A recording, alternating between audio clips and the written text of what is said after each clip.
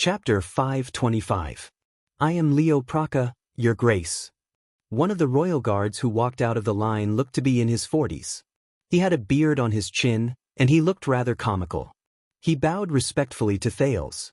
In your guards, I am a lowly and ordinary logistics officer. It is my honor to serve you as your sparring partner. Thales did not answer immediately. He continued to stare at Mallows doubtfully. Praca was not bothered. He carefully picked a practice sword of moderate size from the sword rack and tested it on his gloves. He then poked the sand to make sure that it was a blunt sword without a sharpened edge. As expected of the prince.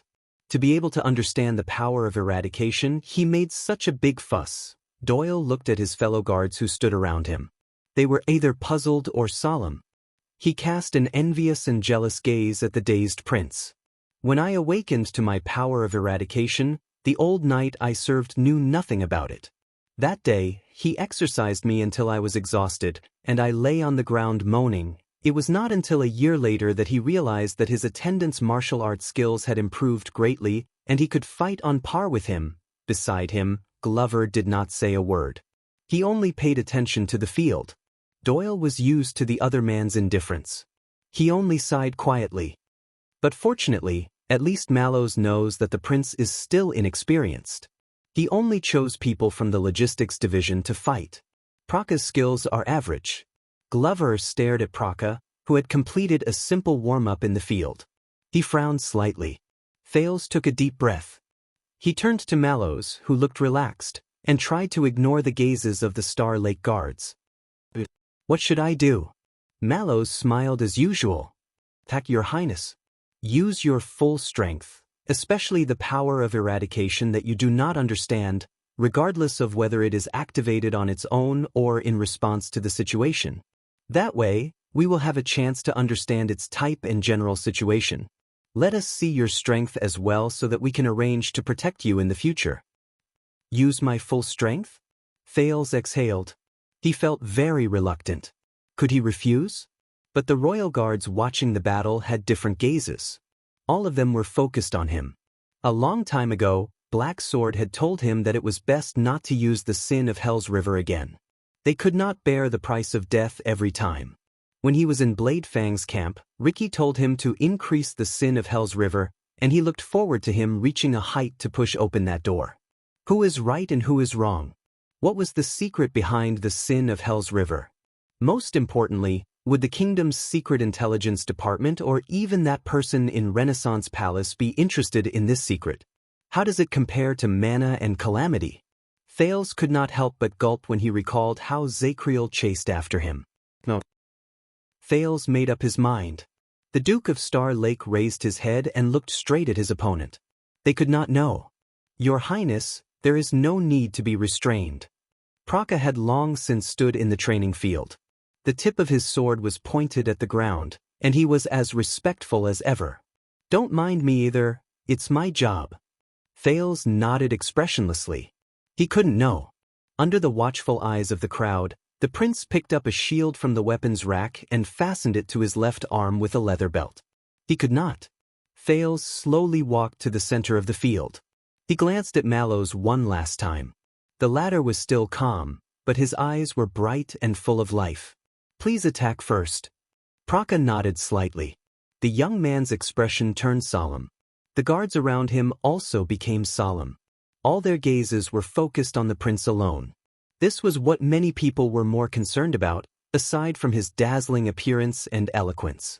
In the next second, Thales charged forward, and with the stance he was most familiar with, he delivered his first slash at Praca. Praca was neither hurried nor slow. He only took a step back, turned the tip of his sword, and deftly parried Thales' attack. But the teenager did not stop. He swung the shield in his left hand along with the momentum. It crashed into Praca violently.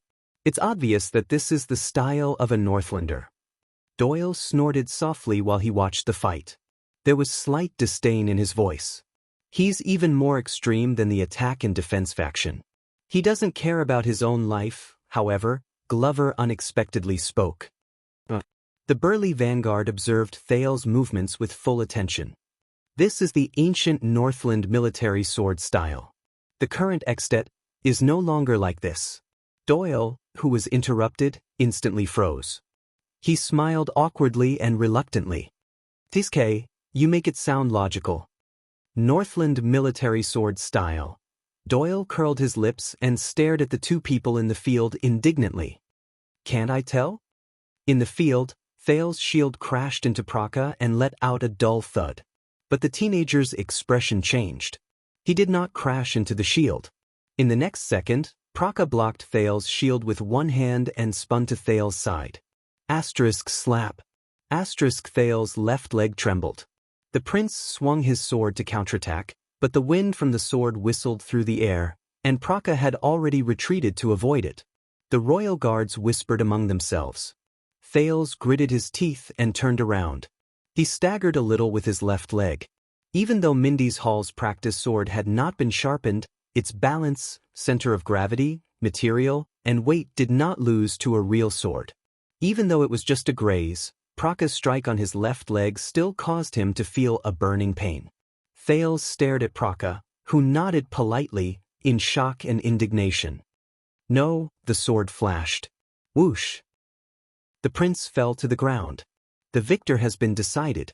Glover and a few guards nearby turned their heads in puzzlement. Doyle, who was by the field, lowered his voice and said seriously, "The prince lay in a pool of blood with a pale face. He trembled while he hugged his injured leg and moaned. 'No, I can't lose. Constellation can't do without me.'" More and more people turned their heads around, including the second-in-command penal officer, Gray Parson. His expression was dark and dissatisfied. Under their gazes, Doyle's expression froze. A little literary processing." Doyle stopped talking and put on an awkward and ingratiating smile. He waved his hand in an unnatural manner. "Hee, don't do it again, don't do it again." Only then did everyone turn their heads around. Thales breathed rapidly. He stared at the Royal Guard logistics officer in front of him with a respectful expression. His opponent, Praka. Praka was obviously very experienced, and he was very particular about the strength he used. The pain only appeared on the surface of his skin and disappeared after a while. But Thales pressed his left leg indignantly. "Looks like you don't understand the meaning of this lesson, right, Your Highness?" Mallow's words came at the right time. His voice was normal and his tone was calm. "Although we are not as superstitious about force as the Northlanders, but a prince who is widely rumored to be lacking in martial arts and cannot even touch a sword is the future of Constellation." Thales could not help but tighten his grip on the hilt of his sword. "Damn it. This is not good, Your Highness." Mallow's voice was slightly cold. "This is not good." When he said this, the gazes of the royal guards on Thales changed. "Either go all out," Mallow's words rang in his ears, "or just don't touch that sword from the start. Be a prince who hides safely in the carriage." "Damn it." The prince's frown deepened. "Damn Mallows. Does this guy have a grudge against me? And he just had to be my personal guard captain. For Sunset's sake, what kind of international joke is this?" Under dozens of gazes, Thales regulated his breathing and stomped on his left leg. He stared at Praka in front of him. He knew that in front of the Star Lake guards and because of Mallow's words, he had to show something. Otherwise, not just Renaissance Palace, even Mindy's Hall. Thales shook his head and got rid of his distracting thoughts. He shifted his attention to the opponent in front of him. Praka moved very quickly and wielded his sword very nimbly. He had his own way of dealing with head-on attacks. Then, as its master called, the sin of Hell's river rose from his body. Thales stared at Praka and felt power slowly fill his body. Should I use the twist of fate to lure him out of position and deliver a decisive blow? Or should I use the Fire Knight's power of eradication to strengthen the contact between our bodies and the hardness of our attacks? If that doesn't work, I'll try to use Zakriel's style and his chaotic army to observe Praka's movements and turn that into my advantage? Thales thought hard. "No, Thales." The prince shook his head at himself in his heart. "I can't be too obvious. Otherwise, how should I explain the twist of fate, the chaotic army, and the Fire Knight's powers of eradication that emitted sparks? Have I been infected by them? Besides, sometimes the sin of Hell's River. Thales remembered the training sessions in Heroic Spirit Palace. Sometimes I can't control it. Thales took a deep breath and made up his mind. He only needed the most ordinary enhancement to his physique. It would be best if it did not have any hint of power of eradication. The sin of Hell's River spread to his legs, arms, and fingers in an orderly manner. Thales closed his eyes and let the power slowly cover his entire body. Praka narrowed his eyes and stared at the prince in confusion. As the royal guards whispered among themselves, the expression of Mallows, who had been paying attention to Thales, changed slightly. This is... The sin of Hell's River in Thales' body was like a beast that had not been released from its cage for a long time. With a low growl, it strode forward. All I need is some power, some speed, some accuracy, some control. The prince tried his best to suppress the fighting spirit and impulse that rose along with it. At the same time, he stabilized his mind and body. All I need is something that will not arouse suspicion. The sin of Hell's River pounded against his body fiercely and discontentedly, like a wild beast scratching at its cage. But the will of the cage's master was so firm that the wild beast could only follow Thales' call and walk towards where it should go. Be more even, balanced, and well-rounded. Just let him. Thales opened his eyes slightly. Let him. In the next moment, the gravel behind Thales' boots trembled and exploded. While the audience cried out in surprise, the teenager was like an arrow that left the bow and a flood that broke the dam. He instantly rushed a few feet away. He appeared in front of the shocked Praka. Mallow's eyes lit up. That's right. This is what I want. The young prince. Thales clenched his teeth. The sin of Hell's River was extremely excited in his body and roared madly. His footsteps, shoulders, arms, and the tip of his sword. The 4 points on his body connected into a line and gathered the most surging force. In the end, it turned into a flash of sword light. It went straight for the vital parts of his opponent's chest and abdomen. At that moment, it was as if time had slowed down. Doyle raised his hand to block the flying gravel. He opened his mouth in shock, but he could only shout out a lonely syllable in this breathtaking and instantaneous sword strike. Glover only had time to furrow his eyebrows halfway. The royal guard's expressions seemed to have frozen. In that instant, their expressions changed into surprise, doubt, and solemnity. But Thales, who had long since experienced it, knew that this was just an illusion after he became faster. And then, Thales' gaze met the tip of his sword. It was directed at his opponent. And before his eyes, in the slowed-down time, Praka opened his mouth wide in shock. Slowly and at the fastest speed he could, he raised his arm and swung his sword. He tried to block the prince's attack. He tried to block this terrifying strike that was even faster, explosive, powerful, and accurate. But Thales knew that it was too late. Praka could not dodge in time. He did not even have time to get into a defensive posture. Even the Star Killer suffered from this strike when he was caught off guard, and a scar was left on his face. As for Praka, he could not dodge. He could not block it either. Amid the desire and roar of the sin of Hell's River, Thales' sword and Praka's sword touched lightly in the air, and sparks flew on the rough surface of the practice sword. There was even a great force. Thales' gaze turned cold. He watched as the tip of his sword slid past Praka's block and went straight for his chest. Sorry, logistics officer. Thales thought coldly, you need to take a few days off. One strike. Subdue the enemy. Bang. The loud sound of the weapons clashing spread and shook the entire courtyard. It was as if even the air was affected. Many royal guards' eyelids twitched, and they instinctively retreated. Time finally returned to normal. Thud. There was a dull thud. Thales flew to the side and behind him. His back fell heavily on the ground, and he rolled a few times backwards. Shit. Doyle finally finished shouting his pitiful second syllable, and there was still a shocked expression on his face. He lowered his arm, blinked, and looked at the field. Beside Doyle, Glover did not move. He only stared at Thales' shield. While his muscles were numb and sore, the prince sucked in a breath with great difficulty. He trembled as he raised the shield in his left hand. At some point in time, the surface of the shield had already cracked. There was a dent the size of the tip of a sword as the center, and the area around it was full of cracks. At this moment, Thales's mind was blank. How? He looked up in a daze. Praka stood before him in scathe. He pulled back his long sword with ease and smooth movements.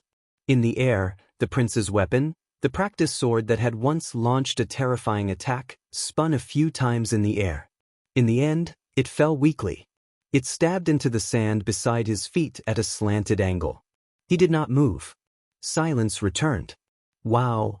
The royal guards burst into an uproar, and a loud commotion broke out. I am very sorry, Your Highness. Praka put away his sword and tried his best to suppress his panic.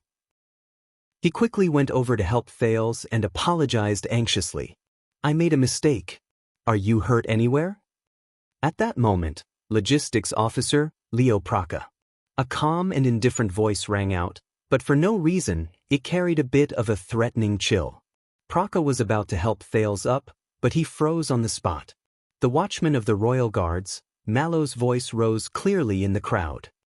As a royal guard, even if I have to work for a long time, even if I am just a sparring partner, Mallows still had his arms crossed over his chest as he sized up Praka from the corner of his eyes. Your skills?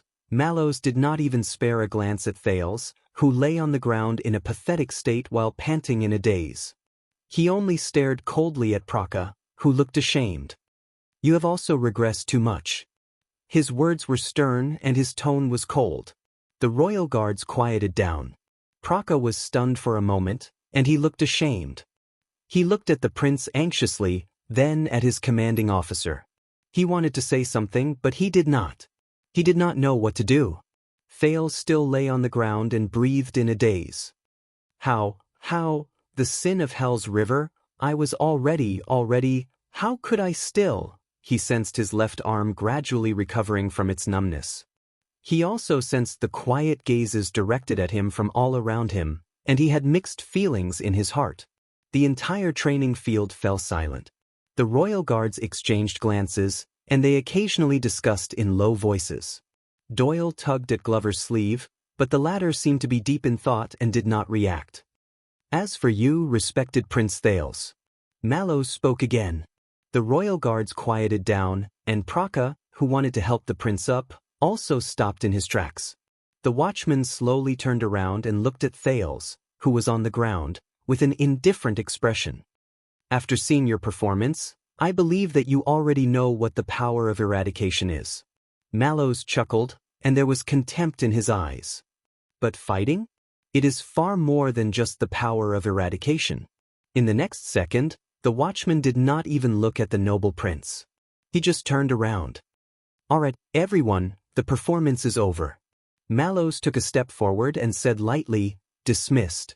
As they stared at Mallow's back, the royal guards looked at each other. A few seconds later, the dozens of people dispersed. Did you see what the prince's power of eradication is? Doyle stole a glance at Thales, who was panting in a daze with a gloomy expression on his face. He pitied the poor prince for a second before he turned around and said, I can't see it. I think it's a little too weak. No. Glover frowned. It's not weak. Hey, zombie, how many times has it been? Can't you just agree with me for once? At this moment, an exceptionally different, weak and hoarse voice rose. Wait a minute. The scattered royal guards fell silent at the same time and turned around one after another. At the center of the training field, the disheveled teenager pushed himself up with his hands on the sand. He staggered but resolutely climbed up. Mallows stopped in his tracks. He just hit my. The teenager lowered his head and raised his left arm with a trembling hand. He tried his best to breathe to relieve the tightness in his chest. Shield. Doyle's eyes slowly widened. Glover's gaze became sharper. As his sparring partner, Praka stood in the field. He was shocked and did not know how to respond. It's not a vital part. Thales sucked in a deep breath. He endured the stiffness and pain in his muscles after he suffered a heavy blow. He touched the binding straps behind his shield. In his body, the sin of Hell's river, which had been defeated, surged out of silence again. With a fierce unwillingness, like a beast licking its wound, it climbed up step by step and let out muffled, explosive sounds. Thales pulled out his right hand with trembling hands and loosened the binding straps. He let the shattered arm shield fall to the ground. The teenager gulped down a mouthful of saliva that tasted like blood. He held the practice sword by his feet with trembling hands. The sin of hell's river surged into his arm. In the next moment, Thales stabilized his breathing, gritted his teeth, and drew his long sword. The teenager stared at Mallow's back. I didn't lose. The royal guards burst into an uproar again. They cast the prince a puzzled look and discussed among themselves. Many people also quietly looked at their commander. They waited for his reaction. 1 second. 2 seconds. Mallows remained silent. He did not turn around. He only turned his neck slowly, turned his head, and cast a sideways glance at Thales. The watchman's lips curled up. He formed a cold and mysterious smile. Chapter 526. Your Grace, are you sure you don't need to rest? I mean, maybe you can get a new shield, Praka said hesitantly. In front of him stood Thales, who had just stood up in a disheveled manner. He was covered in dust, his face was covered in sand, and his clothes were torn and dirty. But thank you, Logistics Officer Praka. Thales took a deep breath, turned his wrist, and felt the balance and center of gravity of the practice sword. Your attitude is much better than the instructors of Extet. Of course, it's also much better than some constellations. Praka forced a smile. Around the training field, the royal guards who had gathered again were a little impatient, but Mallow's silence made them all quiet, and they did not have any objections. The pressure was on the training field again. Thales clenched his left fist. Abandoning the shield made his left arm much more relaxed, but the numbness and pain from the previous heavy blow was so real and unforgettable. That round just now, what happened? Thales' expression darkened. He remembered that his attacks were as fast as lightning. His strength and speed were not weak. However, Thales took a step forward and moved around Praka. The sin of hell's river roared in his body again. It rose and fell, connecting into one, yearning for a second attack. But this time, the setback gave Thales an illusion that it was becoming more and more intense, like a frenzied beast. No matter how badly it was injured, it wanted to tear the enemy's throat. But Thales suppressed them with all his might. Like a beast tamer tightening a chain. As he moved, Praka also changed his steps and turned around in an orderly manner, always facing the enemy. Thales was not in a hurry to attack. He was thinking. Just now, his sword met his opponent's sword. The two swords intersected in the air. But Praka did not guard against him. If he moved forward a little more, Thales would have hit his opponent. Then, Thales thought carefully. Then, in that split second when the outcome of the battle was about to be decided, Praka's sword began to turn. It was filled with his opponent's condensed, sturdy, and thick power of eradication. And then, Thales' expression tensed. He slowed down and recalled the scene just now in the Sin of Hell's river, which was burning hotter and hotter. Their swords twisted. In that 1 second his and Praka's swords clashed together. They twisted in the air. He remembered that when the two of them got close to each other, Praka's wrist drew a strange arc. It was smooth and long. Thales' sword went off course. And Praka's sword, Thales gritted his teeth. After that, the young man who was charging too quickly could not pull back in time.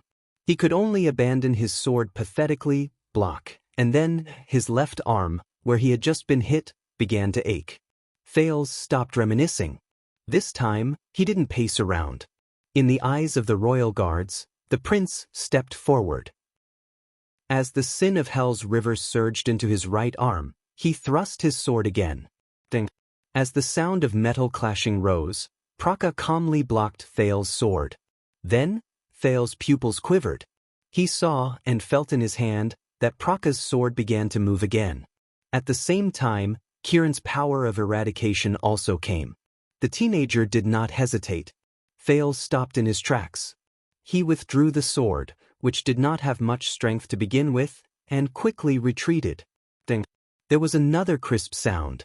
With the agility he gained after he abandoned his shield, he managed to block Praka's counterattack, and he took 2 steps back in a slightly disheveled manner. Thales panted violently. He stared in disbelief at Praka, who was still unscathed. The sin of Hell's river roared indignantly in his body when it failed to attack. After the round ended, the royal guards began to discuss among themselves again. Oh, another futile attack. Doyle looked gloomy and could not bear to watch the scene unfold. He clicked his tongue and said, "If you ask me, no matter how much Mallows dislikes him, it's still a little too much."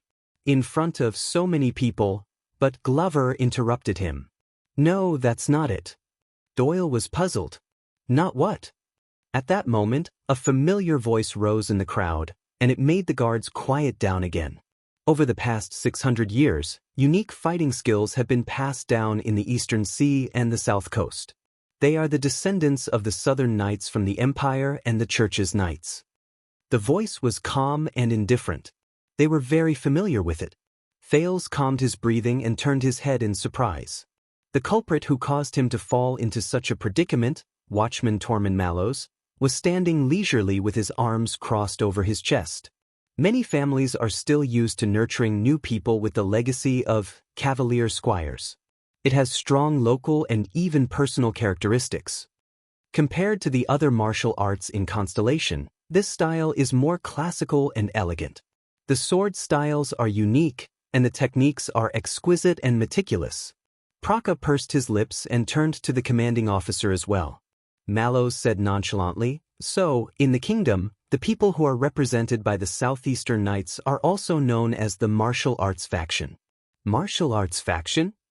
Questions filled Thales' mind.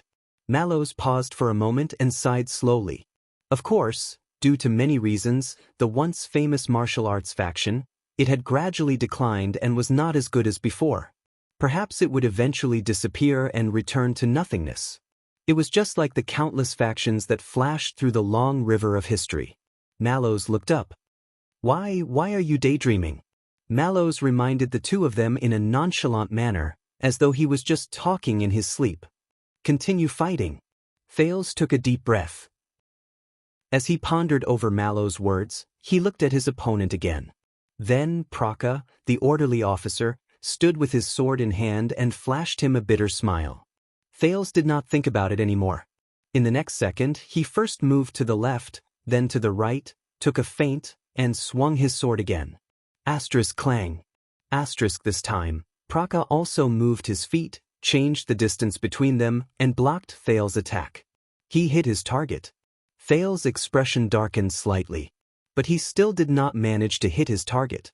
The sin of Hell's river surged in his body, and he could only roar madly in vain. He was like an orc facing a cavalry. There was no place for him to use his skills. Thales, who was at a disadvantage in his attacks, blocked his opponent, gritted his teeth, and persevered. But Mallows' words traveled into his ears at this moment, and he could not help but be distracted. Praka's ancestors came from a respectable traditional knight family in Eastern Sea Hill. They can be said to have been deeply influenced by the martial arts faction. In an instant, the contest of strength between him and Praka ended. The force on Praka's sword changed. Thales was shocked. Asterisk clang. Asterisk Praka's sword clashed with Thales' weapon for the second time. The two swords separated the moment they clashed, and only the sound of metal trembling could be heard. You can see that he has a knack for choosing his position and movement before he attacks, as well as how he chooses the strength of his sword when they clash against each other. Mallows' voice rang in the air, just like the voice of a live television broadcast in Thales' previous life. He made you very uncomfortable. Choosing his position and movement. Choosing the strength of his sword. Thales shuddered slightly, but the situation before him did not allow him to think too much. He could only go with the flow and slash horizontally. Asterisk clang. Asterisk their weapons clashed for the third time. Mallows' voice followed him like a shadow. And when they are locked in a stalemate, Praka is best at listening and prediction. They clashed, and they were locked in a stalemate. Listening and a prediction. When he heard this, Thales instantly felt that something was wrong. Just as he expected, in the next second, Praka's sword appeared at the spot where Thales had no time to pay attention to. He's an expert in defense and counterattack. At that moment, Thales' hair stood on end, and he activated all the sin of Hell's river in his body without caring about anything else. Asterisk clang. Asterisk he parried Praka's sword that went straight for his neck by a hair's breadth.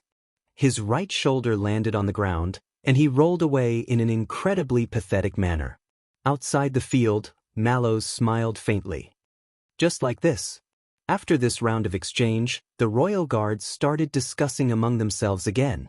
Thales wiped away the sweat that had appeared on his forehead without him noticing. He sensed the numbness that came from his body due to the overload. He stood up laboriously, and he was covered in dust. But this time, he did not rush towards the apologetic Praka. Instead, he looked at Mallows by the side in puzzlement. If you think that you can use the Northland barbarians' brute force tactics against him, it will be effective against him. Mallows met Thales' gaze with a piercing gaze. Then you better think twice. Your Highness. Thales panted and sank into deep thought. Leo Praka swung his long sword and said in resignation, "Commanding officer, we all know that you have traveled extensively and have seen many things. But it's about time. I still rely on this to make a living." Mallows smiled, but he did not say anything else. But Thales understood something. Choosing his position, listening, prediction. It sounds like a thought appeared in Thales' mind. A name appeared before his eyes. Miranda Arund. What Wuxia said about her power of eradication. Pegasus music. As he looked at his slightly awkward opponent, Thales understood. He fell into an absolute disadvantage in the first round. It was not because Praka was too strong. Thales clenched his fists. It was because he did not choose the right strategy. He fell into Praka's area of expertise. Defense and counterattack. Think of a way, Your Highness. Mallows scratched his chin, looking bored. Anyway, the enemy is right in front of you. All right. Thales soothed his numb body and adjusted his condition. He looked at Praka again. Thales' expression became serious. The prince's attack came in the next moment. Asterisk clang. Asterisk Praka parried Thales' sword slash again, but when he was about to counterattack, he was a little puzzled. This time, the Duke of Star Lake's strength, it was very small. Asterisk swoosh. Asterisk the wind from the sword blew past. Thales took a step back and avoided his opponent's counterattack. The two of them separated again. Leo Praka. Thales thought calmly. His ancestor was a knight from Eastern Sea Hill. He was skilled in martial arts, and he specialized in defense and counterattack. His brain started to work, thinking about his opponent's advantages and his own strategy. Praka could listen and predict the opponent's strength in an instant through contact with his opponent. This was not only good for defense, but also for finding the most suitable time to attack. The fiercer the opponent's attack, the greater the force, and the more exposed, the more incisive his counterattack. In that case, the sword I used all my strength to attack just now was all useful. His opponent's counterattack. Thales felt indignant. Wait a minute. Listen and predict? Nicholas' face suddenly flashed in his mind. It flashed in the trajectory and strength of the Star Killer's blade that changed in an instant. Thales understood now. If he were to fight against the dead face, Praka would not stand a chance. Because it was impossible for him to predict the Star Killer's strange skill of changing 3 times in one move just through the contact between their weapons. So, Thales gripped the hilt of his sword tightly. Twist of fate, right? With a single thought, the sin of Hell's river surged as if it had a life of its own. It wanted to turn into the silver power that resembled thousands of needles, just like it had done countless times in the past.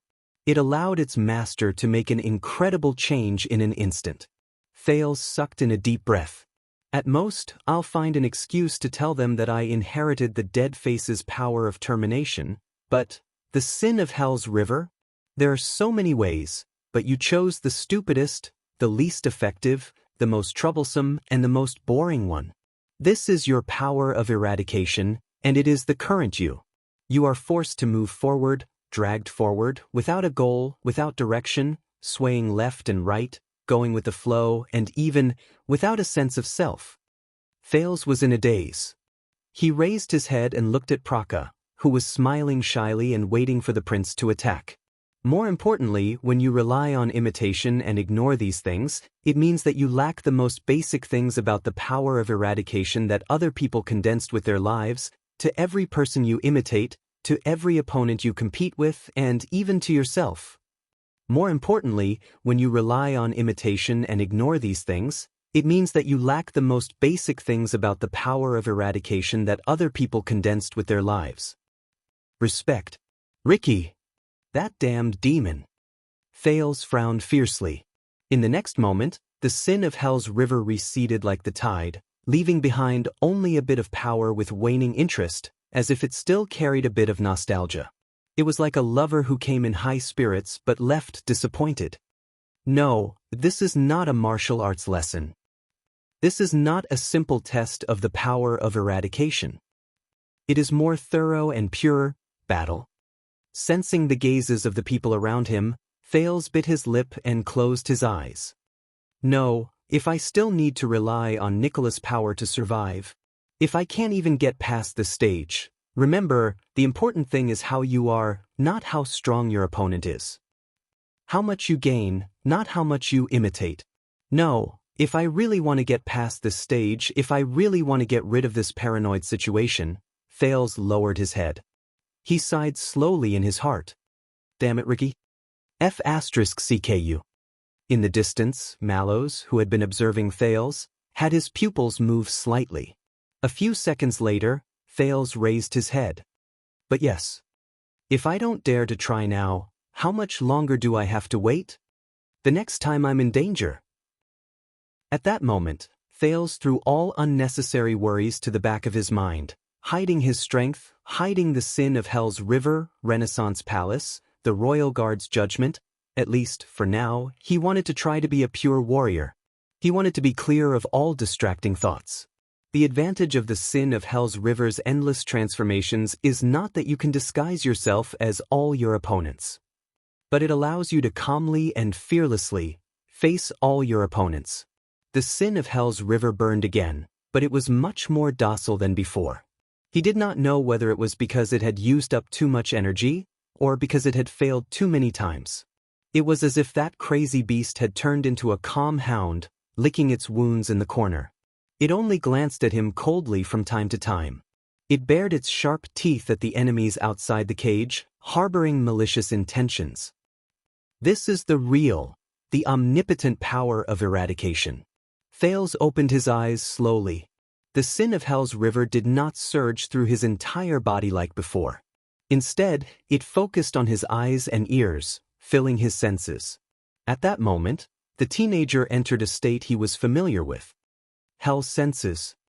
Thales' eyes started to become unfocused, as if he had lost his focus. But only he knew. At that moment, the world before his eyes became colorful. He could see it. The power of eradication in Praka's body was thick and solid. It surrounded his arms and center of gravity as it circulated slowly. Thales suddenly realized that the countless times he used Hell's senses and the way he did it, all of them were somewhat useless. He either imitated the power, used his night vision to scout ahead, or eavesdropped through the walls, or hell with it. But the time when I should really use Hell's senses, Mallows' expression froze as he watched the battle from outside the field. Time seemed to have slowed down, and Thales inhaled slowly. He attacked abruptly. At that moment, it was as if someone had struck a war drum. The still scene moved along with the sound of an explosion. The sin of Hell's river surged again. The wind from the sword whistled and sliced through the air. Asterisk clang. Asterisk Thales held the sword with both hands and swung it down with great force. It hit the long sword that Praka had placed horizontally in front of him. The experienced Praka's expression did not change because of the sudden force from the sword. He did not panic. He faced the attack calmly and used his footwork and movement to block the attack perfectly. Then asterisk thud. Asterisk Thales' heart skipped a beat. With Hell's senses, the color of Praka's figure changed back and forth. It gathered into a clear line. A shiver erupted from Thales's neck and spread to his entire body. The meaning of imitating is understanding. Understanding your opponent. In a fraction of a second, the sin of Hell's river surged up in an orderly manner. Right leg. Thales, whose eyes looked as if they had lost focus, smoothly lifted his sword and retreated. Asterisk clang. Asterisk at that moment, he barely parried Praka's attack. The royal guards who were watching the battle gasped. Strange. Doyle was very puzzled. His movements seemed to be faster, but also slower? No, it's not his movements, Glover said coldly. Doyle was a little displeased. Why do you especially like to refute me today? In the crowd, Mallows was still silent. Thales took 2 steps back and saw that the color of Praka's body had returned to normal. The sin of Hell's river surged back like a receding tide. The sword hilt in his hand was still trembling slightly. The effects of Hell's senses were still amazing. They gave him new information at the same time. Thales took a deep breath. He could clearly feel the thick power of eradication in Praka's body, as well as its direction, shape, and habits. It seemed quiet and harmless. But once it was stimulated, it would immediately pour into Praka's hands and automatically surge towards the enemy's weakest point. He delivered a fatal strike. How amazing! At that moment, the sin of Hell's river exploded in Thales's body. It sounded like dissatisfaction, but also like a sneer. They began to strengthen Thales's body again to support the consumption of Hell's senses. Thales did not care, but he understood something in his heart. Praka's power is the thawing of glaciers? No, it's more than that. It seems to be a little like the Pegasus music that Wuxia mentioned, or something in between. There were even some traces of the chaotic army.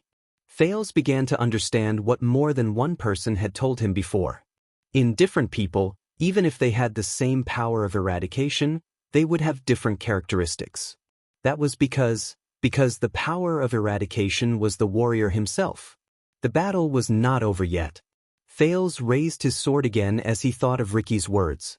A swordsman who was inclined towards defense and counterattack had a power of eradication that was good at listening and predicting.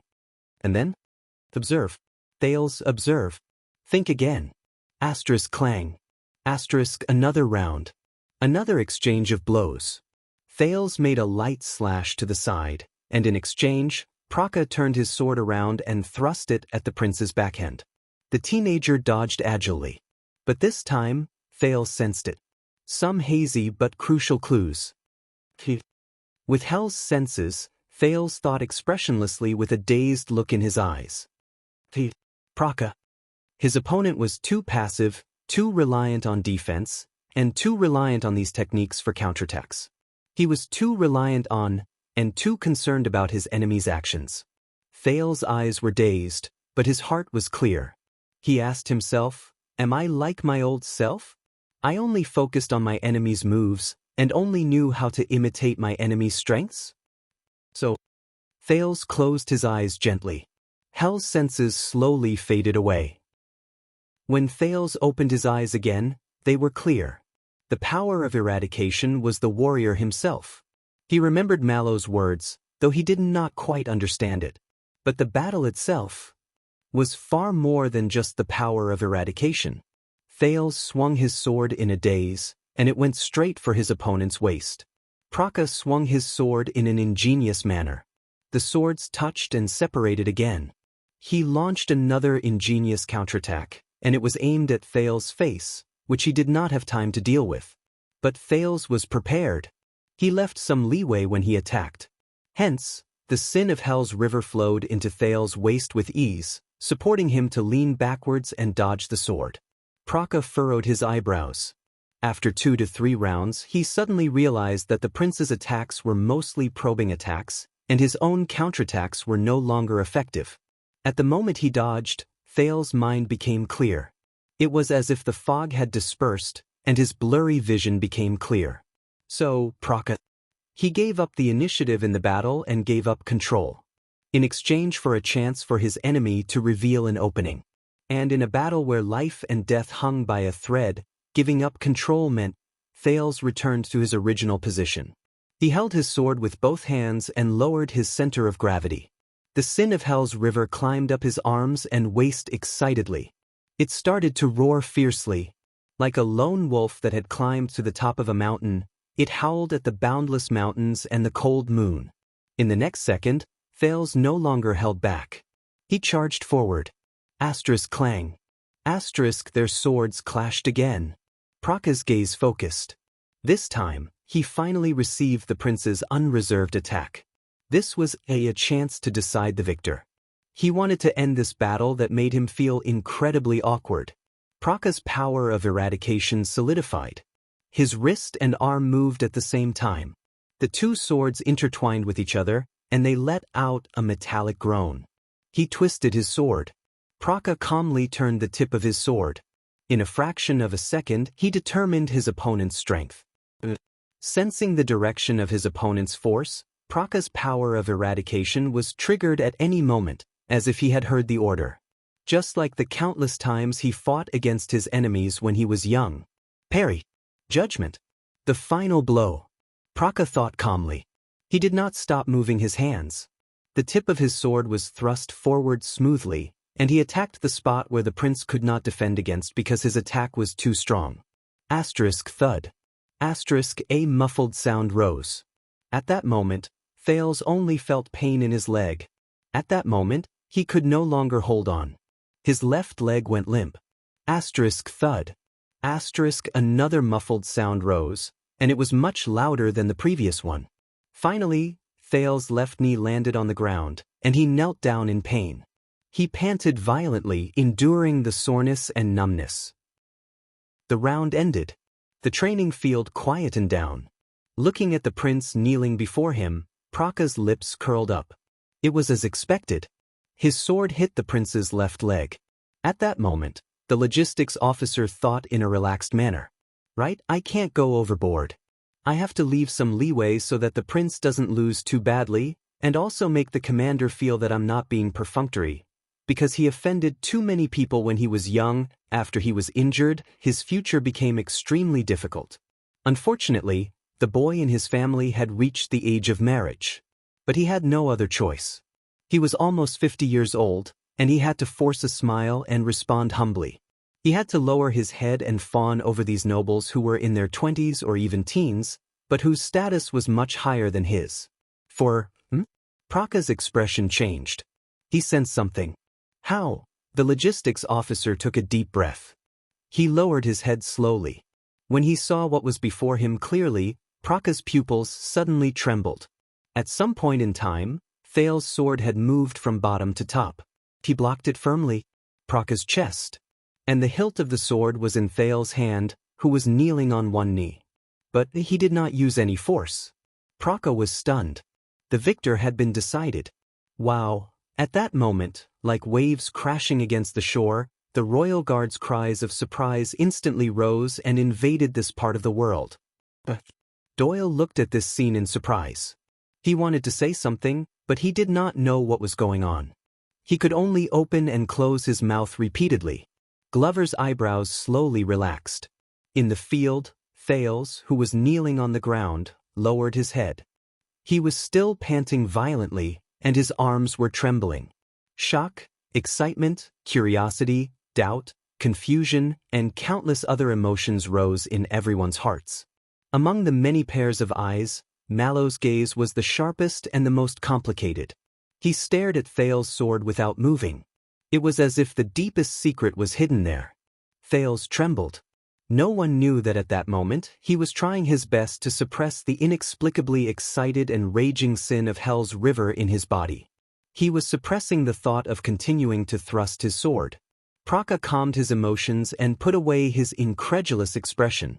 With a complicated expression, he stared at the prince who was trembling under him. He attacked intentionally, but predicted my counterattack? And sacrificed his left leg. In exchange, Praka looked at the long sword in his chest with a gloomy expression. A few seconds later, the logistics officer sighed. You won, Your Grace. You were full of tricks, and your response was appropriate. Praka flashed a bitter smile. He threw down the practice sword and admitted defeat. I was not his opponent. The discussions among the royal guards became even louder. Old Praka went easy on him, right? Against that child, Doyle whispered to the person beside him in puzzlement. He casually defeated him just a moment ago, and in the next moment he casually defeated him again. Even a knight would not dare to write such a thing. Shut up. Glover finally seemed to be unable to hold it in any longer. He said coldly, "Do you think that fighting is like doing arithmetic and comparing who is stronger or weaker? That you only need to know how to add and subtract?" Doyle was rendered speechless, and he cast Glover a resentful gaze. There were many more conversations like this. But Mallows only looked at the two people in the field without saying a word.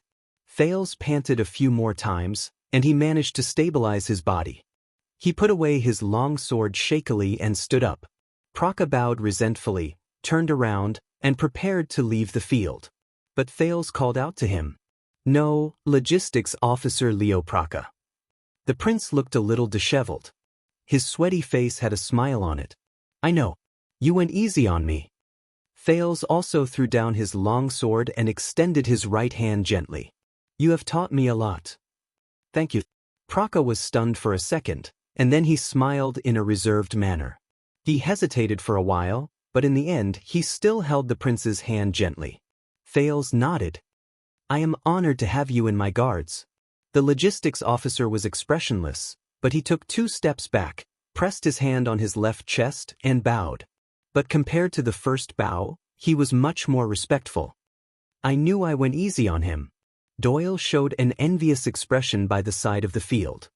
TSK, this veteran, that flatterer, really knows how to behave." Glover glanced at him and did not say anything.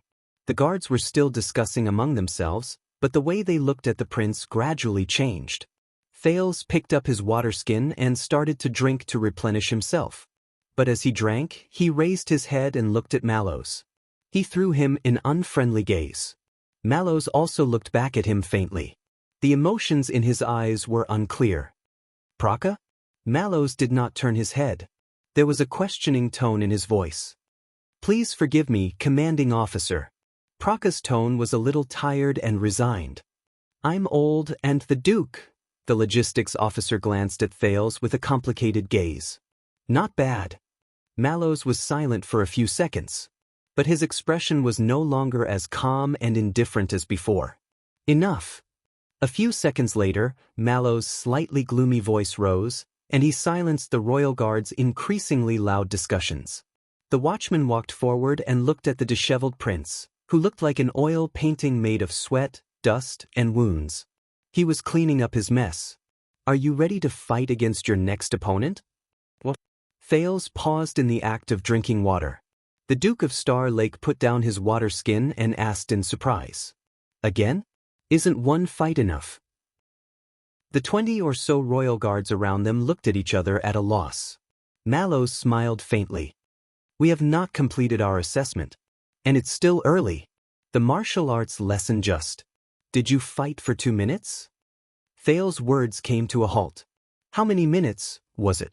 Mallows' smile grew brighter, but in Thales' eyes, it was incredibly detestable. "Of course, we can understand that you might have had a hard time. After all, everyone's endurance is different. So, you can choose to give up, Your Highness." Mallows' voice became deep, and his eyes shone with an unfathomable light. "As your humble servant, I do not dare, nor do I have the right to stop you from giving up. That is your right." Mallows shrugged. "Then, we can be considered to have understood you, a prince for 2 minutes?" Thales was stunned again. What prince?" Mallows smiled and did not answer. A few seconds later, Thales sucked in a deep breath and exhaled slowly. "If you want to offend me, Tormund Mallows," the Duke of Star Lake said with a hint of anger in his voice, "you did it. But, I am honored, Your Highness." Mallows was not bothered at all. "It means that I have done my duty." "Then, have you decided to rest? I believe that everyone, including His Majesty, will understand." He glanced at the royal guards around him with a mocking expression. After all, you experienced the exciting, difficult, adversity, survival in adversity, and turning the tables in your martial arts class for 2 whole minutes. It's a world-class epic duel. At that moment, Thales, who had been staring at Mallows with a hostile gaze, twitched a little. 2 minutes? 2 minutes of what duel? Thales' expression was stiff. Mallows smiled as usual. At that moment, the training field was silent. The royal guards were silent. They did not speak a word. Everyone stared at Thales and Mallows in fear. They did not even dare to breathe loudly. A few seconds later, Thales suppressed his displeasure and closed his eyes. Mallows raised his eyebrows. Thales opened his eyes swiftly, and his tone was hostile. "Why are you daydreaming? Come." He clenched his teeth and urged. It's just getting beaten up. I'm already used to it." Thales roared in his heart while crying. Mallows showed a happy smile again. He did not turn around. Instead, he shouted a name. "John." "Yes, it's you, John Commodore." The royal guards spread out and made way for a short and strong man in the crowd. The man was stunned. He blinked in bafflement. It was clear that he was not prepared for this. His colleagues around him looked at him sympathetically. It was as if Commodore had just won the lottery to clean the toilet. "Listen, John, you might as well be bolder and more intense in your actions." The watchman continued to speak. Thales was stunned. Bolder and more intense? What does that mean? Commodore, who was assigned to him, also looked confused. Mallows looked at Thales again, and his expression became stern. "It's different from Praka's test. This time, we're going to find out what's so interesting about your highness." A cold glint suddenly flashed in his eyes. Power of eradication. Chapter 527. In the field, Thales calmed himself down a little. He felt the sin of Hell's river, which had become more active, flow through his body again. Ever since his adventure in the desert ended, he noticed that the sin of Hell's river had become more solid and abundant. Compared to the previous 10 seconds man, it could now last longer. And after the power of eradication disappeared, the fatigue and soreness it left in his body decreased correspondingly. As expected, Thales thought. Things that can't kill me can make me stronger. Of course, this was not without a price. Ever since he was heavily injured by Nicholas, his left wrist was no longer as nimble as before. This more or less affected his use of the shield. And it would be even better if the sin of Hell's river's temper improved correspondingly when it circulated. "Your Grace, I am Gianluca Commodore." Commodore was a short and strong man. His skin was tanned, and he had a shy smile. At first glance, he looked like a middle-aged man who was almost 40 years old and had experienced hardships, but was still amiable, optimistic, and strong. Thales noticed that Commodore would subconsciously glance in Mallows' direction from time to time. "I used to be a Class 1 police officer in charge of protecting important people in the police station in the inner city." When he faced the Duke of Star Lake, Commodore smiled brilliantly, so much so that it was a little obsequious. "I was fortunate enough to pass the test and enter the Royal Guards. Now, I am one of the newly appointed protectors in your personal guards." "Police officer." Thales sucked in a deep breath. "All right, I'm quite familiar with this. Be it the arrogant green-skinned men in Western District who are in cahoots with Blood Bottle Gang. Or are they some idiots who, once they lose their jobs, will unfortunately have to go back to inherit their titles and properties?" But before he could think deeply, the battle in the field had already begun. Asterisk clang. Asterisk a muffled sound rose, and Thales' arm shield clashed with Commodore's blade. Commodore was not as humble as Praka. His attack was fierce and proactive, and it was a stark contrast to the obsequious smile on his face. Thales moved his feet and swung his long sword. He exchanged a few attacks with Commodore in the air. As the metals clashed, the Duke of Star Lake noticed through his hell senses that Commodore's sword style was standard. It was not as exquisite as Praka's, who could counter his opponent with just a few exchanges of weapons. It was also not as crude as the orcs, who could attack in a wide range and never return. The two of them attacked and defended, advancing and retreating. For a time, they were evenly matched. This surprised Thales quite a bit. But once again, Thales used his arm shield to block his opponent's attack. He gritted his teeth and steadied his footsteps. The sin of Hell's river surged forth at full force, and he pushed the man away without showing any sign of weakness. But at that moment, Thales cursed in his heart. He felt that his opponent's sword was as light as a feather and didn't seem to be straining at all. As expected, Commodore nimbly avoided the shield in front of Thales and turned his sword on the shield. In the next second, the sin of Hell's river exploded in his body again, bringing with it an indescribable feeling of fear. But Thales only had enough time to turn around. Ding, dong. The crisp sound of metal colliding and the dull sound of flesh being blasted rang out. Oh! In the midst of the Royal Guard's low commotion, Thales gritted his teeth and staggered backwards. He knelt down on one knee and supported himself with his shield. The pain and numbness in his shoulder told him the round was over. Commodore, who was a former police officer and was now a protector, smiled foolishly and nodded. He put away his practice sword and did not continue attacking. "It's the hilt." Thales panted in pain. He turned his aching shoulder socket and arm desperately and told himself this. At that moment, he used his shield to push away Commodore's sword, but he did not manage to block his opponent's sword hilt. The cross-shaped handguard on his sword followed him like a shadow. He seized the chance when Thales pushed his shield forward and pushed his arm forward to spin at Thales. If Thales had not reacted in time, he might have been hit in the ribs under his arm. Then he would basically be lying on the ground. But even so, Thales sucked in a deep breath. "My shoulder socket?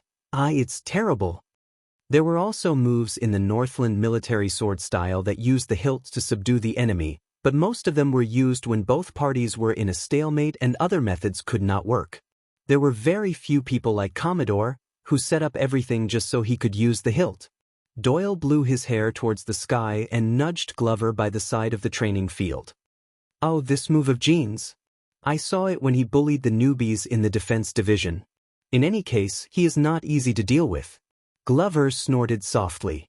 The spectators from the Royal Guards discussed softly, and some of them laughed faintly. Mallows, who was watching the fight, turned his head to the side and seemed to be deep in thought. Commodore did not chase after him.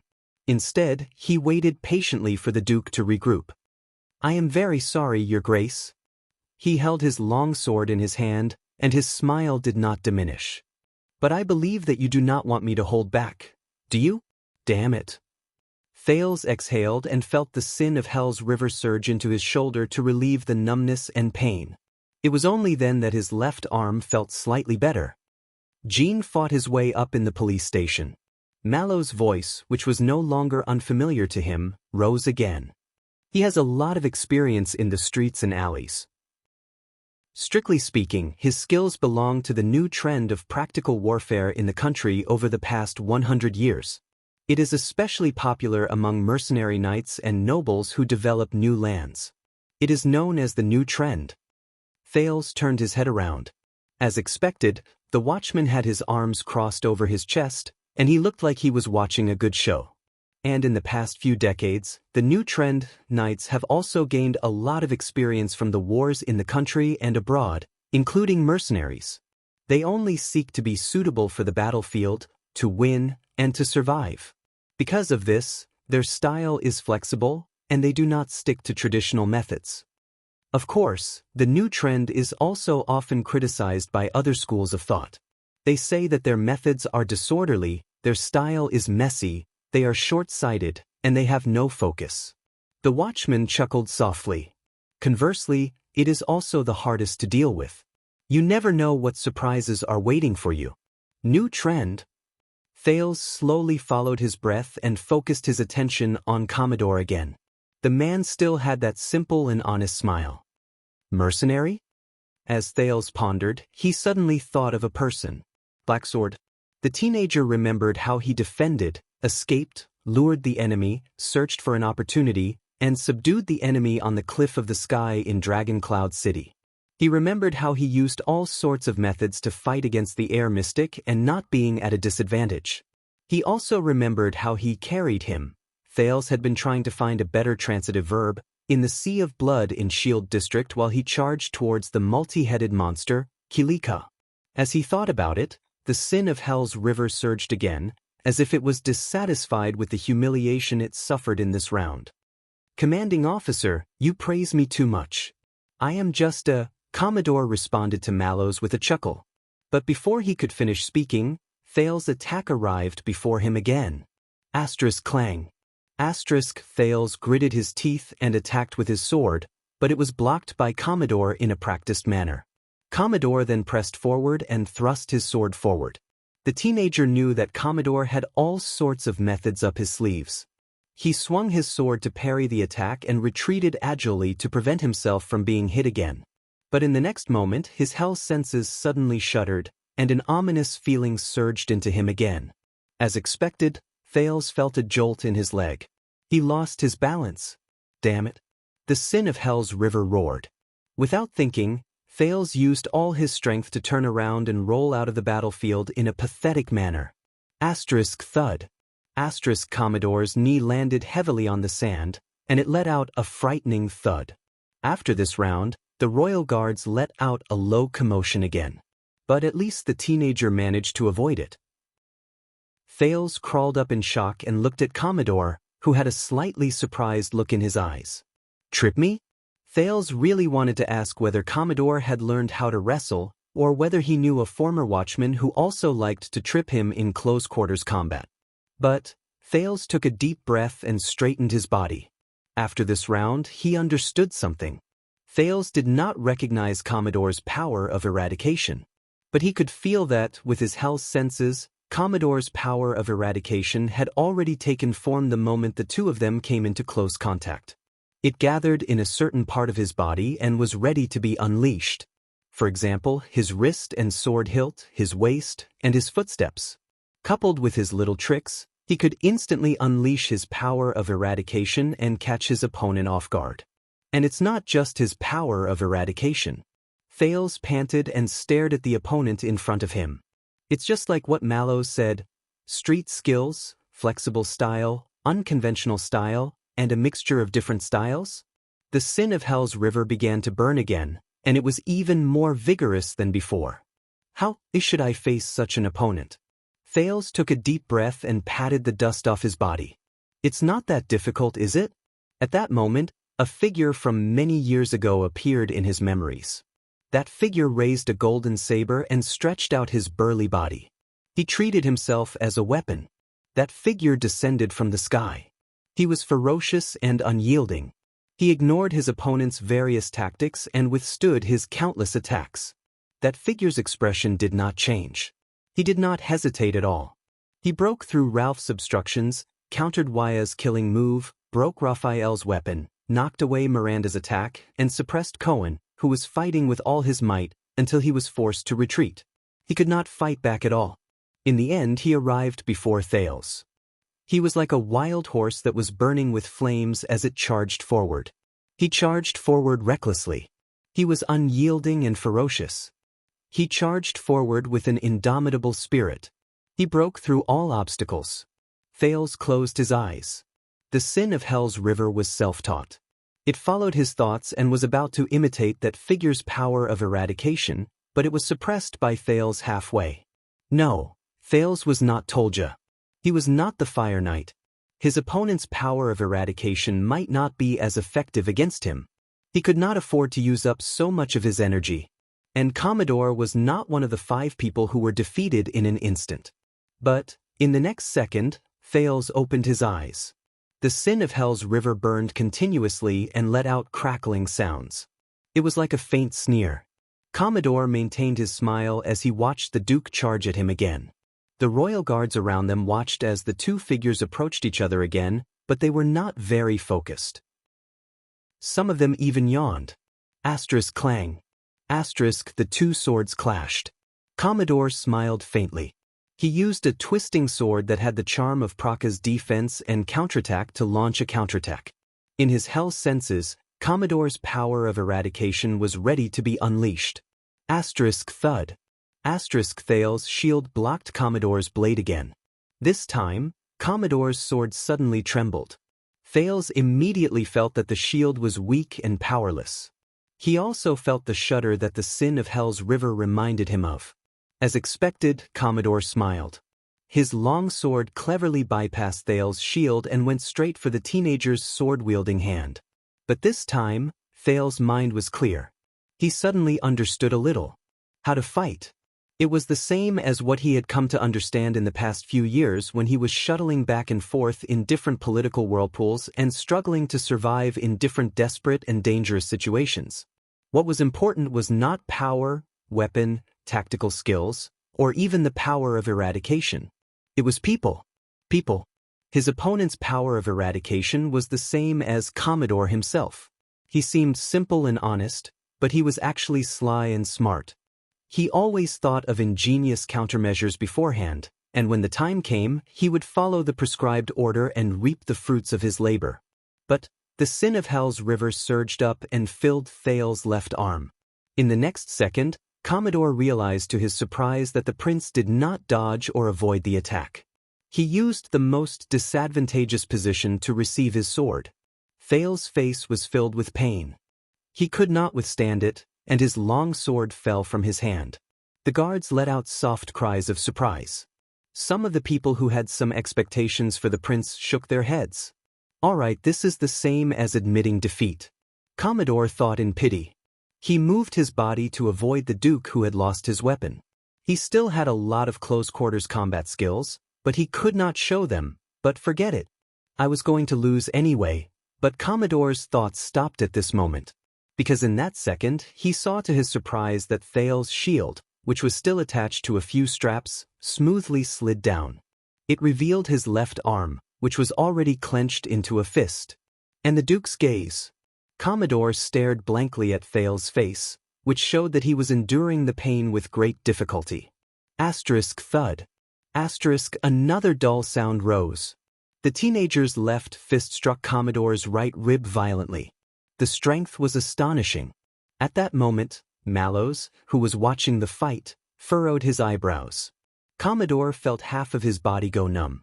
He could not feel his right arm. Just as he thought that things were not going well, the Duke's face, which was gritting his teeth, grew larger in his field of vision. Asterisk thud. Asterisk Commodore felt pain in his forehead. He saw stars and lost his balance. Asterisk thud. Asterisk both of them fell to the ground. Two dull sounds were heard. Thales' shield and Commodore's long sword fell to the ground. A few seconds later, everyone snapped out of their daze. Commodore was already lying on the ground. The former police officer was shocked and angry. He struggled to get up, but he realized that at some point of time, Thales was already sitting on top of him. Your Grace? The teenager pressed his left hand against Commodore's neck. His right arm, which had his long sword knocked out, was dragged by his side. It was trembling slightly. The crowd, who had already relaxed, let out stifled cries of surprise again. Mallows was deep in thought by the side of the field. He would occasionally turn his head to say something to a guard beside him. You did very well, Protector John Commodore. Thales panted as he looked at Commodore, who looked ashamed and angry. He revealed a weak smile. But you relaxed in the end, and I had the opportunity to take advantage of it. The exhausted teenager stood up while trembling. He looked at Commodore, who was too ashamed to show his face. A small hint.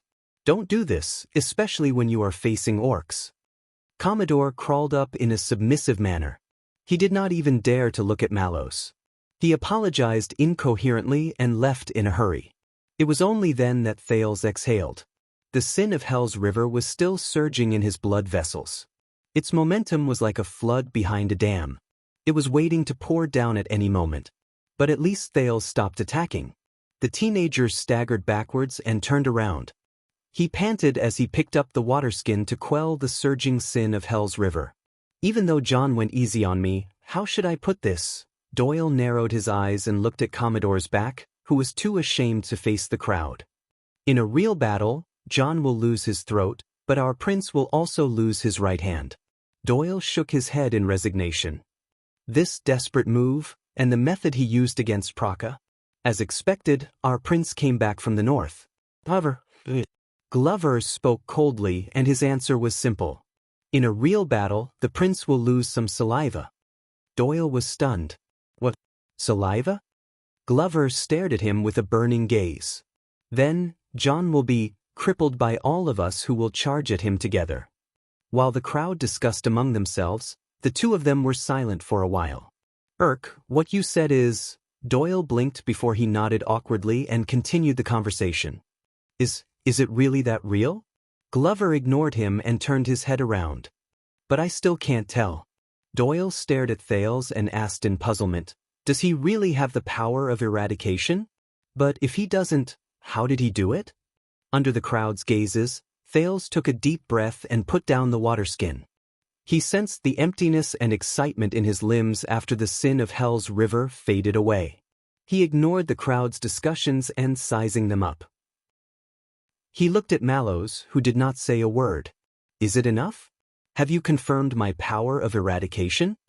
Thales said in annoyance. My dear leader of the personal guards? Everyone's eyes were focused on Mallows. The watchman discussed with the guards beside him before he looked at Thales. I think I have some clues, Your Highness. He narrowed his eyes. But I can't confirm it yet. Thales exhaled. Some clues. Can't confirm it? That means, as expected, Mallows nodded and raised his voice to give an order. Mike. You go. As soon as he said this, the guards exchanged surprised and bewildered gazes. Soon, a man in his 30s walked out from the guards. His face was smooth, his eyebrows were gentle, his clothes were neat, and he was meticulously groomed. Thales sighed again and lamented about how time passed so slowly. Are they going to take turns fighting me?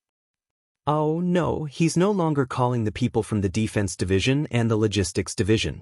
Doyle's expression changed, and he pointed at Mallows at Glover. This is not a good sign.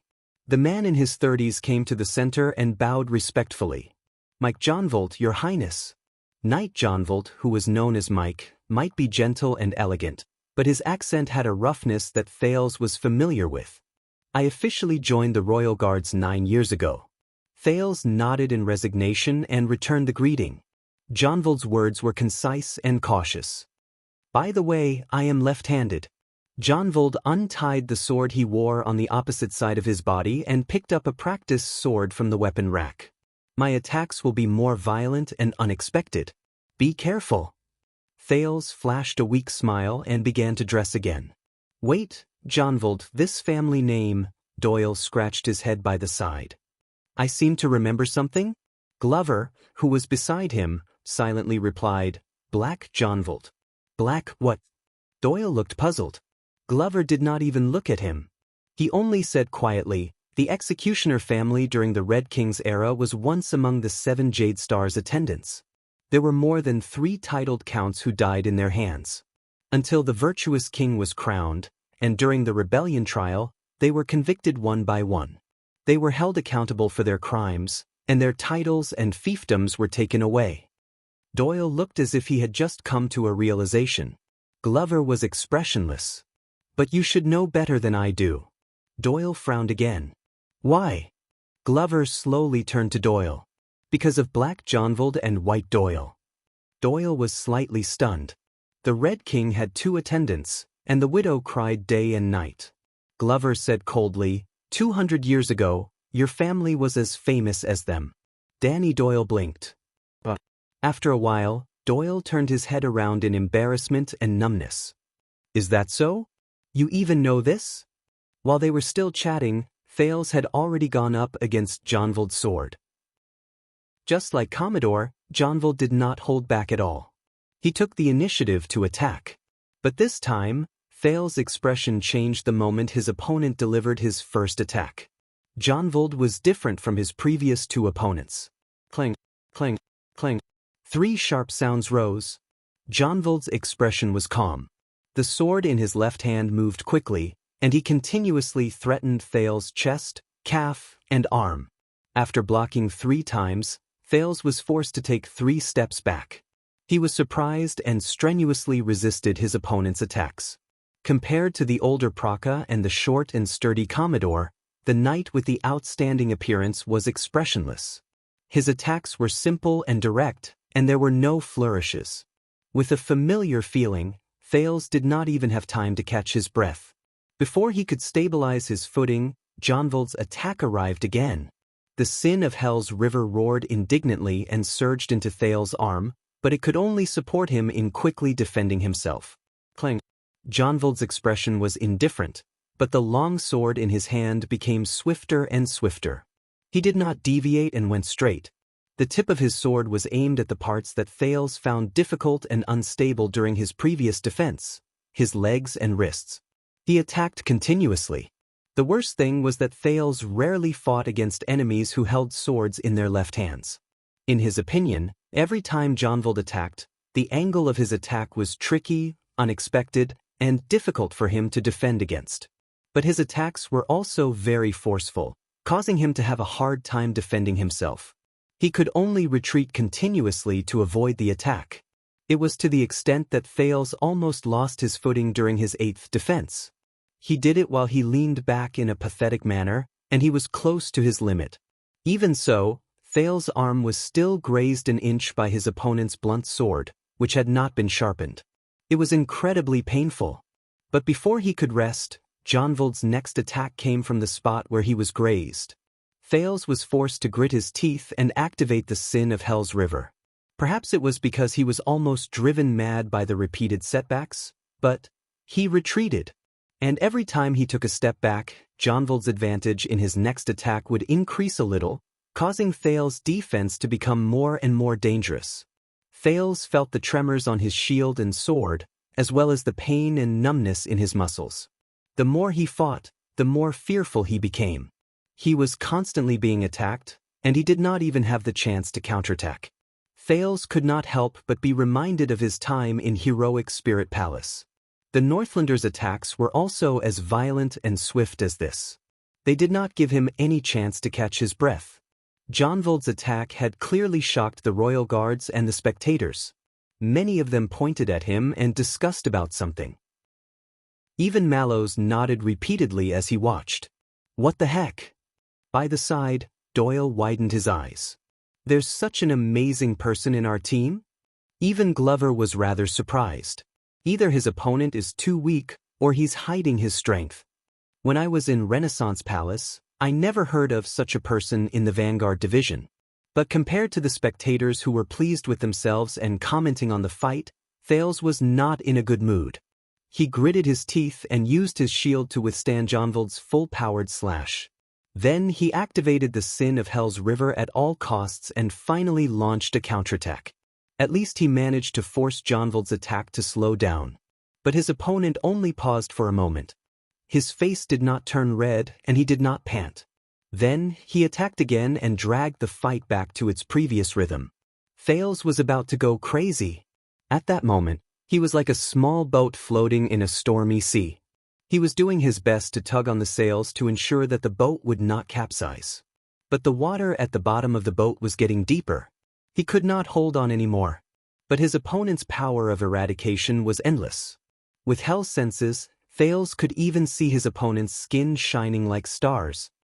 Your Highness, you should be very familiar with this style, right? Soon, that familiar but very annoying voice rose. When Mallow's voice faded away, Jonvald withdrew his sword and retreated with ease, perhaps because it was related to him, or because he respected his superior. He stopped attacking. Thales finally had a chance to catch his breath. He did not have to defend himself so hard anymore, so he panted heavily. At the same time, he placed his shield and longsword on the ground. The sin of Hell's river seized the opportunity and surged into his body, relieving his soreness and the small injuries he suffered during the battle. Mallows spoke slowly and nodded at flag-bearer Fubby beside him. Although he was born in the Central Territory, Mike had a cruel stepmother. He was sent to a poor relative's house in the Northern Territory when he was young. He was raised by a knight of the Northern Territory. As soon as he finished speaking, many guards cast their gazes at Jonvald. Sir, you are actually... Jonvald forced himself to smile. Don't mention stepmothers. Mallows smiled apologetically. He then looked at Thales and said with a serious expression, that's right. Since the establishment of Constellation, The martial arts of the Northern Sect have been passed down among the knights of the Land of Cliffs and the Northern Territory. They have absorbed the experience of fighting against the extensions over the years, and after years of accumulation, they formed their own school. Thales panted in pain and shook his head at Mallows to show that he had heard him. They have the advantage of the Northland barbarians in seizing the opportunity to attack and advocate suppression, but they also retain the traditional skills of Constellation's knights. They work hard to achieve a balance between offense and defense, and they complement each other. They pay special attention to the transition between offense and defense, as well as their determination during critical moments. There was delight in Mallows' tone. Hence, the Knights of the Northern Sect in the kingdom are also known as the Attack and Defense Sect. Their offense is fierce, and their rhythm is fast. Their transitions between offense and defense are smooth. When they fight against them, if they are careless, they will suffer a crushing defeat, and they will lose everything. Northern Sect? Attack and Defense Sect? Their offense is fierce, and their rhythm is fast, attack while defending and defense while attacking. Thales' breathing became smoother. He raised his head in puzzlement and looked at Jonvold, who was not panting at all and was fighting with ease. Jonvold nodded at him respectfully. As for the typical representative among them, Mallows crossed his arms in a relaxed manner and gave a nickname that made many people fall into deep thought. I believe that you must have heard of the Kingdom's Wrath? Thales froze for a moment. Kingdom's Wrath? Many years ago, the scene of him breaking out of the Broken Dragon Fortress flashed in his mind. If one was careless when facing an enemy, it was a crushing defeat, a complete loss. The prince took a deep breath. The corners of Thales' lips curled up. He had more than heard of it. But, wait a minute. Thales stared at Jonvold and narrowed his eyes. No, not just the Kingdom's Wrath. He was not the only one. Several different figures appeared in front of him. They were Barney Jr., who was fighting for his life in the dungeon, and Bruley, who had lost the ability to speak and was charging around like a bear. It was them. Knights of the Northern Faction, right? Finally, Thales took a deep breath and stood up. Let us see, Your Highness. Mallows smiled faintly. Over the past 6 years, when you faced extension-style martial arts, Mallows' eyes shone brightly, and it shot straight at Thales' sweaty face. How did he deal with it? Stealing fragrance. Chapter 528. The moment the watchman finished speaking, Jonvold attacked at the right time. Clang. Thales blocked the first horizontal slash. But Jonvold felt that something was not quite right. The prince's gaze seemed to be a little unfocused. At that moment, Thales was thinking about something. Thanks to Mallows' explanation, the teenager understood some things. It was no wonder that he felt a strange sense of familiarity from Jonvold's attack. I see. This is a battle with Northland style. Thales exhaled. He thought he would never have this feeling. A faint nostalgia for the lessons of being beaten up in Heroic Spirit Palace surged in him. In his not-so-long life, but definitely rich combat experience, there were only 3 people who had truly influenced his sword-wielding skills in combat, from the beginning to the end, from the example to the example, and from the example to the example of others. 1 woman and 2 men. One of them was Black Sword. In reality, Thales adjusted his footsteps and used Hell's senses to defend against Jonvold's next slash. But his thoughts seemed to be in another time as the sin of Hell's river surged violently. Black Sword, a mere mortal, faced the mystics, the calamities, as well as inhuman existences like Asda and Giza. He was faced with an almost hopeless battle, but he miraculously struggled out of a path of survival. He even used the strange sword in his hand to forcefully create a chance for victory. Later, when he thought about it, Black Sword's every decision, every choice, and every action he took during the battle showed superhuman qualities and astonishing wisdom. All of them deeply shocked Thales.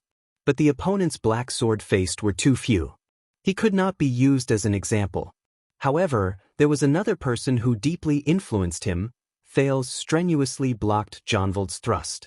In the increasingly disadvantageous battle, his muscles groaned in pain.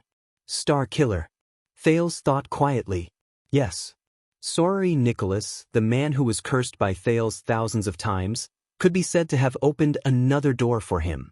Thales witnessed the bloody battle of supreme-class fighters in the land of barren rocks.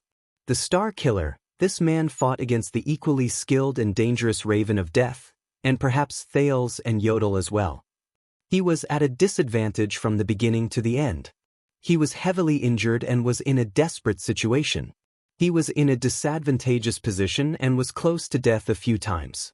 But in the end, the former leader of the White Blade Guards of Extet still managed to turn defeat into victory. Thales instinctively avoided Jonvold's powerful and heavy slash. He swung the shield in his hand, and with a tremble, he parried Jonvold's attack. This made Jonvold feel slightly displeased. This time, the prince's defense seemed to be effective. It was not as strenuous and awkward as before. But Thales was still thinking. The Star Killer. He did not rely on strength to win. Instead, it was patience, calmness, tenacity, observation, and analysis. In the most disadvantageous battlefield, what Nicholas did was not fight to the death like a cornered beast in a frenzy of despair. On the contrary, he used extraordinary patience and willpower to receive each of Monty's arrows. He tenaciously withstood the pressure of being at an absolute disadvantage, and calmly defended against each of his opponent's attacks, which were certain that he would win. During critical moments, he observed the Raven of Death's unique fighting habits and analyzed the enemy's most likely choice in each situation. In the end, the Star Killer succeeded in one strike and overpowered his opponent. Perhaps, Thales thought absent-mindedly, perhaps Nicholas did not obtain this nickname that shook the entire Western Peninsula and was one of the strongest 5 war generals in Extet just because he was lucky enough to kill Horus Jadestar. That's right. The Star Killer. Thales suddenly realized that the person who influenced his fighting style the most was the Northlander he hated the most. Thales instinctively raised his shield and attacked. It clashed with Jonvold's blade once, and he suddenly sensed something. He instinctively attacked with his long sword, forcing Jonvold to give up on his attack in surprise. He held his sword horizontally to defend himself. No, that's not all. He didn't just witness that battle. He also, Thales recalled the past. During every outdoor training session, Nicholas would show off his skills without holding anything back. He would proudly bully Thales until he teared up, and Thales could only take the beatings without being able to fight back. The Constellations who were watching by the side gritted their teeth. Saroma could not bear to watch.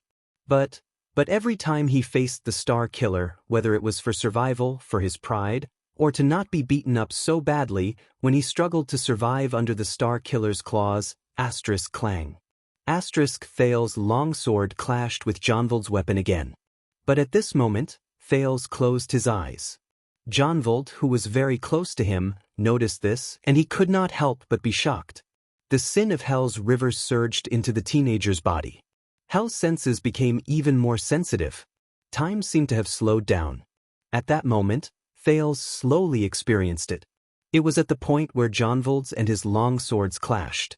The powers of eradication from both sides surged up, and they were locked in a stalemate at that point. One side attacked endlessly, and their attacks surged. The other side defended firmly, and they were tenacious and tenacious. Thales could sense that no matter what he did, whether he pressed forward, attacked, withdrew his sword, or retreated, Jonvold's powers of eradication would attack relentlessly, and he would not give him any chance to catch his breath. And Thales could not block it. What should I do? What should I do? During that second, Thales still had his eyes closed. He sensed everything with the feedback from Hell's senses and the sin of Hell's river in his hands. The corners of his lips curled up slightly. The teenager understood. He Thales Jadestar. He was not a monster with a strong body, a genius with exquisite skills, or the main character of a knight who had peerless skills. Come on, release your mystic energy and you'll be able to kill them all.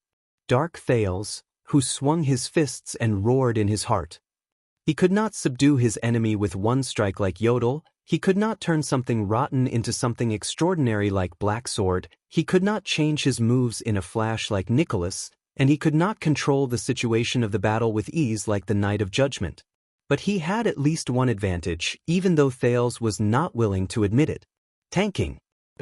Even though it did not sound nice. But, after being beaten up so many times, you would naturally develop a pathetic intuition.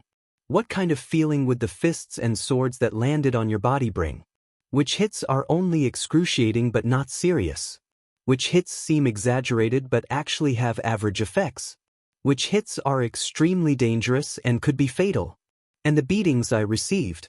I can see it from my enemies and myself, more things. Including how to counterattack and win. Just like how the Star Killer faced the Raven of Death. It sounds familiar. Thales smiled leisurely. That's right. Isn't this? The Sin of Hell's river roared madly in his eardrums, as if it was beating war drums and urging Thales to continue fighting. But Thales turned a deaf ear to it. At that moment, scenes from the past flashed in his mind. In the abandoned house, as a child beggar, he struggled and struggled. In Vine Manor, he faced a close shave with the vampire. In Renaissance Palace, he played a political game in the Hall of Stars. Isn't this? In Dragon Cloud City, he narrowly escaped death in Shield District. In Heroic Spirit Palace, he dealt a fatal blow in front of the 5 archdukes. In the desert, at the bottom of Black Prison, he fought hard in the dark. Isn't this? The smile on Thales' lips deepened. Isn't this the time when he faced all sorts of disasters and obstacles since he came to this world? Thales Jadestar's way of living? First, get beaten up and survive. Then, level up and find a chance to win. Finally, act cool? Get beaten up, level up, and act cool, Thales' 3-step strategy? Thales slowly opened his eyes and looked at Jonvold, who had a surprised expression on his face as time seemed to have stopped. He smiled in his heart. No. Be more serious. This is a battle. Let's put it in another way. Let's put it in a nicer way. That is, receive the enemy. Detect the enemy. Subdue the enemy. Thales' heart was clear. The Sin of Hell's river boiled and was almost burning. But in Thales' mind, that clue became clearer. It was as if he was getting closer to a certain goal. He knew. This was his Sin of Hell's river. His power of eradication. His fighting style. Or, according to what Ricky said, it was himself. It was Thales Jadestar himself. Or a thought appeared in Thales' mind. This is the basic quality that every powerful fighter has. Receive the enemy, detect the enemy, and subdue the enemy. In the next second, the Sin of Hell's river in Thales' body exploded with a bang. It was exuberant, excited, and climbed to a climax. Time seemed to have returned to normal at that moment. The surprise on Jonvold's face disappeared in a flash, and it turned into seriousness and fierceness. Thales sensed that at the point where their long swords clashed, Jonvold's power of eradication also roared. Jonvold's attack was about to begin again. But the prince only moved and turned his wrist. His long sword drew a circle in the air, and it started to twist along the trajectory of Jonvold's weapon. The metal rubbed against each other and let out an unpleasant sound. Doyle, who was watching by the side, could not help but let out a gasp. In the blink of an eye, the two swords separated. Jonvold's long sword came charging at Thales with an indomitable momentum. Thales turned around gently. His long sword also flashed, and he slashed forward. Their figures overlapped with each other on the training field. Asterisk bang. Asterisk there was an explosion. Both of them stopped at the same time. It was only then that the guards watching by the side let out soft gasps of surprise. Mallows stared at the training field without blinking. He did not even hear the people beside him urging him to hurry up. Thales panted harshly in the training field. He felt the Sin of Hell's river, which was almost completely drained, tumble about indignantly. He turned his gaze and realized that at some point in time, the upper half of his shield had already shattered. Only the lower half was still connected to his hand. Jonvold's practice sword had already stopped at his shoulder. The metal blade was pressed against his neck, and his skin was cold to the touch. As for Thales' sword, it had just grazed past Jonvold's shoulder by a hair's breadth and stopped in midair. It did not work. Thales sighed as he felt the soreness and numbness all over his body. I still lost. The sounds of discussion among the guards grew louder. But at that moment, I lost. Before him, the clean-cut knight in his 30s put away his long sword in an extremely elegant manner and nodded respectfully. Thales looked puzzled. I might have attacked your vital spot, your highness, but that is because your practice shield has been attacked many times, and it could not withstand the force. Jonvold put on a friendly smile and pointed at the remaining half of the shield in Thales' hand. He took a step back, sighed, and touched his chest. A new scratch appeared on his leather armor. And before that, the tip of your sword grazed my neck. Thales was stunned. Jonvold looked at Thales sincerely. Even though the back of the sword only grazed you a little, Jonvold smiled and shook his head. But if it had been a real sword, I would have lost. The guards burst into an uproar. Thales stared at him in a daze. A few seconds later, the teenager shook his head and shook off the epiphany he had from the battle just now. No, you fought very well. I did not even have the strength to fight back. Thales sighed. In the end, you still had the strength to hold back. This proves that you are much stronger than me. You should be the winner. Jonvold bowed and did not answer. He only smiled, put down his practice sword, and turned to leave. That's right. Thales cleared his mind. He knew that regardless of whether it was Praka, Commodore, or Jonvold, they were just sparring partners for him. Besides, the difference in power and status among them made them hold back and show mercy. If it had been a real sword, Thales felt the soreness and swelling in his arm. He looked at the bruises on more than one spot. He had long since become a prince cupcake. Loose. The guards discussed among themselves. Mallows turned his head around to discuss something with flag-bearer Fubby, who was beside him. He did not seem to have the time to look at Thales. He was clearly about to lose just now, but why do I feel that there's something? Doyle turned his head around in puzzlement while he was at the foot of the field, but Glover interrupted him. Listening skill and judgment.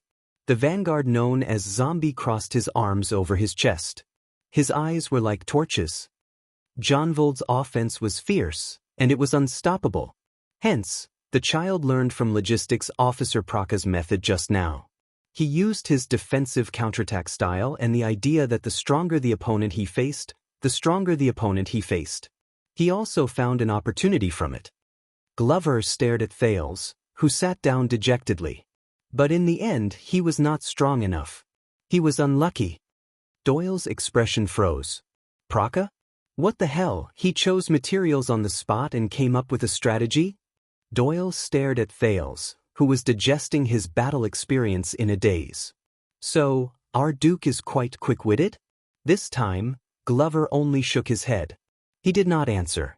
While the guards discussed among themselves non-stop, Mallows finally snapped out of his daze.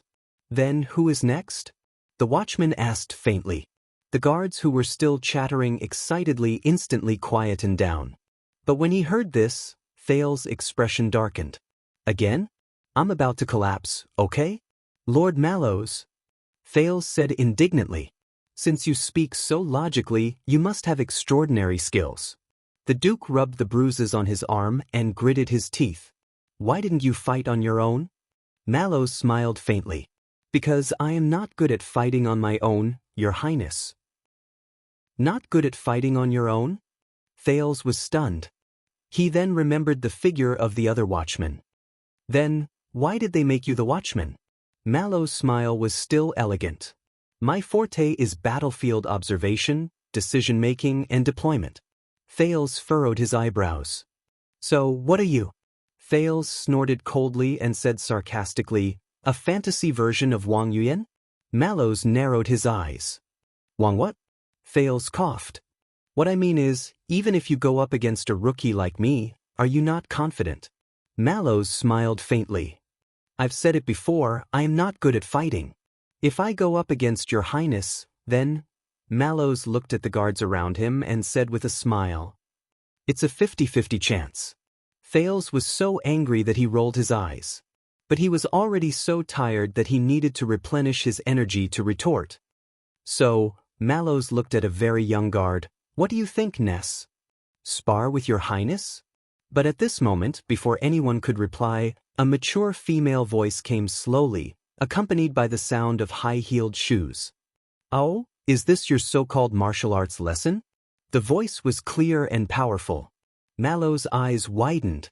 When they heard this voice, the guards burst into an uproar again. Then, strangely, they stopped altogether and turned around quietly. They faced the newcomer. Doyle saw the newcomer's face clearly and could not help but let out a soft, "What the F***?" Then he quickly shut his mouth and lowered his head, hiding behind Glover. Thales turned his head and was also stunned. He stared blankly at the field outside. He looked at the mature, steady, and elegant middle-aged lady who walked slowly from the porch. Compared to Gilbert and Kessel, even after 6 years, she still looked graceful and charming. Her black hair was as black as ink, and her eyebrows were as beautiful as a painting. Other than some wrinkles, there were few signs of age. Her high-heeled shoes still tapped the ground forcefully and rhythmically. Regardless of whether she was facing a stone floor, a lawn, tiles, or gravel, it was the same as before and never changed. Thales stared at the lady in a daze. He stared at her arrogance, valiance, elegance, and freedom, which did not seem to diminish in the slightest. She did as she pleased. The members of the Star Lake Guards looked at each other, seemingly hesitant. But in the end, under Mallow's lead, they all bowed and saluted respectfully. But the black-haired lady did not seem to see them. She did not care about them and only looked around. Her gaze landed on Thales for a moment before looking away. She snorted softly. "Look, what kind of ***T are you teaching?" The royal guards were awkward and strangely silent. No one dared to answer. "Madam, you may not understand." Finally, the leader, Mallows, coughed softly. "We are investigating the information about the power of eradication in His Highness' body. This is to help him better." "Then, have you finished your investigation?" The black-haired lady interrupted him without giving him any face. Her tone was impatient.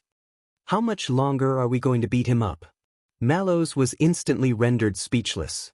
Behind him, flag-bearer Fubby quickly stepped forward to smooth things over. "In truth, we have some clues, but we still need..." But the lady interrupted him again. "Oh, so all of you are serious." She walked to the edge of the field and looked at the people around her.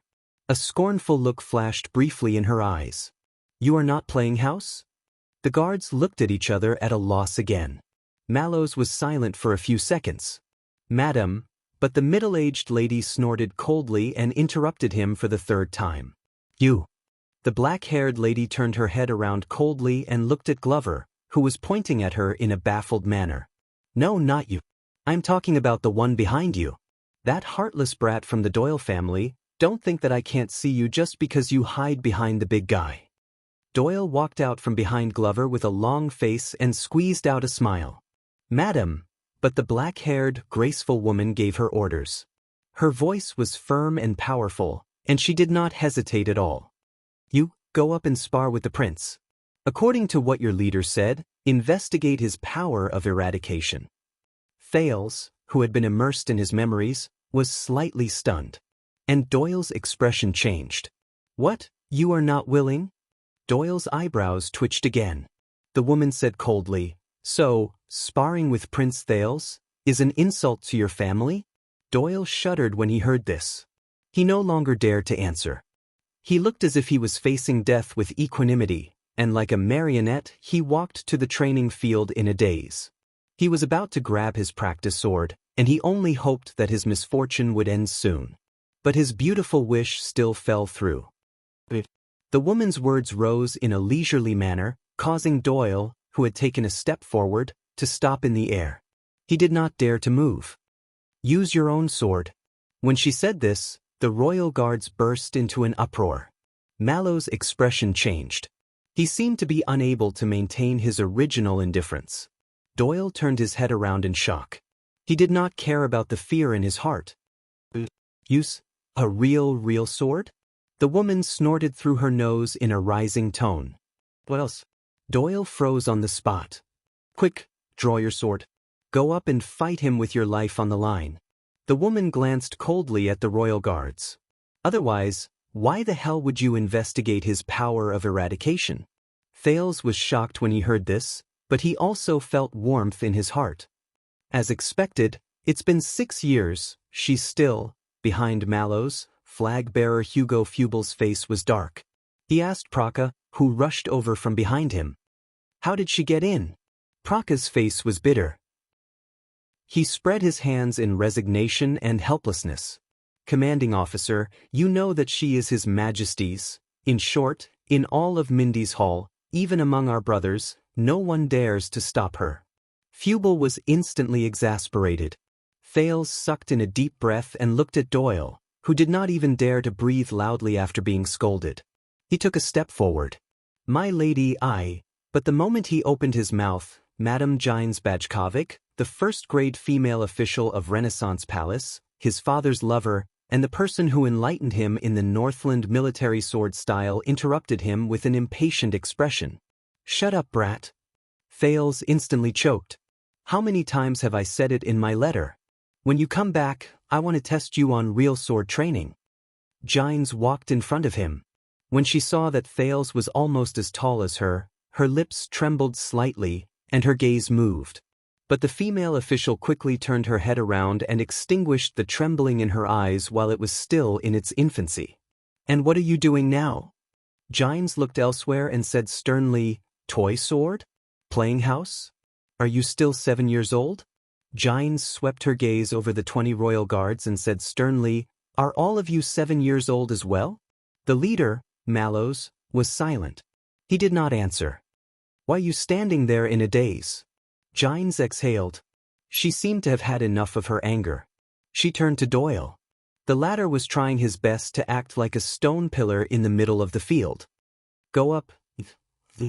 Fight him with your sword until you get rid of his power of eradication. Doyle raised his head while trembling. My lady, this sword was passed down to me by my grandmother. I cannot use it easily. Gines mercilessly exposed him. Nonsense. How many times did I capture old Doyle in Red Street Market when I was young? Your grandmother passed away a long time ago. Every time, it was your grandfather who paid the bail. Doyle shuddered when he heard this. He lowered his head and did not dare make another sound. Gines snorted coldly. Her high-heeled boots tapped against the ground with a clear sound as she walked past the guards.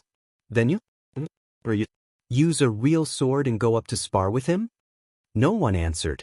No one even dared to raise their heads. Gines snorted coldly and turned to the leader. You might as well call yourself Mallows. The female official said scornfully, Aren't you His Majesty's loyal servant? The kind who will cut whoever he asks you to cut? Mallows was silent for a few seconds. Finally, the watchman sucked in a deep breath. There is no need, my lady. Our duty is complete. We have already understood His Highness' power of eradication. Thales was shocked when he heard this. Understood? What? Sin of Hell's River? The power of eradication that Black Sword mentioned was best not to show to others? Understood just like that? The martial arts lesson has ended. Mallows forced a stiff smile. My lady, you may continue to teach His Highness etiquette. My fellow guards and I will take our leave now. But Gines did not intend to give up just like that. Really? You understand just like that? The female official clicked her tongue and said, You don't need to fight with real swords, and you don't need to fight with real weapons, but you can still know the power of eradication? Gines pointed at Thales, and her gaze turned cold. What if you are mistaken? Do you want to beat him up again? Thales felt a chill in his heart. Mallows coughed, as if he was used to Gines making things difficult for him. Indeed, the watchman said stiffly in front of everyone, His Highness' power of eradication is very strange. It does not have any distinct characteristics or style, and the increase in various attributes of his body is limited. Gines narrowed her eyes. Mallows looked up and stared straight at Thales. But he survived. Thales sucked in a breath and revealed a curious gaze as well. 3 battles. The watchman said unhurriedly, That's right. Before he was injured, Praka was an elite in the defense division. His counterattack had even severely injured supreme class elites.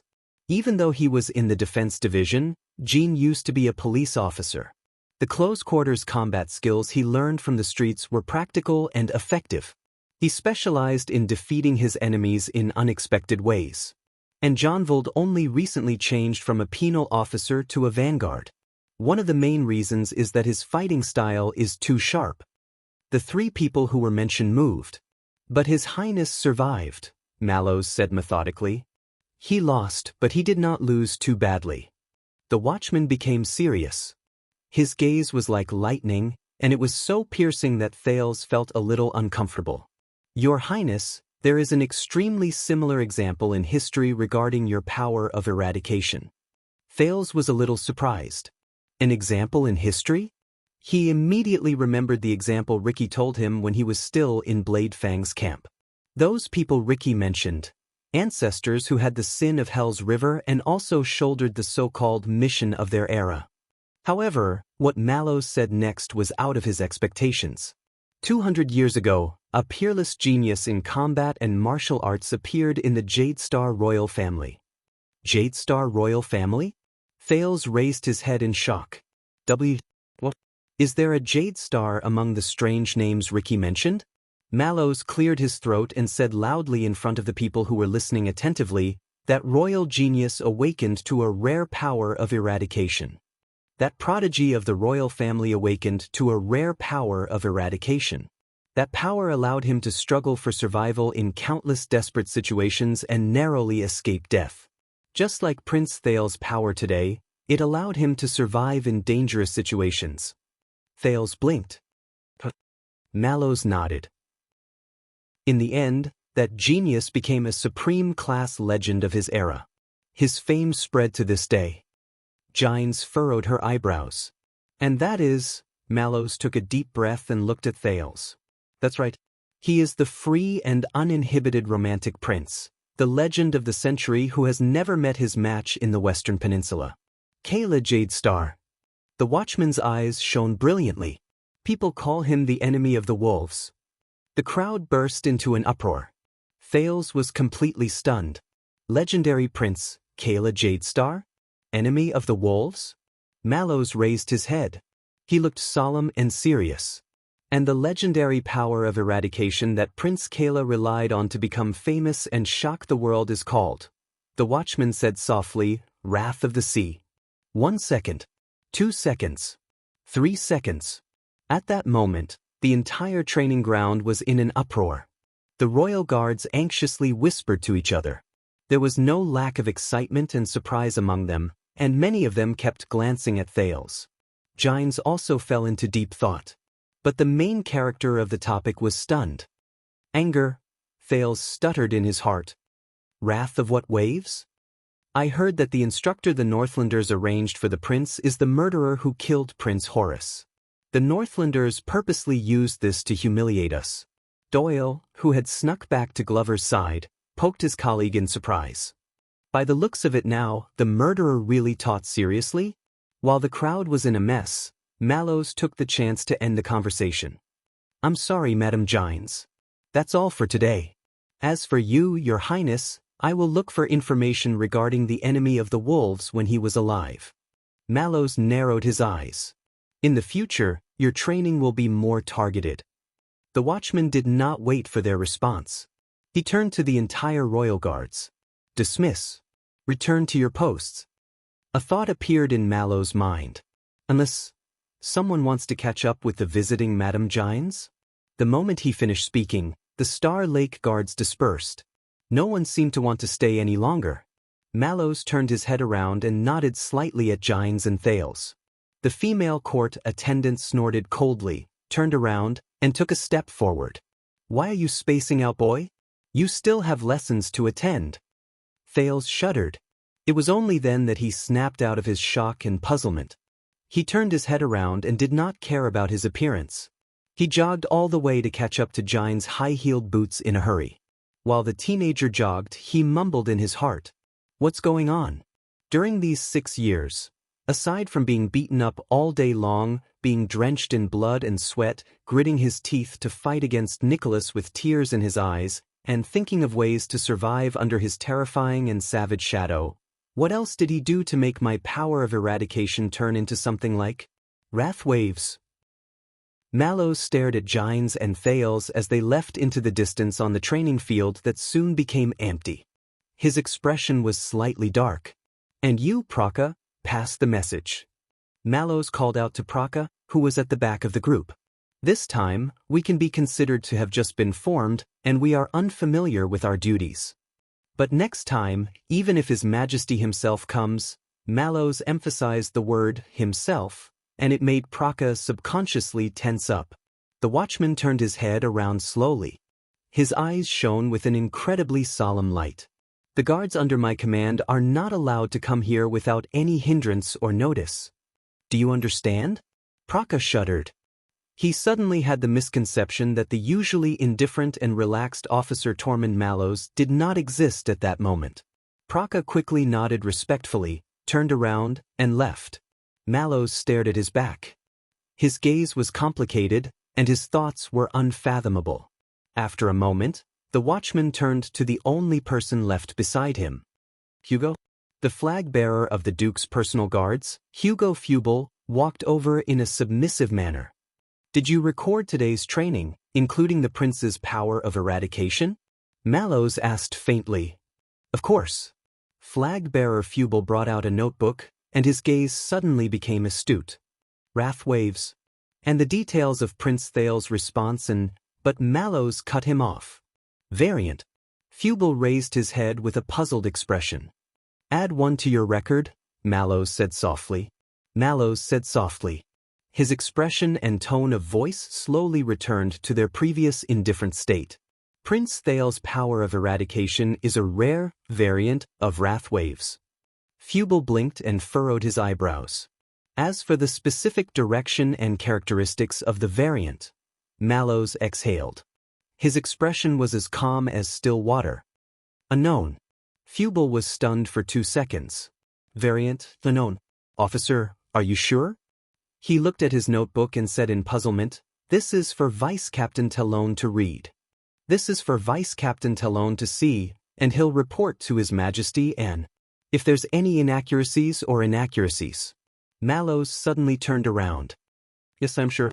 He cut off flag-bearer Fubel firmly.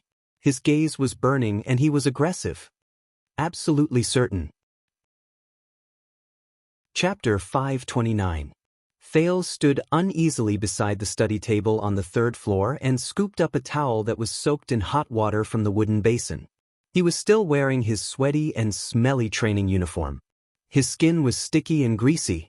His abrasions and bruises were still faintly burning. His body was still aching, and it made him very uncomfortable. It was as if he had returned to the time when he was a child beggar. But Thales did not speak. He only quietly wiped his face and neck. With slight anticipation and nervousness, he occasionally looked at the valiant figure by the window who had her arms crossed over her chest and was looking into the distance. Gines quietly looked at the setting sun on the horizon and the servants in the courtyard who were busy lighting the lamps. The expression on the side of her face was calm and profound. She seemed to be deep in thought, as if she was remembering something. You should not have let them do that. Gines' voice was cold and forceful. There was a hint of determination that came from going through hardships. Thales' arm that was twisting the towel instantly froze. Just now, you should not have let the guards be so presumptuous. The female official slowly turned around. She was as tall and sturdy as she was 6 years ago, like a cedar tree in winter. Boy! Her gaze was as sharp as ever, and her tone was as stern as ever. It made Thales remember the first time they met 6 years ago. At that time, she also had her arms crossed over her chest like this. She had a profound expression on her face as she quietly sized him up. 6 years later, Thales subconsciously wanted to turn his head to avoid the gaze of the instructor who initiated him. Perhaps. He spoke softly. There was a hint of resignation and faint emotions in his voice. Thales picked up the towel in time and covered his eyes. He pressed his dirty face and his uncontrollable expression into the warm and soft fabric at the same time. Gines did not speak. He put down the towel and tried to meet Gines' gaze calmly. He tried hard to release his most natural and warm smile. Madam, I am very happy to see you again. After 6 years. Gines did not answer immediately. She continued to stare at Thales quietly. Her originally cold and stern gaze now had an indescribable meaning. Very good. A few seconds later, the female official averted her gaze. She took a deep breath, as if she wanted to restrain herself. Then, your etiquette lesson will now begin. Gines' tone became steady and stern again. She walked away from the window. Thales snapped out of his daze. With his habitual nervousness in front of the instructor who initiated him, he suppressed the fatigue in his body and quickly threw down the towel. There is no need for that. Gines stopped him from taking the wooden basin away. Today, we will not practice table manners. Table manners. Memories of the past surged into Thales' mind, but he forcefully suppressed them. The female official minded her own business and sat down on the guest chair. She ignored the refreshments beside her, and she cast a gentle glance at Thales, who looked a little disheveled after his training. The first class won't be long. And right now, you obviously need to rest more. Thales was stunned for a few seconds before he nodded gratefully. Thank you, madam. However, Gines' expression immediately became stern. Don't be so happy. We'll make up for the lost time in the next class. At that moment, Thales felt as if he had returned to 6 years ago. He saw Gines, the female officer, who was strict and cold in the training field and at the dining table. With a cold expression, she made him raise his shield and hold his knife and fork properly. The familiar feeling surfaced in his heart again, and he couldn't suppress it. That scene seemed to have happened yesterday. It was just like how he had never left the country for the north and never returned for many years. It was as if the 6 years that had passed were just a dream last night, and nothing had happened. And when he woke up this morning, he was still sitting upright and still under Gines' hand, listening attentively. Thales suppressed the throbbing in his eyes and chest. He nodded and recalled the etiquette unique to Constellation. He sat upright and solemnly. Gines stared at him until Thales regained his composure. During the age of the Empire 1,000 years ago, the Supreme Emperor sent his personal Praetorian guards to the princes to carry out the duties of knights serving their master. Gines went straight to the point as usual, but her eyes were still sizing up Thales. After the Battle of Eradication, even though the tradition of knights in the old days was almost extinct, this tradition was inherited by the successive kings of Constellation. They sent the royal guards to the adult princes, and they became their personal guards, attendants, subordinates, assistants, and even vassals in the future. Thales did not expect that Gines would start talking about history the moment she opened her mouth. But the teenager immediately came to a realization. She was not satisfied with his performance just now. And how to manage and use these subordinates with extraordinary significance and complicated backgrounds, get along well with the royal guards, and get along well with each other. This has been a compulsory lesson for every prince since ancient times. Subordinates with extraordinary significance and complicated backgrounds. Thales clenched his fists gently. He remembered Mallow's indifference, Doyle's frivolity, and Glover's callousness in Mindy's Hall. But in the next second, he remembered Zacriel's silence, Barney Jr.'s persistence, and Samuel's extreme behavior in the Prison of Bones. There's no doubt about it. Gines' tone became even more solemn. This is also part of the royal etiquette. Thales listened quietly. The female official's gaze was like a knife that cut into Thales' heart. Remember, you are the Duke of Star Lake, the master of Mindy's Hall. You are also their master. The Duke of Star Lake. Mindy's Hall. Their master. The teenager's eyes rippled slightly. You are no longer an illegitimate child who needs to hide and deceive others. You are the official second prince, the heir to the kingdom. Gines' words were harsh. Illegitimate child. Second prince. Heir to the kingdom. Is that so? Thales spoke in a seemingly unintentional manner, and Gines' words died in her throat. That's right. A few seconds later, Gines' voice became much more forceful. She sounded a little displeased with his reaction. As a duke, you have to take the initiative and show them your might, unyieldingness, and sternness. Let your subordinates know the consequences of disrespecting the prince. Take the initiative, show them your might. Might, Unyieldingness and sternness? Thales repeated those words in a muffled voice and forced a smile. The Duke exhaled slowly, but all he saw was the dark and profound Renaissance palace. He also saw the tall throne at the end of the long corridor in the meeting hall. His shoulders slackened. Perhaps. Thales tried his best to curl up the corners of his lips, and he appeared a little quiet. But that's really not my style. No, he did not continue speaking. Instead, he finished the sentence in his heart. Gines furrowed her eyebrows. It was as if she did not expect that her student, whom she had not seen for many years, would have such a reaction. The silence in the study room lasted for a few seconds. The letter from the north said that you have been through many trials, and your temperament is outstanding. You are fearless when you face enemies who are fierce and tough. You are neither servile nor overbearing. Just like you did in the national conference. Gines said coldly, "Why have you become weak when you face your subordinates here?" Thales was silent for a long while. "Because that is different." The teenager seemed to have sensed something and sighed softly. "In the national conference and in the north, I only have to face my opponents. And what I need to do is to raise my shield according to what I have been taught." Raise my shield. As if she had remembered something, Gines was a little absent-minded. "But here," Thales pursed his lips and sank into deep thought. His expression was a little solemn. "What I need to face is not just my subordinates." Thales stared into the distance in a daze. Gines did not speak. She only frowned and sized Thales up. A few seconds later, she spoke slowly. "Your subordinates, Mallows and the others." But Thales interrupted her. "My lady, please." Thales closed his eyes and let out a long sigh. Throughout this journey, Gilbert only said good things, Yodel always remained silent, and the others, Gines was instantly stunned. Thales raised his head and revealed an unnatural smile. "But you, my lady, you are the one who taught me sword arts and etiquette. You are also his." Thales did not finish his sentence, but Gines could vaguely sense something. The Duke of Star Lake lowered his head. "I thought that you should be more honest than them."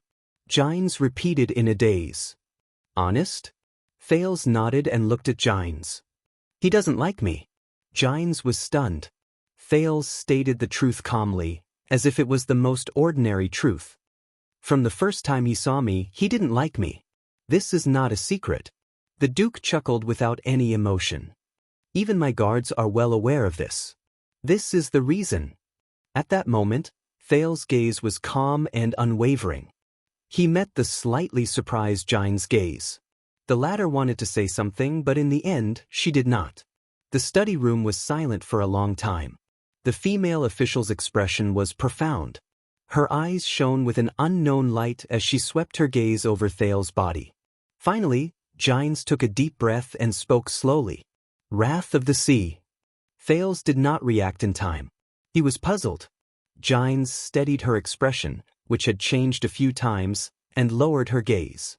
She said in a low voice, "Mallows mentioned that you awakened your power of eradication. What is that?" "Wrath of the Sea."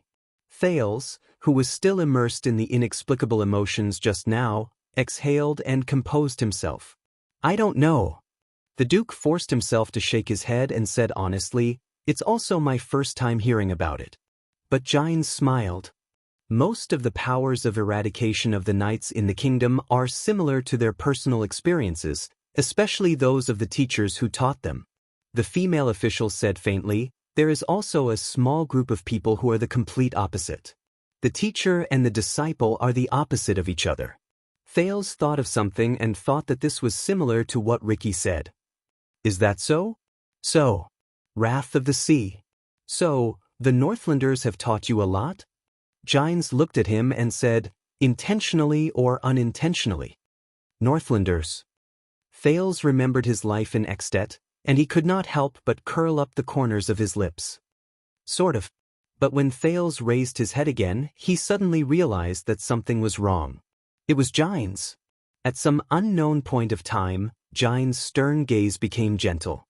She stared at Thales quietly, and there was an indescribable emotion in her gaze. Thales did not know what to do. His first teacher's lips trembled. There were a few times when she wanted to say something, but she did not. Finally, Jine spoke. This time, her voice was no longer cold and firm. Instead, it was slow and hoarse. Lost weight in the north. Thales was instantly stunned. Jine stared at him and revealed a smile that Thales rarely saw. I guess so. Her smile was quiet and elegant, but there was a hint of indescribable sadness in it. This caused Thales' thoughts to freeze. During the days he returned to the kingdom, Yodel, Cohen, Gilbert, and many of his old acquaintances expressed their excitement and sentiments when they saw him. You've grown taller, grown up, matured. You've become more like a certain someone. But you've lost weight. This was the first time Thales heard such an evaluation. The teenager stared at Jines in a daze. Jines only stared back at him quietly. There was a hint of sadness in the wrinkles at the corners of her eyes. At that moment, it was as if there was some sort of power that filled his chest. Thales had no choice but to turn his head around and blink at an angle that Jines could not see. At the same time, he forced a smile and spoke to divert her attention. About that, the past few months have been a little tough, but Jines did not listen to what he said, nor did she notice that Thales' voice had changed in pitch. For the first time ever, the female official picked up the teacup beside her. Her posture was elegant and dignified. You know, Jines' voice was still gentle and sad. A long time ago, your grandfather did not like him very much either. Thales froze. Grandfather? He turned his head around mechanically and looked at Jines. At that moment, the female official was sitting calmly on the chair. She caressed the teacup in her hands, but there was a hint of sadness that Thales had never seen before at the corners of her eyebrows and the corners of her lips. It was said that after the late queen passed away and the king's eldest son left the palace, there was a long period of time when he was not welcomed in Renaissance Palace. Jines stared at the reflection in the teacup in her hands in a daze. The servants were so careless that they forgot about his meals and oil. The royal guards also often neglected his whereabouts and safety. Thales was stunned. He suddenly remembered a scene from many years ago. In the tomb, the figure with the scepter spoke to him in a low voice. He said that during those years, when he was a teenager, he stole things in the palace and lived like a mouse. Jines said softly, self-reliant. Thales shuddered. Stole things, self-reliant, lived like a mouse. The teenager subconsciously tightened his grip on the arm of the chair. It was as if he was holding on to the hole in the wall of the abandoned house. Jines looked up. But this did not affect him growing up with a mischievous smile on his face while he was alive and kicking. He grew up amidst the kingdom's discrimination, contempt, and abuse. Until now. Jines stared at Thales quietly. Thales stared at the floor in a daze. A few seconds later, Thales snapped out of his daze and took a deep breath. Thank you, madam. The teenager smiled again. I understand now. Jines curled up the corners of her lips. She wanted to put on a smile that she was usually not good at, but after a moment, she realized something. She put down the teacup and put on an unnatural expression. So, boy, I am saying that you are too thin. Look at how others beat you up. Jines noticed that her words were trembling a little. She took a few deep breaths and stopped for a moment at an angle that Thales could not see. Remember to eat more. Jines hesitated for a while before she added another sentence. Also, sleep early. But this time, Thales was not affected by her solemn tone. The Duke smiled. Of course, madam. Of course. A few seconds later, Jines turned her head around again. Her expression and tone slowly became cold and stern again. She sounded indifferent. Speaking of which, boy, how much do you know about your guards? Thales looked up and adjusted his emotions. Not much. Jines twitched her lips and remained silent for a while. Listen carefully. After the bloody year, to get rid of the threat, your father was too ruthless and involved too many people. Thales' expression changed. The resentful expression of disaster swordswoman Marina in the dungeon flashed before his eyes. Jines said seriously, so, in Eternal Star City, along with the threat, trust also disappeared. Thales furrowed his eyebrows. And don't forget, for 12 years, your father did not have an heir.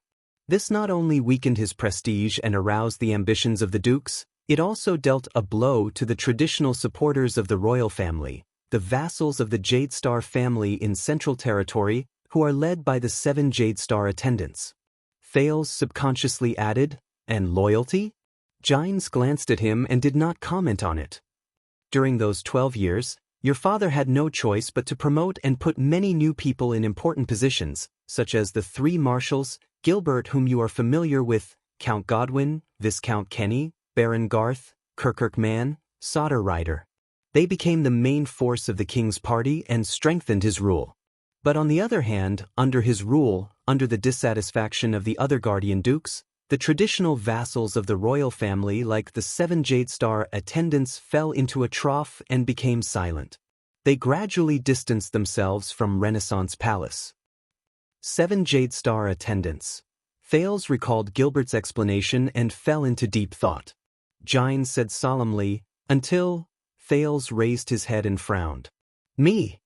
Gines was silent for a while, but she still nodded.